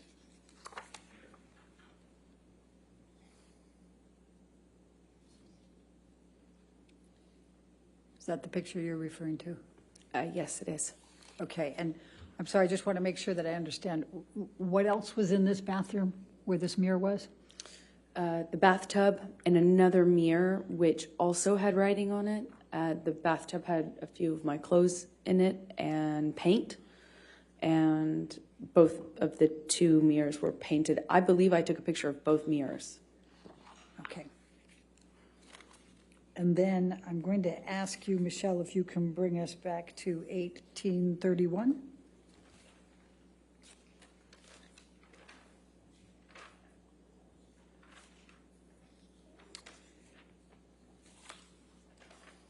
And did you take this picture?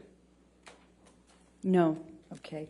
And do you see in the mirror there, can you see the bathtub in the back there? Yes, I can. All right. Was that the bathtub that you're referring to? Yes, it is. Okay. And that had your clothes in it? Objection, leading. I'm sorry. What, if anything, did it have in the bathtub? A few of my clothes with paint on them. Okay. You can see I think that's what I see in the corner of the mirror. Okay. And then let's go to 377 for a moment. That was in evidence already.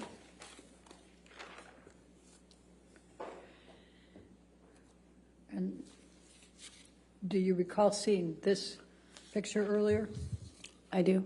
Okay. And now let's go to 1829, please.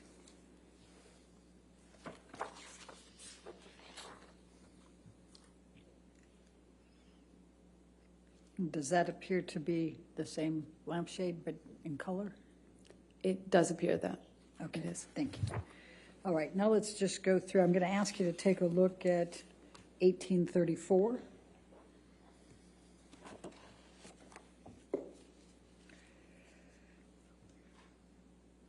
And what does this depict that you can recall? That is the TV that Johnny threw the cup of coffee at. Okay. And let's go to 1835.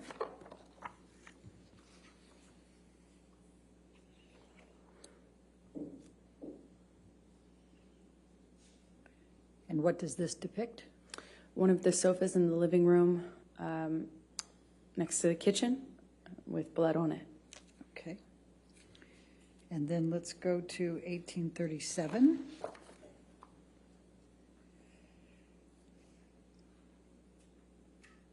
And what does this depict? It's one of the guest bedrooms with Johnny's iPad on the bed and blood and or paint on the duvet cover. All right, thank you. Now let's do 1838.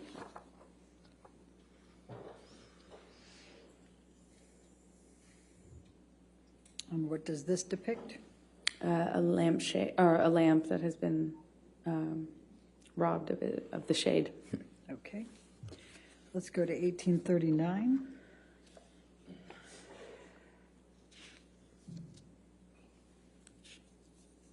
What does this depict? A different bed with more blood on it. Then let's go to 1840.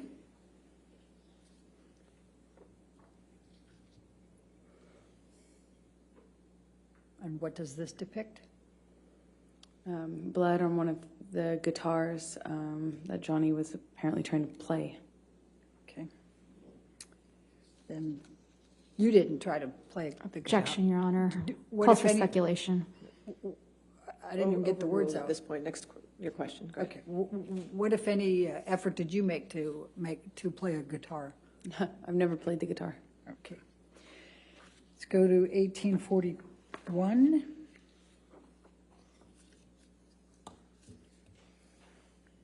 What does this depict? It is where Johnny slammed the end of a bottle into the wall while holding me up against it. Is this in the bar area?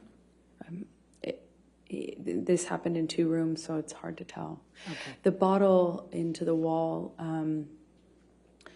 the best of my recollection, happened in the kitchenette bar area downstairs, but I can't be 100% certain.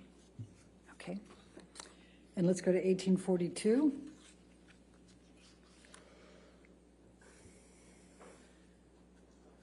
What does this depict?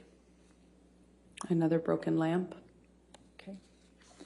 And then I've just got a few more left. 1805.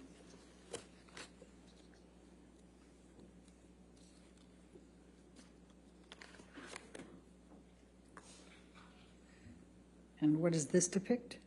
Wine spill. It looks like the remnants of a wine glass being thrown.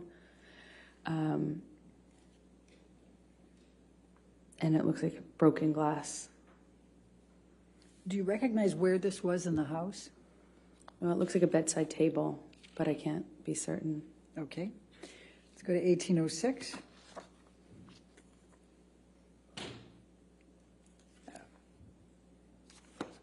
All right. Let's let's skip that one and let's go to 1808.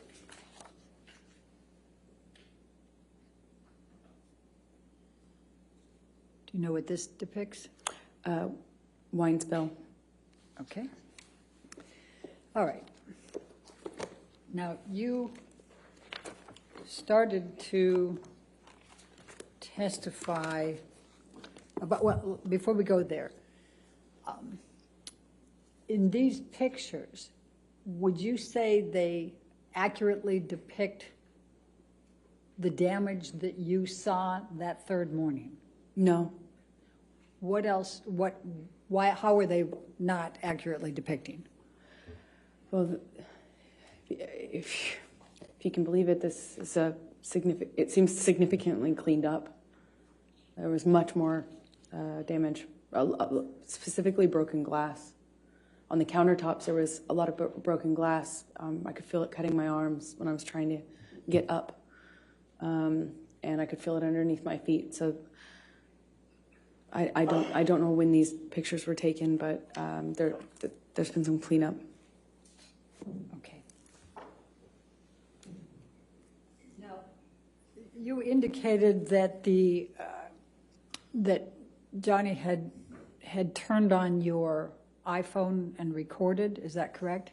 Yes. Did there come a time that you discovered a recording on your iPhone from Australia? Yes, much later. There was this 5-hour-long recording, and naturally I didn't know what that could possibly be, because even though Johnny and I recorded each other often as part of our, struggles to figure out our relationship, this one was, 5 hours was unusual, and that's when I discovered that there had been this recording of the end of that Australia incident, if you will.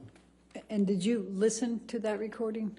I have heard it, yes. And does it accurately represent what was depicted in that recording? Yes. Objection, form, lack of foundation. You want to approach? I'm not sure.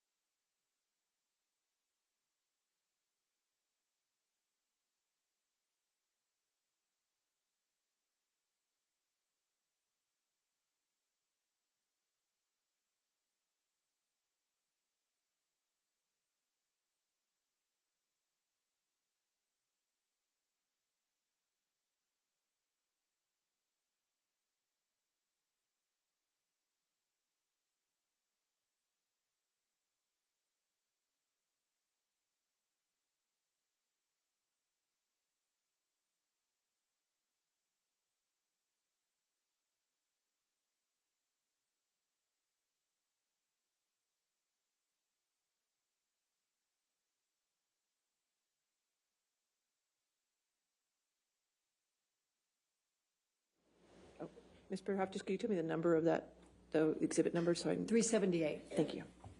Thank you, Your Honor. Thank you. Okay. Amber, you testified that you made arrangements to return home. Can you describe, let's take you to at the point you left the Australia house to go to the airport and were accompanied by Ben King. Could you tell the jury what transpired during that period of time?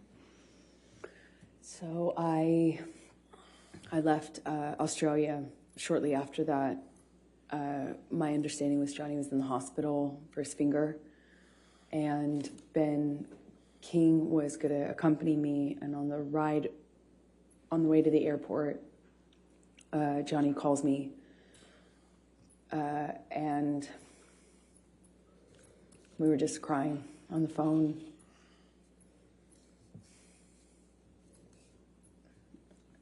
He was crying.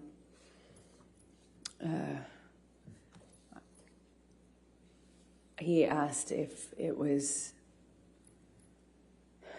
if he had killed it, meaning the relationship, it was, I don't remember the exact words that he used, but it was kind of asking me in that way, is it done? Is this over? Did we kill it? Did I kill it? That sort of thing. I don't remember what I was saying to him, but we hung up as I went into the airport.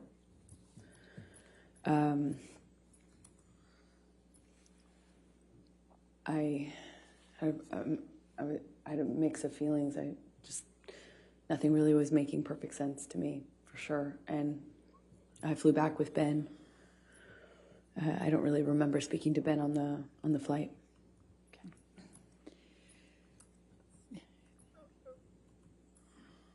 Do you, when Mr. Depp was, what you testified on what Mr. Depp said to you on the phone ride, were you on the phone with anyone else, or was it just Mr. Depp you were on the phone with?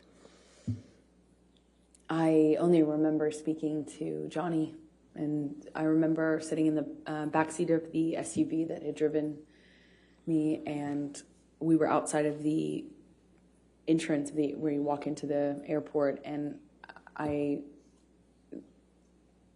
even then felt torn about leaving. I obviously didn't want to stay, but I was in such shock and Objection, Your Honor, non-responsive. I don't know how that's non-responsive. We're going to ask your question again. Okay. Please tell us how you felt at that point and what Mr. Depp was saying to you. I remember Objection, Your Honor, asked and answered. She was in the middle of responding to it, Your Honor, and Your Honor said it was a different question, but I'll sustain that objection if you want to ask a question. Okay. How did you feel at that time? I felt destroyed. Like my heart was broken. I didn't know what to do. I thought maybe if I left him in Australia, I thought maybe something would happen to him. I thought he might die or kill himself, because that certainly seems like the trajectory he was on. He told me he had put a cigarette out on his face before, the Friday before, and combined with all the, when I was in the bedroom and he was in the hospital, I found, and I was packing my bags and stuff, I found all these empty bags, Coke bags, dime bags with white residue on them. In them. They were in books, in the bedside table. There were so many that I was like, I wondered how I didn't see it before, even though I had, just gotten there. So I was worried he would die, and I was worried that we couldn't come back from what happened. I was worried that there was just no way to turn this around. There was no going back, but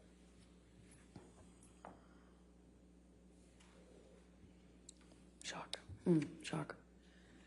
So you flew out of that airport. Did you have a stop anywhere before you went back to LA?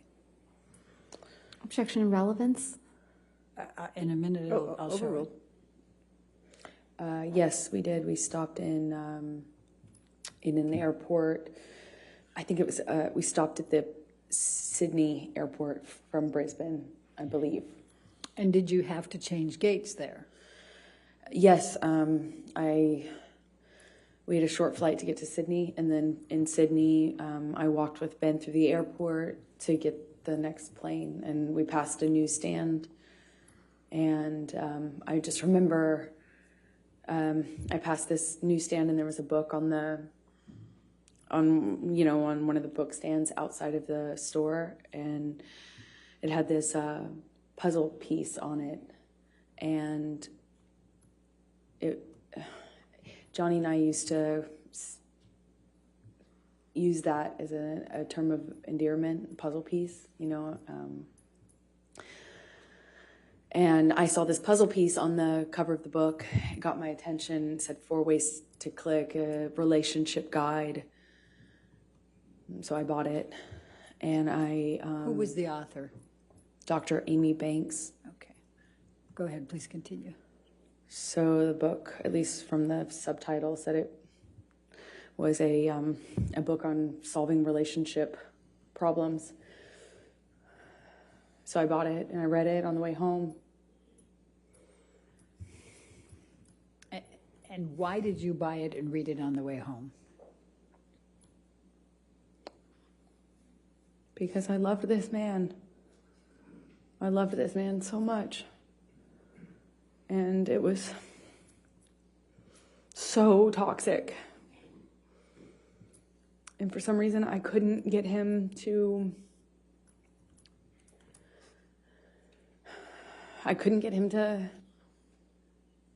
not hurt me. I couldn't. And it seemed like I was hurting him.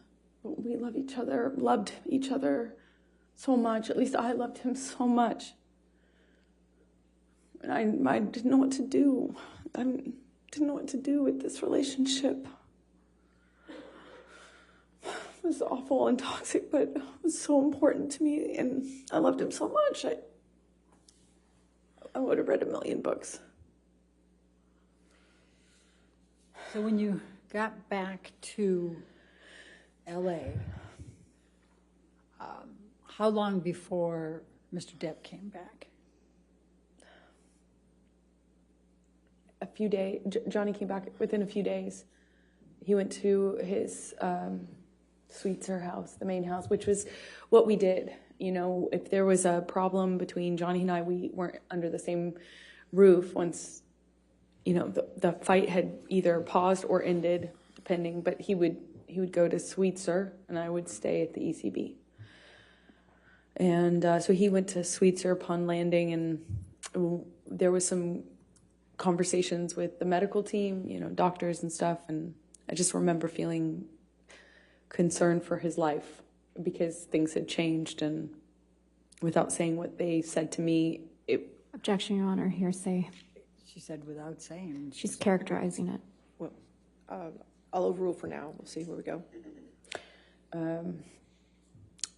I became really, really worried that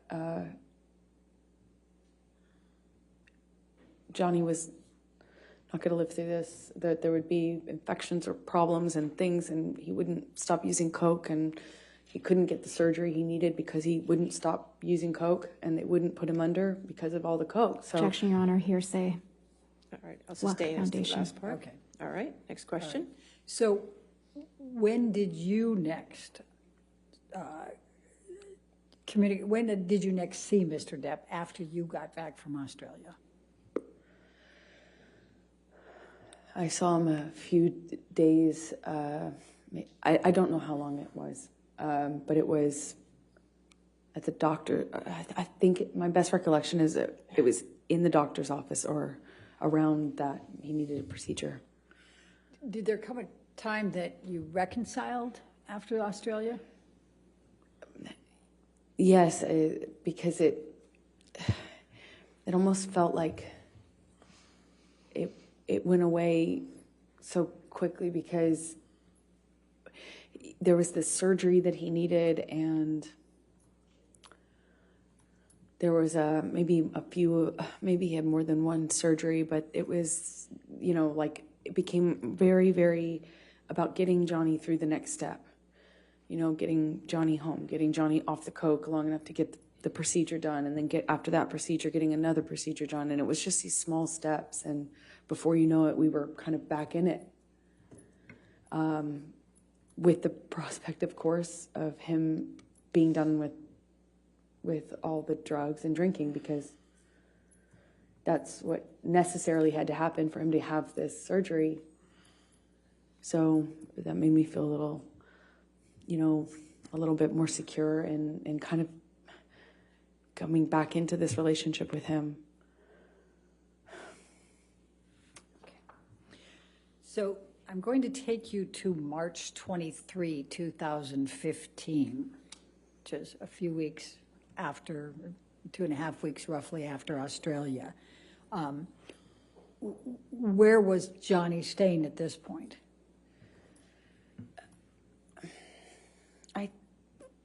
I think he was staying at the Eastern Columbia, at the ECB. Yeah, he was staying at the ECB at the time, because we were kind of in the bedroom together the night of the 22nd, which is when he passed out, how I found his iPad. I'm sorry, when you... I found his iPad open. He was texting someone with it open. He passed out, and I saw what he was texting. Please tell the jury about that. He was texting this woman that he had had a relationship with on and off, kind of at the beginning of our relationship. So I recognized the name, but the date was right after the wedding. I saw it. He had gone to her house after we got married. Like, upon touching down in Los Angeles, I think it was the next day, he went to this woman's house that he has this sexual relationship with. And what did you do as a result of seeing that on the iPad? I freaked out. I immediately, confronted him about it. I was, I didn't care in that moment if he did kill me, which is likely in confronting him at that stage of our lives. I didn't even care anymore. At this moment, he had already ripped my heart out. It's like, I've just been through after having been through what I went through in Australia. Just weeks prior, I see this. It was like,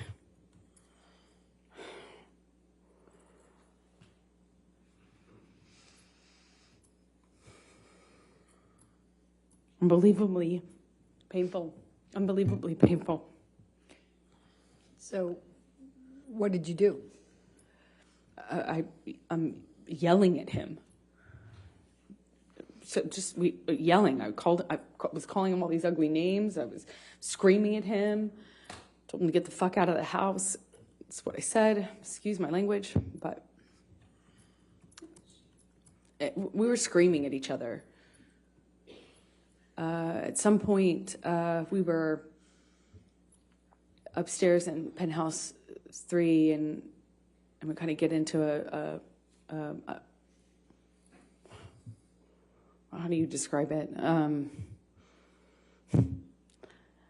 Pushing each other, And I just remember being so mad at him for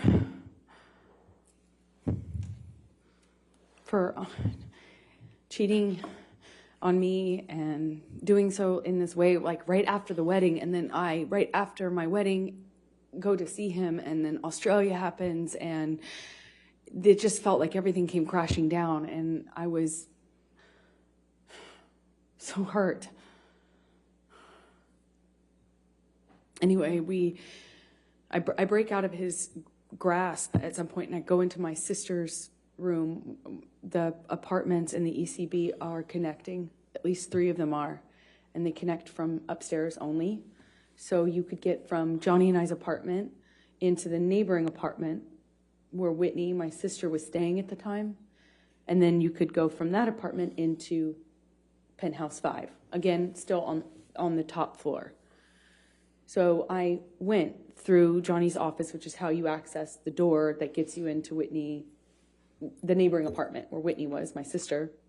And I went in there and woke her up crying, screaming, saying, what am I going to do? Objection, Your Honor, hearsay. Sorry. All right, sustain. I don't know, that was Dafford to prove the truth of the matter. I'll Asserted sustain. In any event. All right. Sustain the objection. Okay, so you went to Whitney's. Don't tell the jury what you said to her, but what happened next?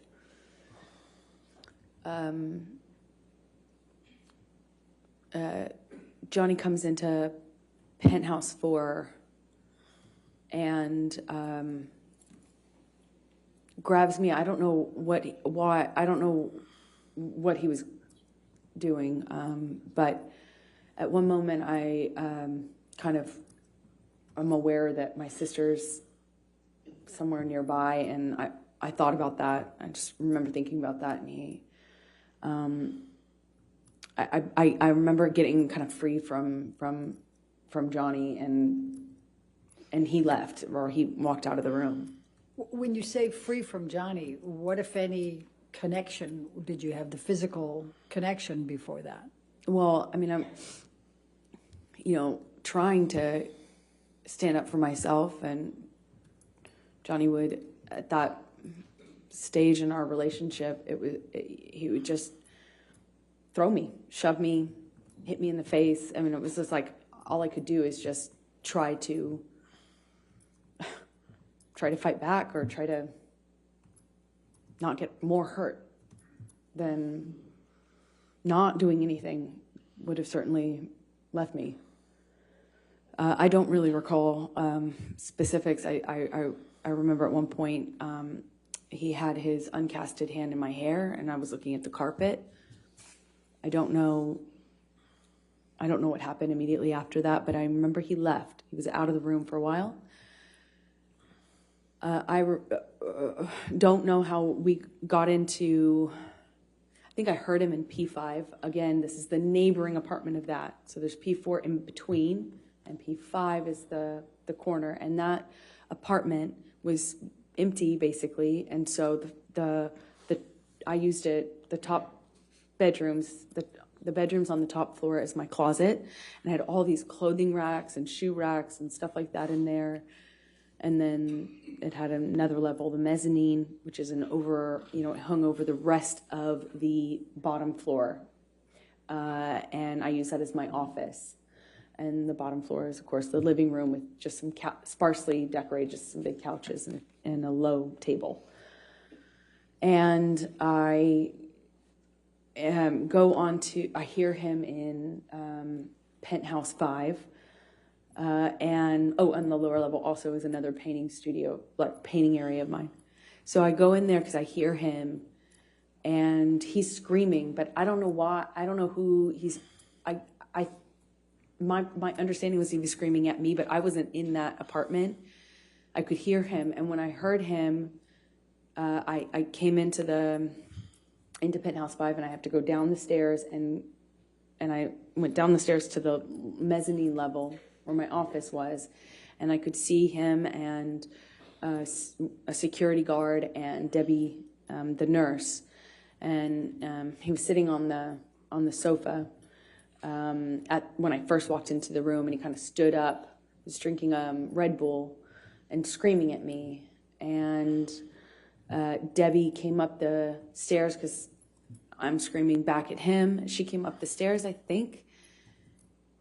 And she came up, I'm supposed to kind of comfort me. And while I was up on the mezzanine floor, Whitney came down, and he threw the Red Bull can up at me, certainly, but it kind of either hit or narrowly missed Debbie. And I said I called him a pussy, and said something about, I'm screaming at him angrily. I at least called him a fucking pussy. I don't know what else I said, but I was screaming at him because he threw this can at me and everything else that had happened.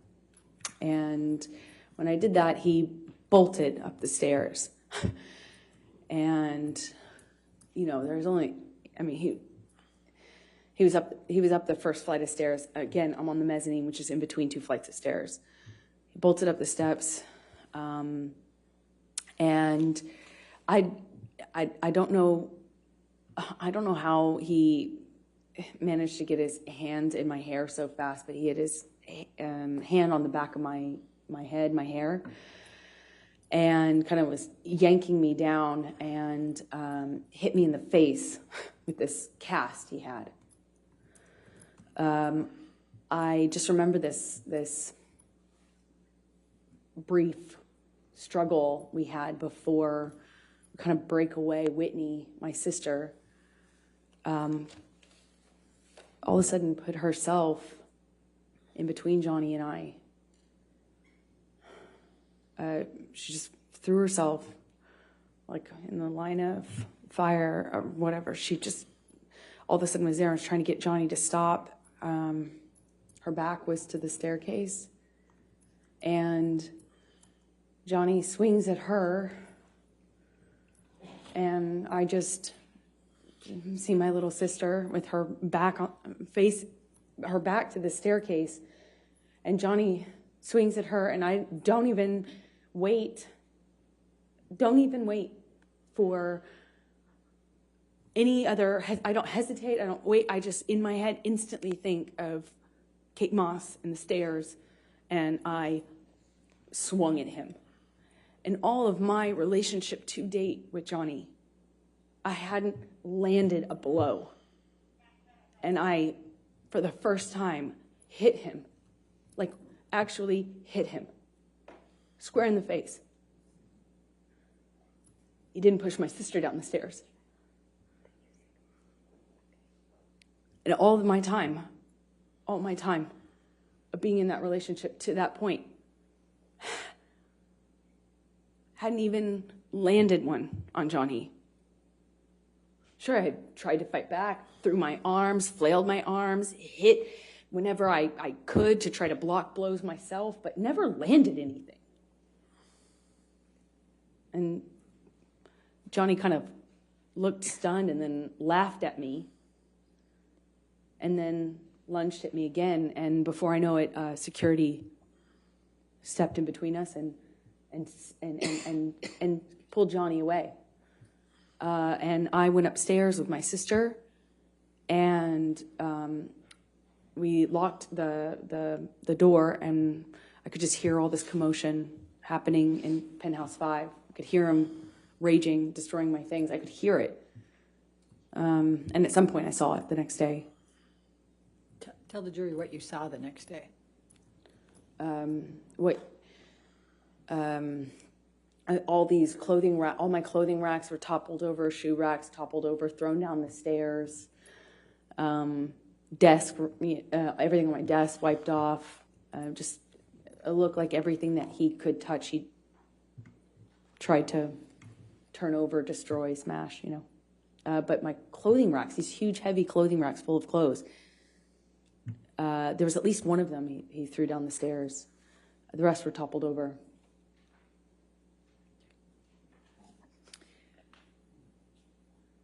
Amber, I'm going to fast forward to December 15, 2015. Were you and Mr. Depp together at that time? Yes, we were. Did you have a fight that night? December 15th, yes, we did, but I don't recall what started the argument. we had periods leading up to that were really beautiful and really good, and then periods that weren't. Well, let's talk about the December 15, 2015. What do you recall of your fight that night with Mr. Depp? I remember him chasing me in the kitchen. I remember throwing something in his direction to slow down his momentum. I remember him screaming. I remember him getting on top of me at some point, toppling me. Mostly at that moment downstairs, he was hitting me in my face. Again, this is another example of when I wish so much I could tell you an exact sequence, but I can't. It's flashes. So I'll tell you what I do remember. I remember at some point trying to flee upstairs, and we had, he got a hold of me and I got free, and I managed to get all the way up the stairs almost. I was on the last flight, and we'd had some interaction where I think I said something to him on the stairs. It might have been broken up, and I think I said something on the stairs, and I just remember how quickly he shot back up those stairs and grabbed me by the back of my hair, my head, and slammed his hand on my head. And I went down on the stairs, and he overtook me. I remember him so well. I remember his boots and the sound they made. I remember him grabbing my hair, my head, and kind of dragging me up the stairs the rest of the way. He dragged me into the room that those stairs open into. It's like a salon foyer area. And we had this argument that kind of, was a shoving match that I was losing. By the second or third shove, he sent me toppling over this chaise lounge, like a little low-lying sofa seat. And I hit my head on the brick wall. There was an exposed brick wall. I remember I stood up, and I remember Johnny asking me if I wanted to go. And he did that thing where he's like challenging me. He said it in that way, challenging me to stand up and get back up. And when I did, he said, "Oh, you really want to go now, tough guy?" Shoved me back down. "Oh, you really want to go, huh? Oh, you're so tough." I stood back up again. This time he hits me in the face. I stand back up and look him right in the eyes. And it was just a really still moment. I'll never forget it. Really still. I stood up and he said, "You want to go again, tough guy?" And I just looked right at him, just looked right at his face. And he balled up his fists, leaned back, and headbutted me square in the nose. Just right as I stood in front of him. I was a foot from him. Just slammed me right in the nose. Instantly, searing pain. It's one of the few memories I have in this long relationship that I actually remember the physical pain in that moment, just searing. And I remember thinking, you have your hands free. I had time to think. You have your hands free. You could have hit me with your hands. Why did you headbutt me?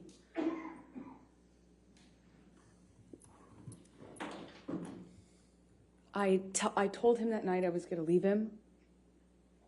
I went through his office to go into the other room where I kept all my stuff. We had another struggle. He overtook me. I was trying to hit him off me. I was trying to get him to trying to get his body off of me, and he was just pummeling me. I don't know how else to describe what I was. I went down to the floor. I remember being on top of me, and he's screaming and swinging at me while I was on the floor. He had me by the hair and dragged me the rest of the way from the office into the neighboring room, the neighboring apartment. I remember the door that connected these two rooms had a metal grate, not a grate, but a metal bottom, metal floor that separated it. It's a big, heavy bank door. And I remember he was dragging me, and I removed my hands from my head and kind of tried to grab onto the metal door to prevent him from dragging me into the room. But I couldn't stop him. He dragged me all the way from that carpet. I was trying to get free of his grasp. I was trying to stop him from pulling me. I remember feeling the carpet and the metal. And he drags me up to the bed, throws me down onto the bed. It kind of wrestles me down onto the bed. And he kneels on my back with one leg. And I was trying to fight him off me because I was face down on the bed top. And he wrestled me down, kind of trying to hold me down with his knee on my back. And he's punching me with a closed fist, punching me repeatedly. And I don't remember even feeling the pain. I just remember the sound of Johnny's voice. He got next to my ear and he was screaming over and over and over again. Each time it sounded louder and more desperate. I fucking hate you. I fucking hate you. I fucking hate you. Over and over. Fucking hate you. And then pounding the back of my head, pounding it with his fist. And I don't even remember feeling pain. I just could hear myself scream until I couldn't hear myself anymore. I could just hear him say that he was going to kill me. And that he sounded like an animal in pain when he was saying that he fucking hated me.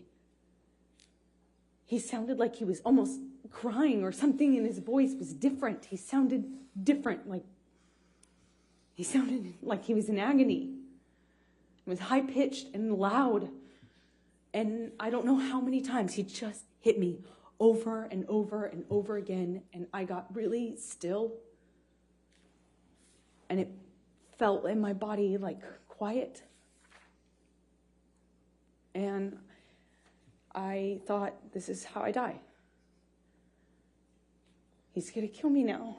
And I'm not.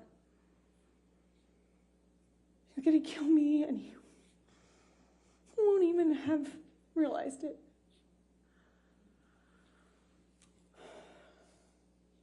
I couldn't breathe. I remember trying to scream, and I couldn't scream. I was suffocating in this pillow top with him holding me down, punching me over and over, and I don't have any memory after that until I woke up. When you woke up, was there anyone there?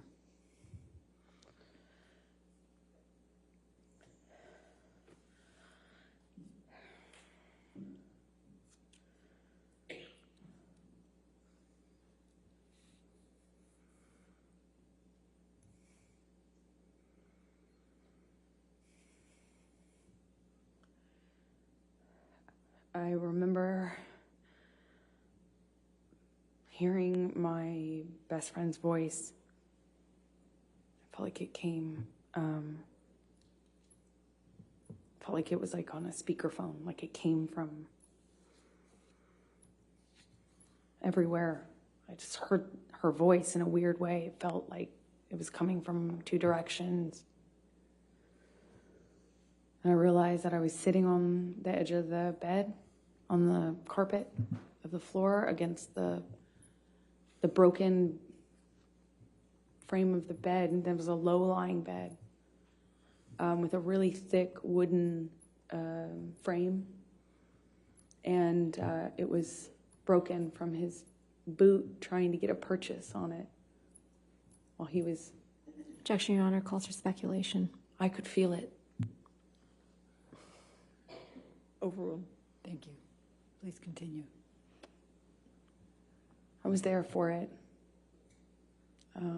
And while he was on top of me, I could feel that. I could feel him trying to get balance. I could feel him slipping. I could hear it. I don't know how I got off the bed. I don't know what happened to me from the time I stopped hearing myself scream. I don't know what happened to me. It's a really weird feeling because next thing I remember is leaning against the broken part of the bed and on the carpet, and my friend saying, "Oh my God, oh my God." Objection, Your Honor. Hearsay. Sustained. Okay. Go ahead. And without And then telling what Rocky said. I eventually, she called the nurse Erin. She got something out of the freezer for my face. She did a concussion check with Erin on the phone.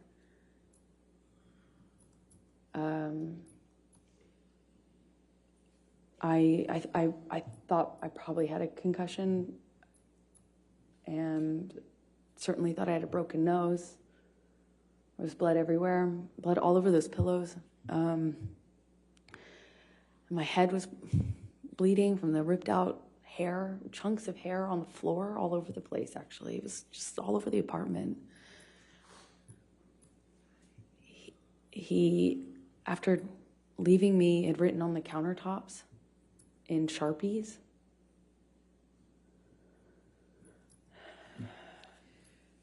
Michelle, I'm going to ask you to bring up Defendants Exhibit 510.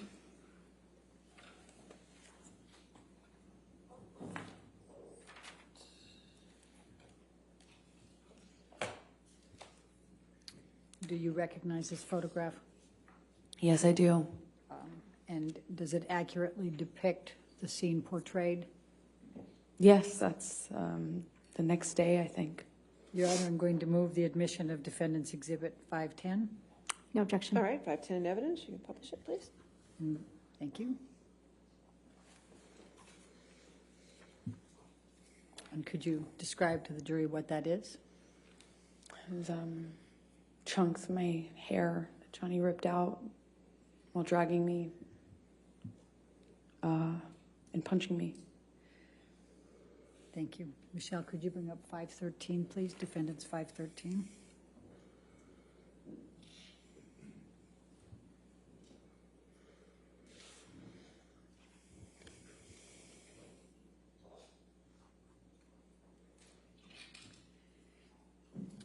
Does this picture accurately depict you and the scene portrayed? I think this is a couple days later, but yeah. Okay. I'm going to move the admission of Defendants 513. No objection. All right, 513 in evidence. And could you tell the jury what this is and what it depicts? This is my face with a busted lip, which it's difficult to see in this picture, but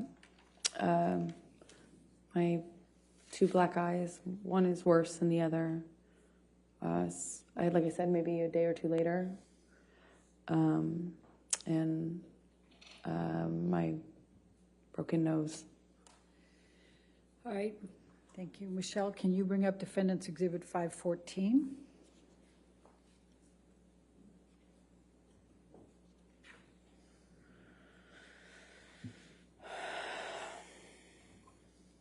Does this accurately portray the scene depicted? Yes, that's my face sometime after. Your Honor, I'm going to move the admission of defendants 514. No objection. 514 in evidence, being published. All right, if you could just briefly describe for the jury what this one is. That's my face. Some time after, and Johnny beat me up. Thank you. Michelle, if you could bring up defendants 515.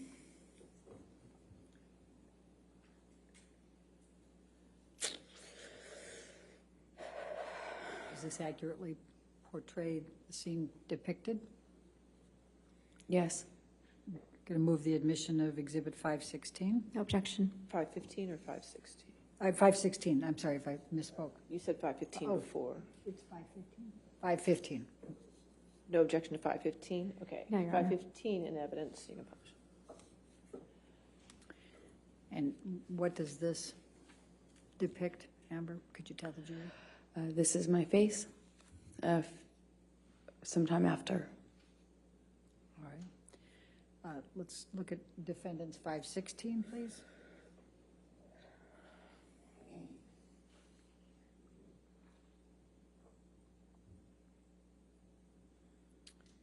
Does this accurately portray the scene depicted?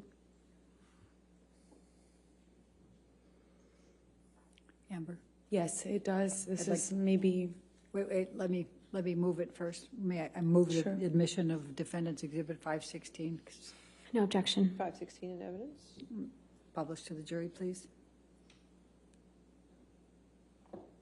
Okay, Amber, go ahead and explain what it is. I think this is maybe that night or the next night after Johnny left me on the bed. Let's go to 517.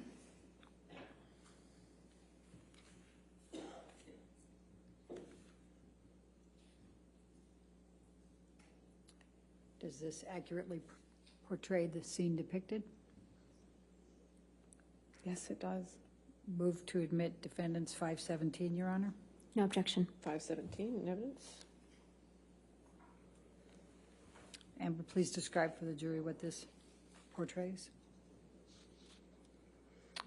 That's my face after this incident. And what's portrayed on your lip? Well, he busted my lip when he punched me. It's bleeding in this picture. It kept reopening. You know, it's a mouth. The lips move. Let's go to 519.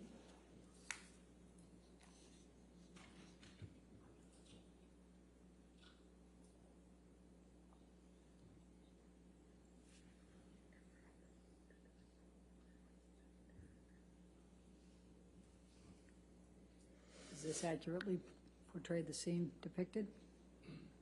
Yes. Move the Yes. admission of 519. No objection, Your Honor. 519 in evidence? And tell the jury what this shows. This is my lip a few days later. Let's go to defendants 520, please.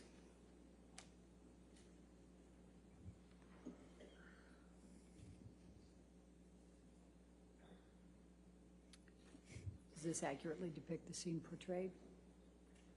Yes. Move the admission of defendants 520. Is it 521 or 520? 520. No objection. 520 in evidence? Published? Can you please tell the jury what's depicted here? That's my scalp with a chunk of it missing from when Johnny was dragging me by my hair.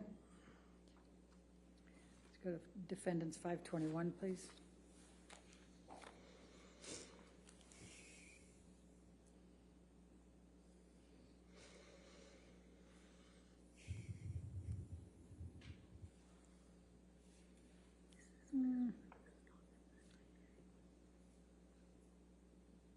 don't think that's the same. Let's take that one down. Let's go to 522.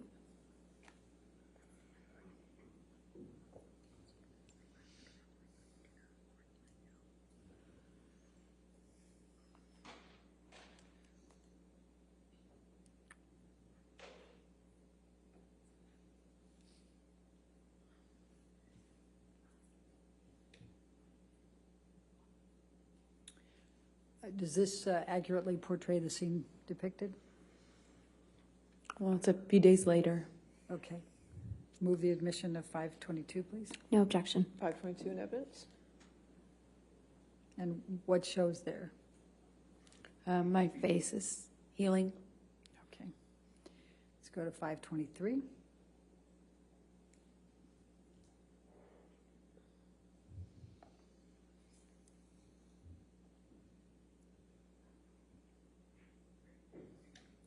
Does this accurately portray the scene depicted? Yes, I think this is day or so after, maybe longer. I can't tell, but yes, it does. Move the admission of 523. No objection. 523 in evidence. And I'm just going to draw your attention, Amber, to an area up here. What, if any, bruising did you sustain in that area? Objection leading. What, if any? I'll sustain the objection. Okay. It's What, if any, bruising did you sustain? I'm Same so- objection. I'll sustain the objection. Did you what injuries did you have? I had bruising on my temple, my chin, my neck, the back of my head. I had swelling and pieces of, my scalp kind of ripped, torn. They were gross, pussy. But this is of the bruising around my temple from one of the blows, several of the blows, I don't know. Let's go to 524.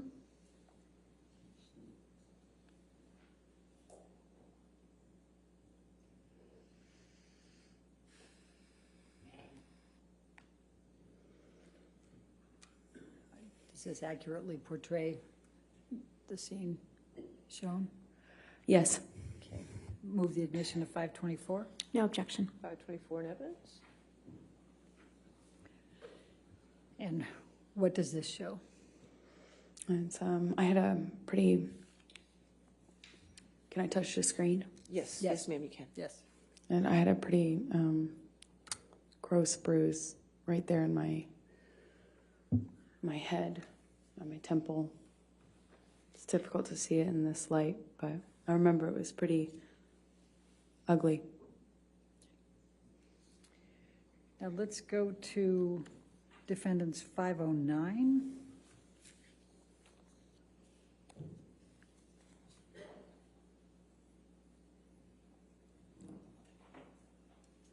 Does this accurately portray the scene depicted?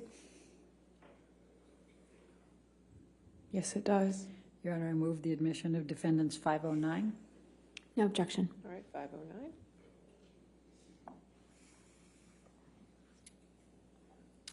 Will you please tell the jury what this is?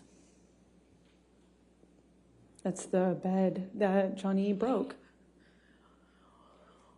while on top of me.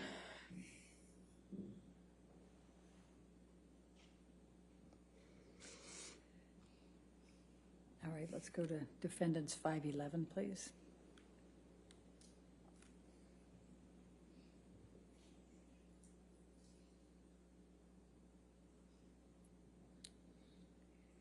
Does this accurately portray the scene depicted?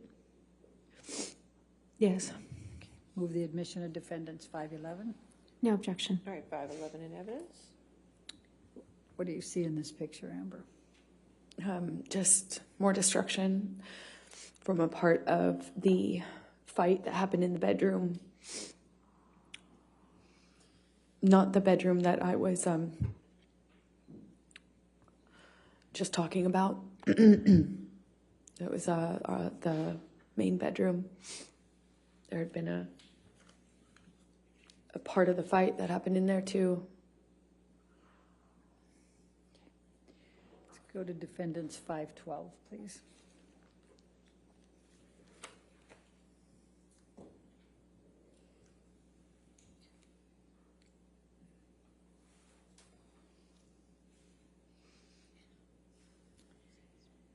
Does this accurately portray the scene depicted? Yes, that's downstairs in the main. Wait, let me move the admission of it. Move the admission of Defendants 512, please. No objection. 512 in evidence. Okay, now please tell the jury about it. It's downstairs in the main apartment. Okay. Let's go to Defendants 525.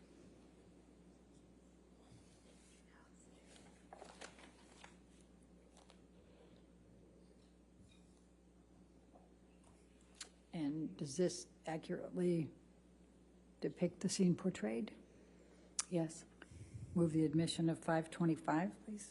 No objection. All right, 525 in evidence. And please tell the jury what this is. This is Johnny's graffitiing on our kitchen counter that he left on his way out, I suppose. All right.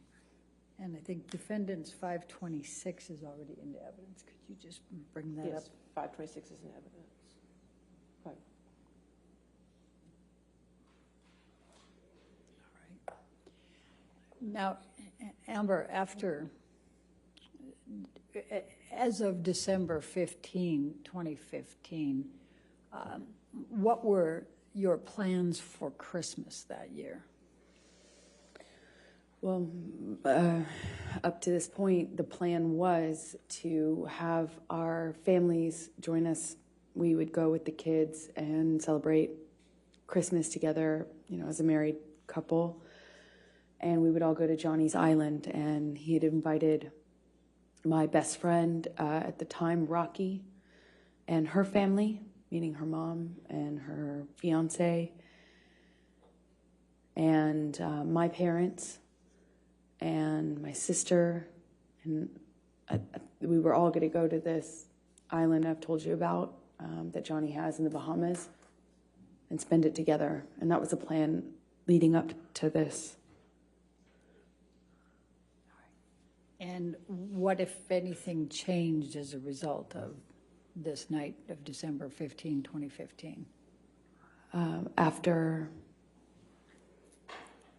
they saw my face, no one wanted to go to the island anymore with Johnny. They wanted me to leave him. Did you have to appear, were you scheduled to appear on the James Corden show on December 16? That's right. I was promoting The Danish Girl, the film I had done earlier in the year in London before going to see Johnny in Australia. So I was promoting that film that had been completed, and they asked me to make an appearance on a night show called The James Corden Show. After this happened, and I did the first concussion check with Aaron on the phone, I got worried that I wouldn't be able to hide the bruising and swelling. But I iced it all night, and the next day checked in the mirror to see if I could get away with it, meaning hiding it, so I could make an appearance. And I gambled and thought maybe I could pull it off. I had my hair and makeup team come, and they worked around it, meaning worked around the lesions on my head with the hairspray, because that stings, and worked around the bruising by covering it with heavier makeup than normal bruise covering makeup. And I remember my lip was still, so we did this like really thick, super heavy, matte red lipstick. I remember very well at the time that we had no choice in color, and that was one of my favorite colors to wear, and this occasion we had no choice because nothing else would hide my busted lip. And I went on the show, did what I always do. I told people I had an accident. Objection, Your Honor, hearsay. Sustain the It's not objection. offered to prove the truth of the matter, but, Sustain. because you didn't have an accident. but- Your Honor. All right. I'll sustain the objection. Okay, please continue. So did you appear on the show? I appeared on the show. Okay. And did there come a time that you changed your mind and went to the Bahamas with Mr. Depp for Christmas? Eventually. 2015. Eventually I did. Okay. And you went there with whom? I went with Johnny's kids. I was, obviously I didn't see Johnny after this because he didn't face the damage he caused in my experience. He was never around for the cleanups. And so he wasn't around for a few days. And I eventually heard from him, and he said he wanted to talk. And then he understood that it couldn't go back, like almost as if he understood that I wouldn't forgive him. Made it easier somehow to talk to him. I didn't feel so bad about myself in that case because, how could I put up with this, right? But with the understanding that we were done, I could, allow for us to have one last conversation, I suppose. But I just, it's like,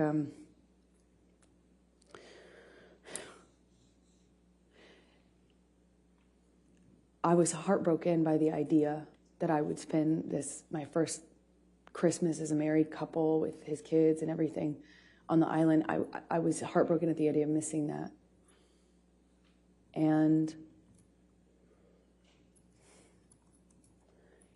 it's the best I can describe it is it's like for every hit, every instance of violence, every time I was choked, every single one of these instances was like a heavy coin put into a piggy bank. And you think, okay, well, each single one of these is like...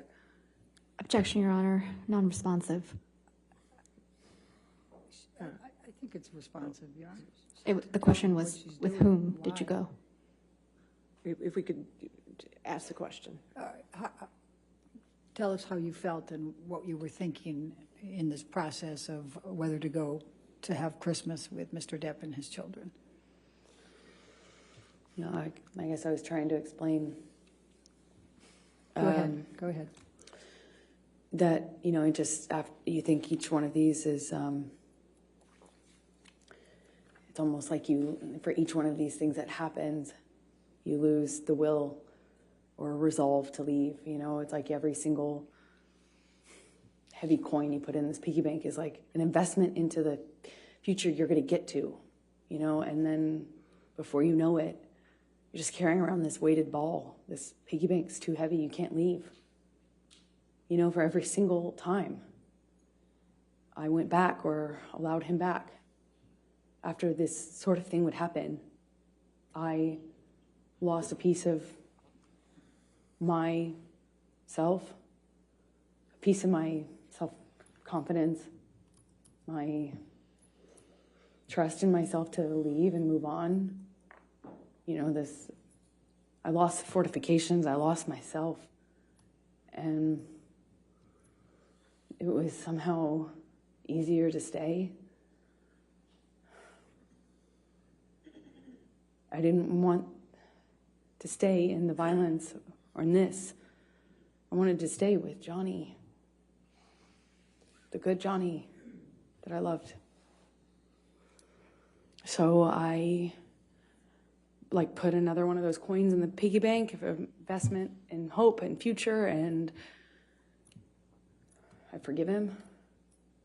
It wasn't even that simple. I just decided to believe him that it would never happen again.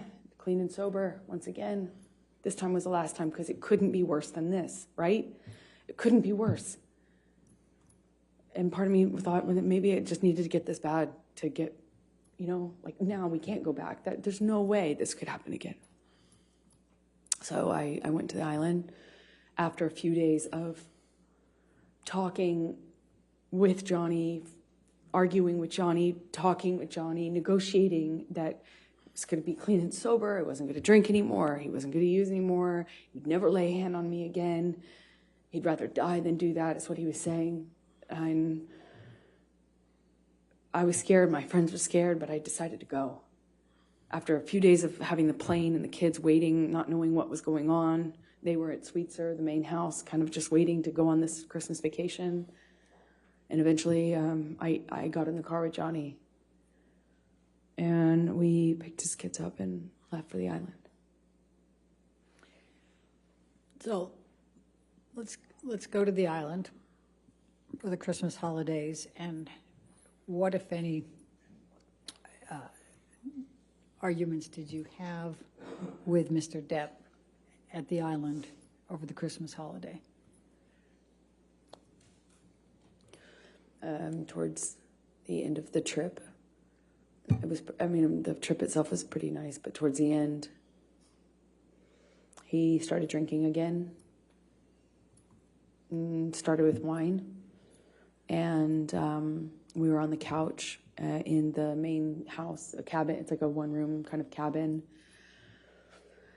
And we were sitting on the couch, and Johnny, what I perceived as nodding off, I don't still know what it was, but he was kind of passing out or nodding off or something like that.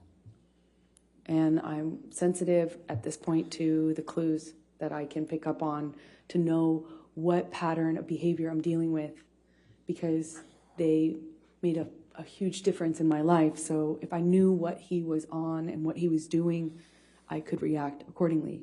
So I'm picking up clues. I'm sitting next to him, and he's nodding off, and every single time he kind of like nods off, he dumps this glass of wine on my lap. And I say every single time because it happened like 3 times. First time, whatever. Second time, I'm like, Johnny, are you all right? And I probably say it like a little weighted.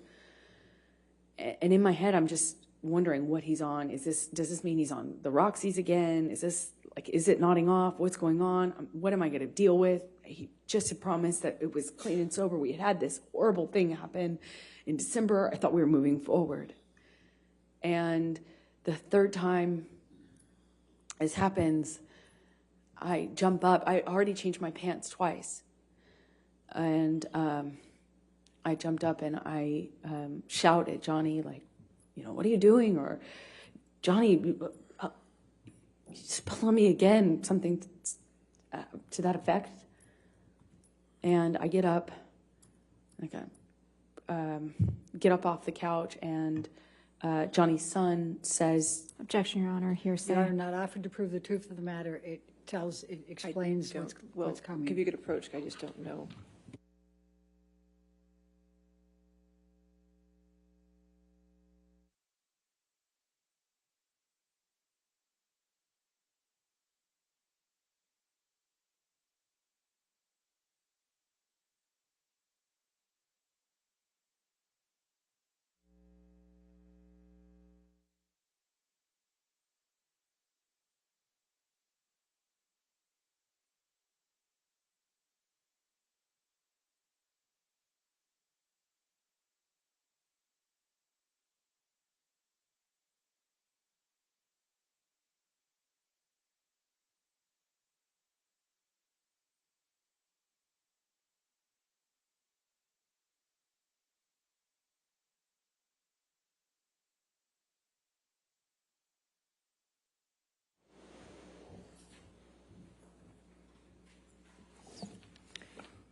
Amber, please continue.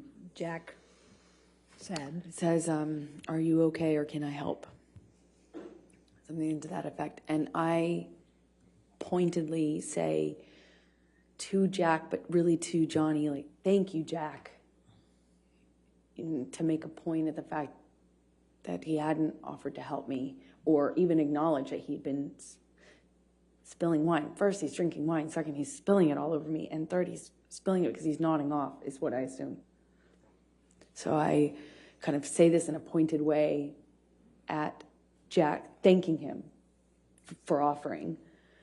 And I get up, go to the closet, take off the pants that have just been ruined, and Johnny comes into the closet right after me and slams me up against the side of the closet. And I mean, just with clarity, while holding my neck, he said he'd fucking kill me if I ever spoke to him like that in front of his kids again, if I ever embarrass him. And he just shoved me at embarrassed. If I ever embarrass you, if you ever embarrass me again in front of my kids, I'll fucking kill you.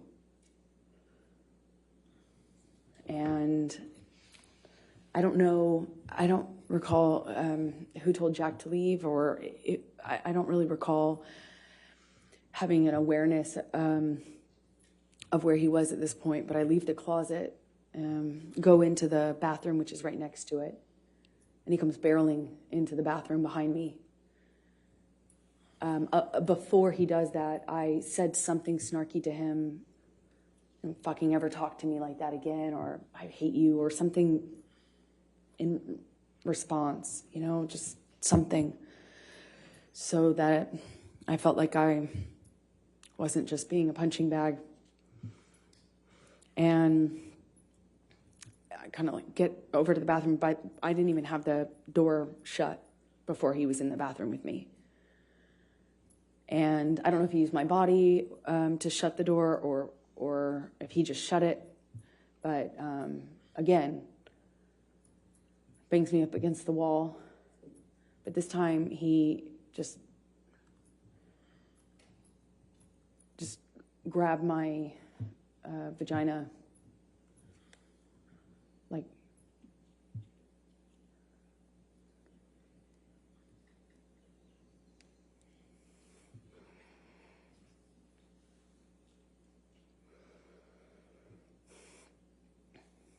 I was wearing this peach, kind of like netted kind of style swimming suit underneath. That's what I had on from the waist down, and he just grabbed me. Best I can explain it with his shoved his fingers inside me, but through my bathing suit. He didn't like move my bathing suit out of the way, and just kind of held me there and asked me if I was so fucking tough. I thought I was so fucking tough. Said, "Oh, you tough like a man now? You some man now?" Just kind of taunting me while jerking me around. And he kind of seemed to do this thing where he was smiling, just like teasing me. Like, "Oh yeah, you think you're so fucking tough, now what? Now what?"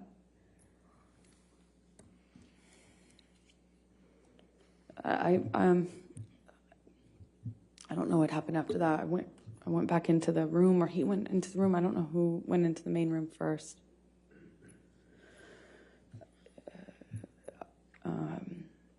I just remember his hand landing on the back of my shoulder neck area. I remember trying to get him off of me. I don't know. I don't know what the next thing that happened was, but I do remember I knew I needed to get away from him. At some point, I ran. I ran out of the back door, ran out onto the patio. At some point before I ran, he swung at me, but I don't even remember how much of an impact it made, but I remember running. I threw something in his direction when I was getting away from him. I ran down the deck, ran out into the kind of like parking lot area, his gravel parking lot area outside of the house. And that's my estimation of when Johnny reached me, grabbed me by the hair, swung me around. I remember he hit my face at least once, but I'm not quite sure in what sequence. Was it before I broke away or after? I don't remember. I just remember the lights of the ATV coming up. The island, two of the people who worked on the island for Johnny, CJ and Tara, they pulled up in the ATV. I remember the headlights. I remember separating from him, or them kind of running up and saying something and separating us. And I didn't see Johnny for the rest of the evening, is my recollection. I just found him the next day, passed out in the cafe that was close to the house. Is that the end of? Yeah, this is a good breaking point, yes. All right. Okay, ladies and gentlemen, you can just stay there for a moment. All right, ladies and gentlemen, we're going to be breaking, again, this is the time that we break for a week, okay? So I won't be seeing you until May 16th. But I wanted to talk to you a little bit about how the remainder of the case will progress, okay?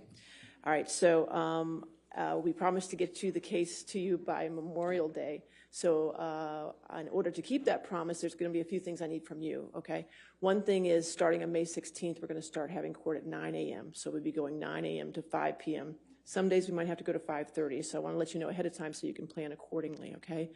The other thing I need from you is Friday, May 27th, which is the Friday before Memorial Day, is going to be a court day. On that day, we're going to go ahead and have closing arguments, and the case is going to be turned over to you for deliberations on that day, okay? So again, I wanted to let you know ahead of time so you can plan accordingly so we can get this taken care of for you, okay? All right, so those are the announcements I want to make for you and make sure you had time to schedule what you needed to do. Now I also want to go over, as we always do on Thursdays, our responsibilities, the responsibilities you have as jurors, okay, in this case? All right, so you're not to read anything about this case. You're not to watch anything about this case. You're not to listen to anything about this case. This applies to television, newspapers, magazines, the internet, and any online sites. Further, you're not to read, watch, or listen to anything about this case on any social networking sites such as Twitter, Facebook, Instagram, Snapchat, etc., or any similar sites. In addition, you must not communicate with anyone about the case, whether in person, over the phone, by email, text, or instant messaging, or by any other electronic or non-electronic means. This includes friends, family, coworkers, acquaintances, and strangers. I also instruct you that you cannot do any research or make any inquiries about this case, whether online or by any other means. What you learn about this case is limited to what you learn in the four walls of this courtroom when proceedings are underway, okay? So please enjoy your week off, get plenty of fresh air and rest, all right? And then I'll see you at 9 a.m. on Monday, May 16th, okay? All right, thank you.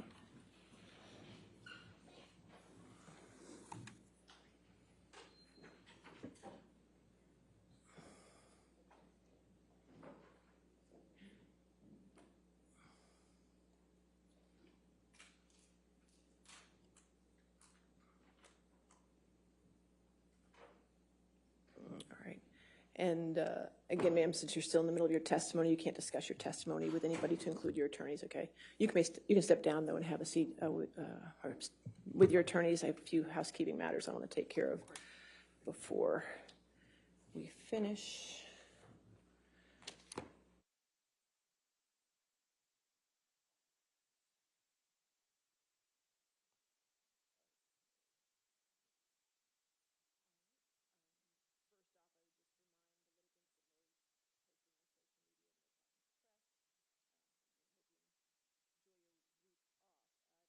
Attorneys, I won't see you tomorrow for Friday depositions because we finished all the depositions. I want to thank all of you for last Friday and staying here until I think it was 9 o'clock at night.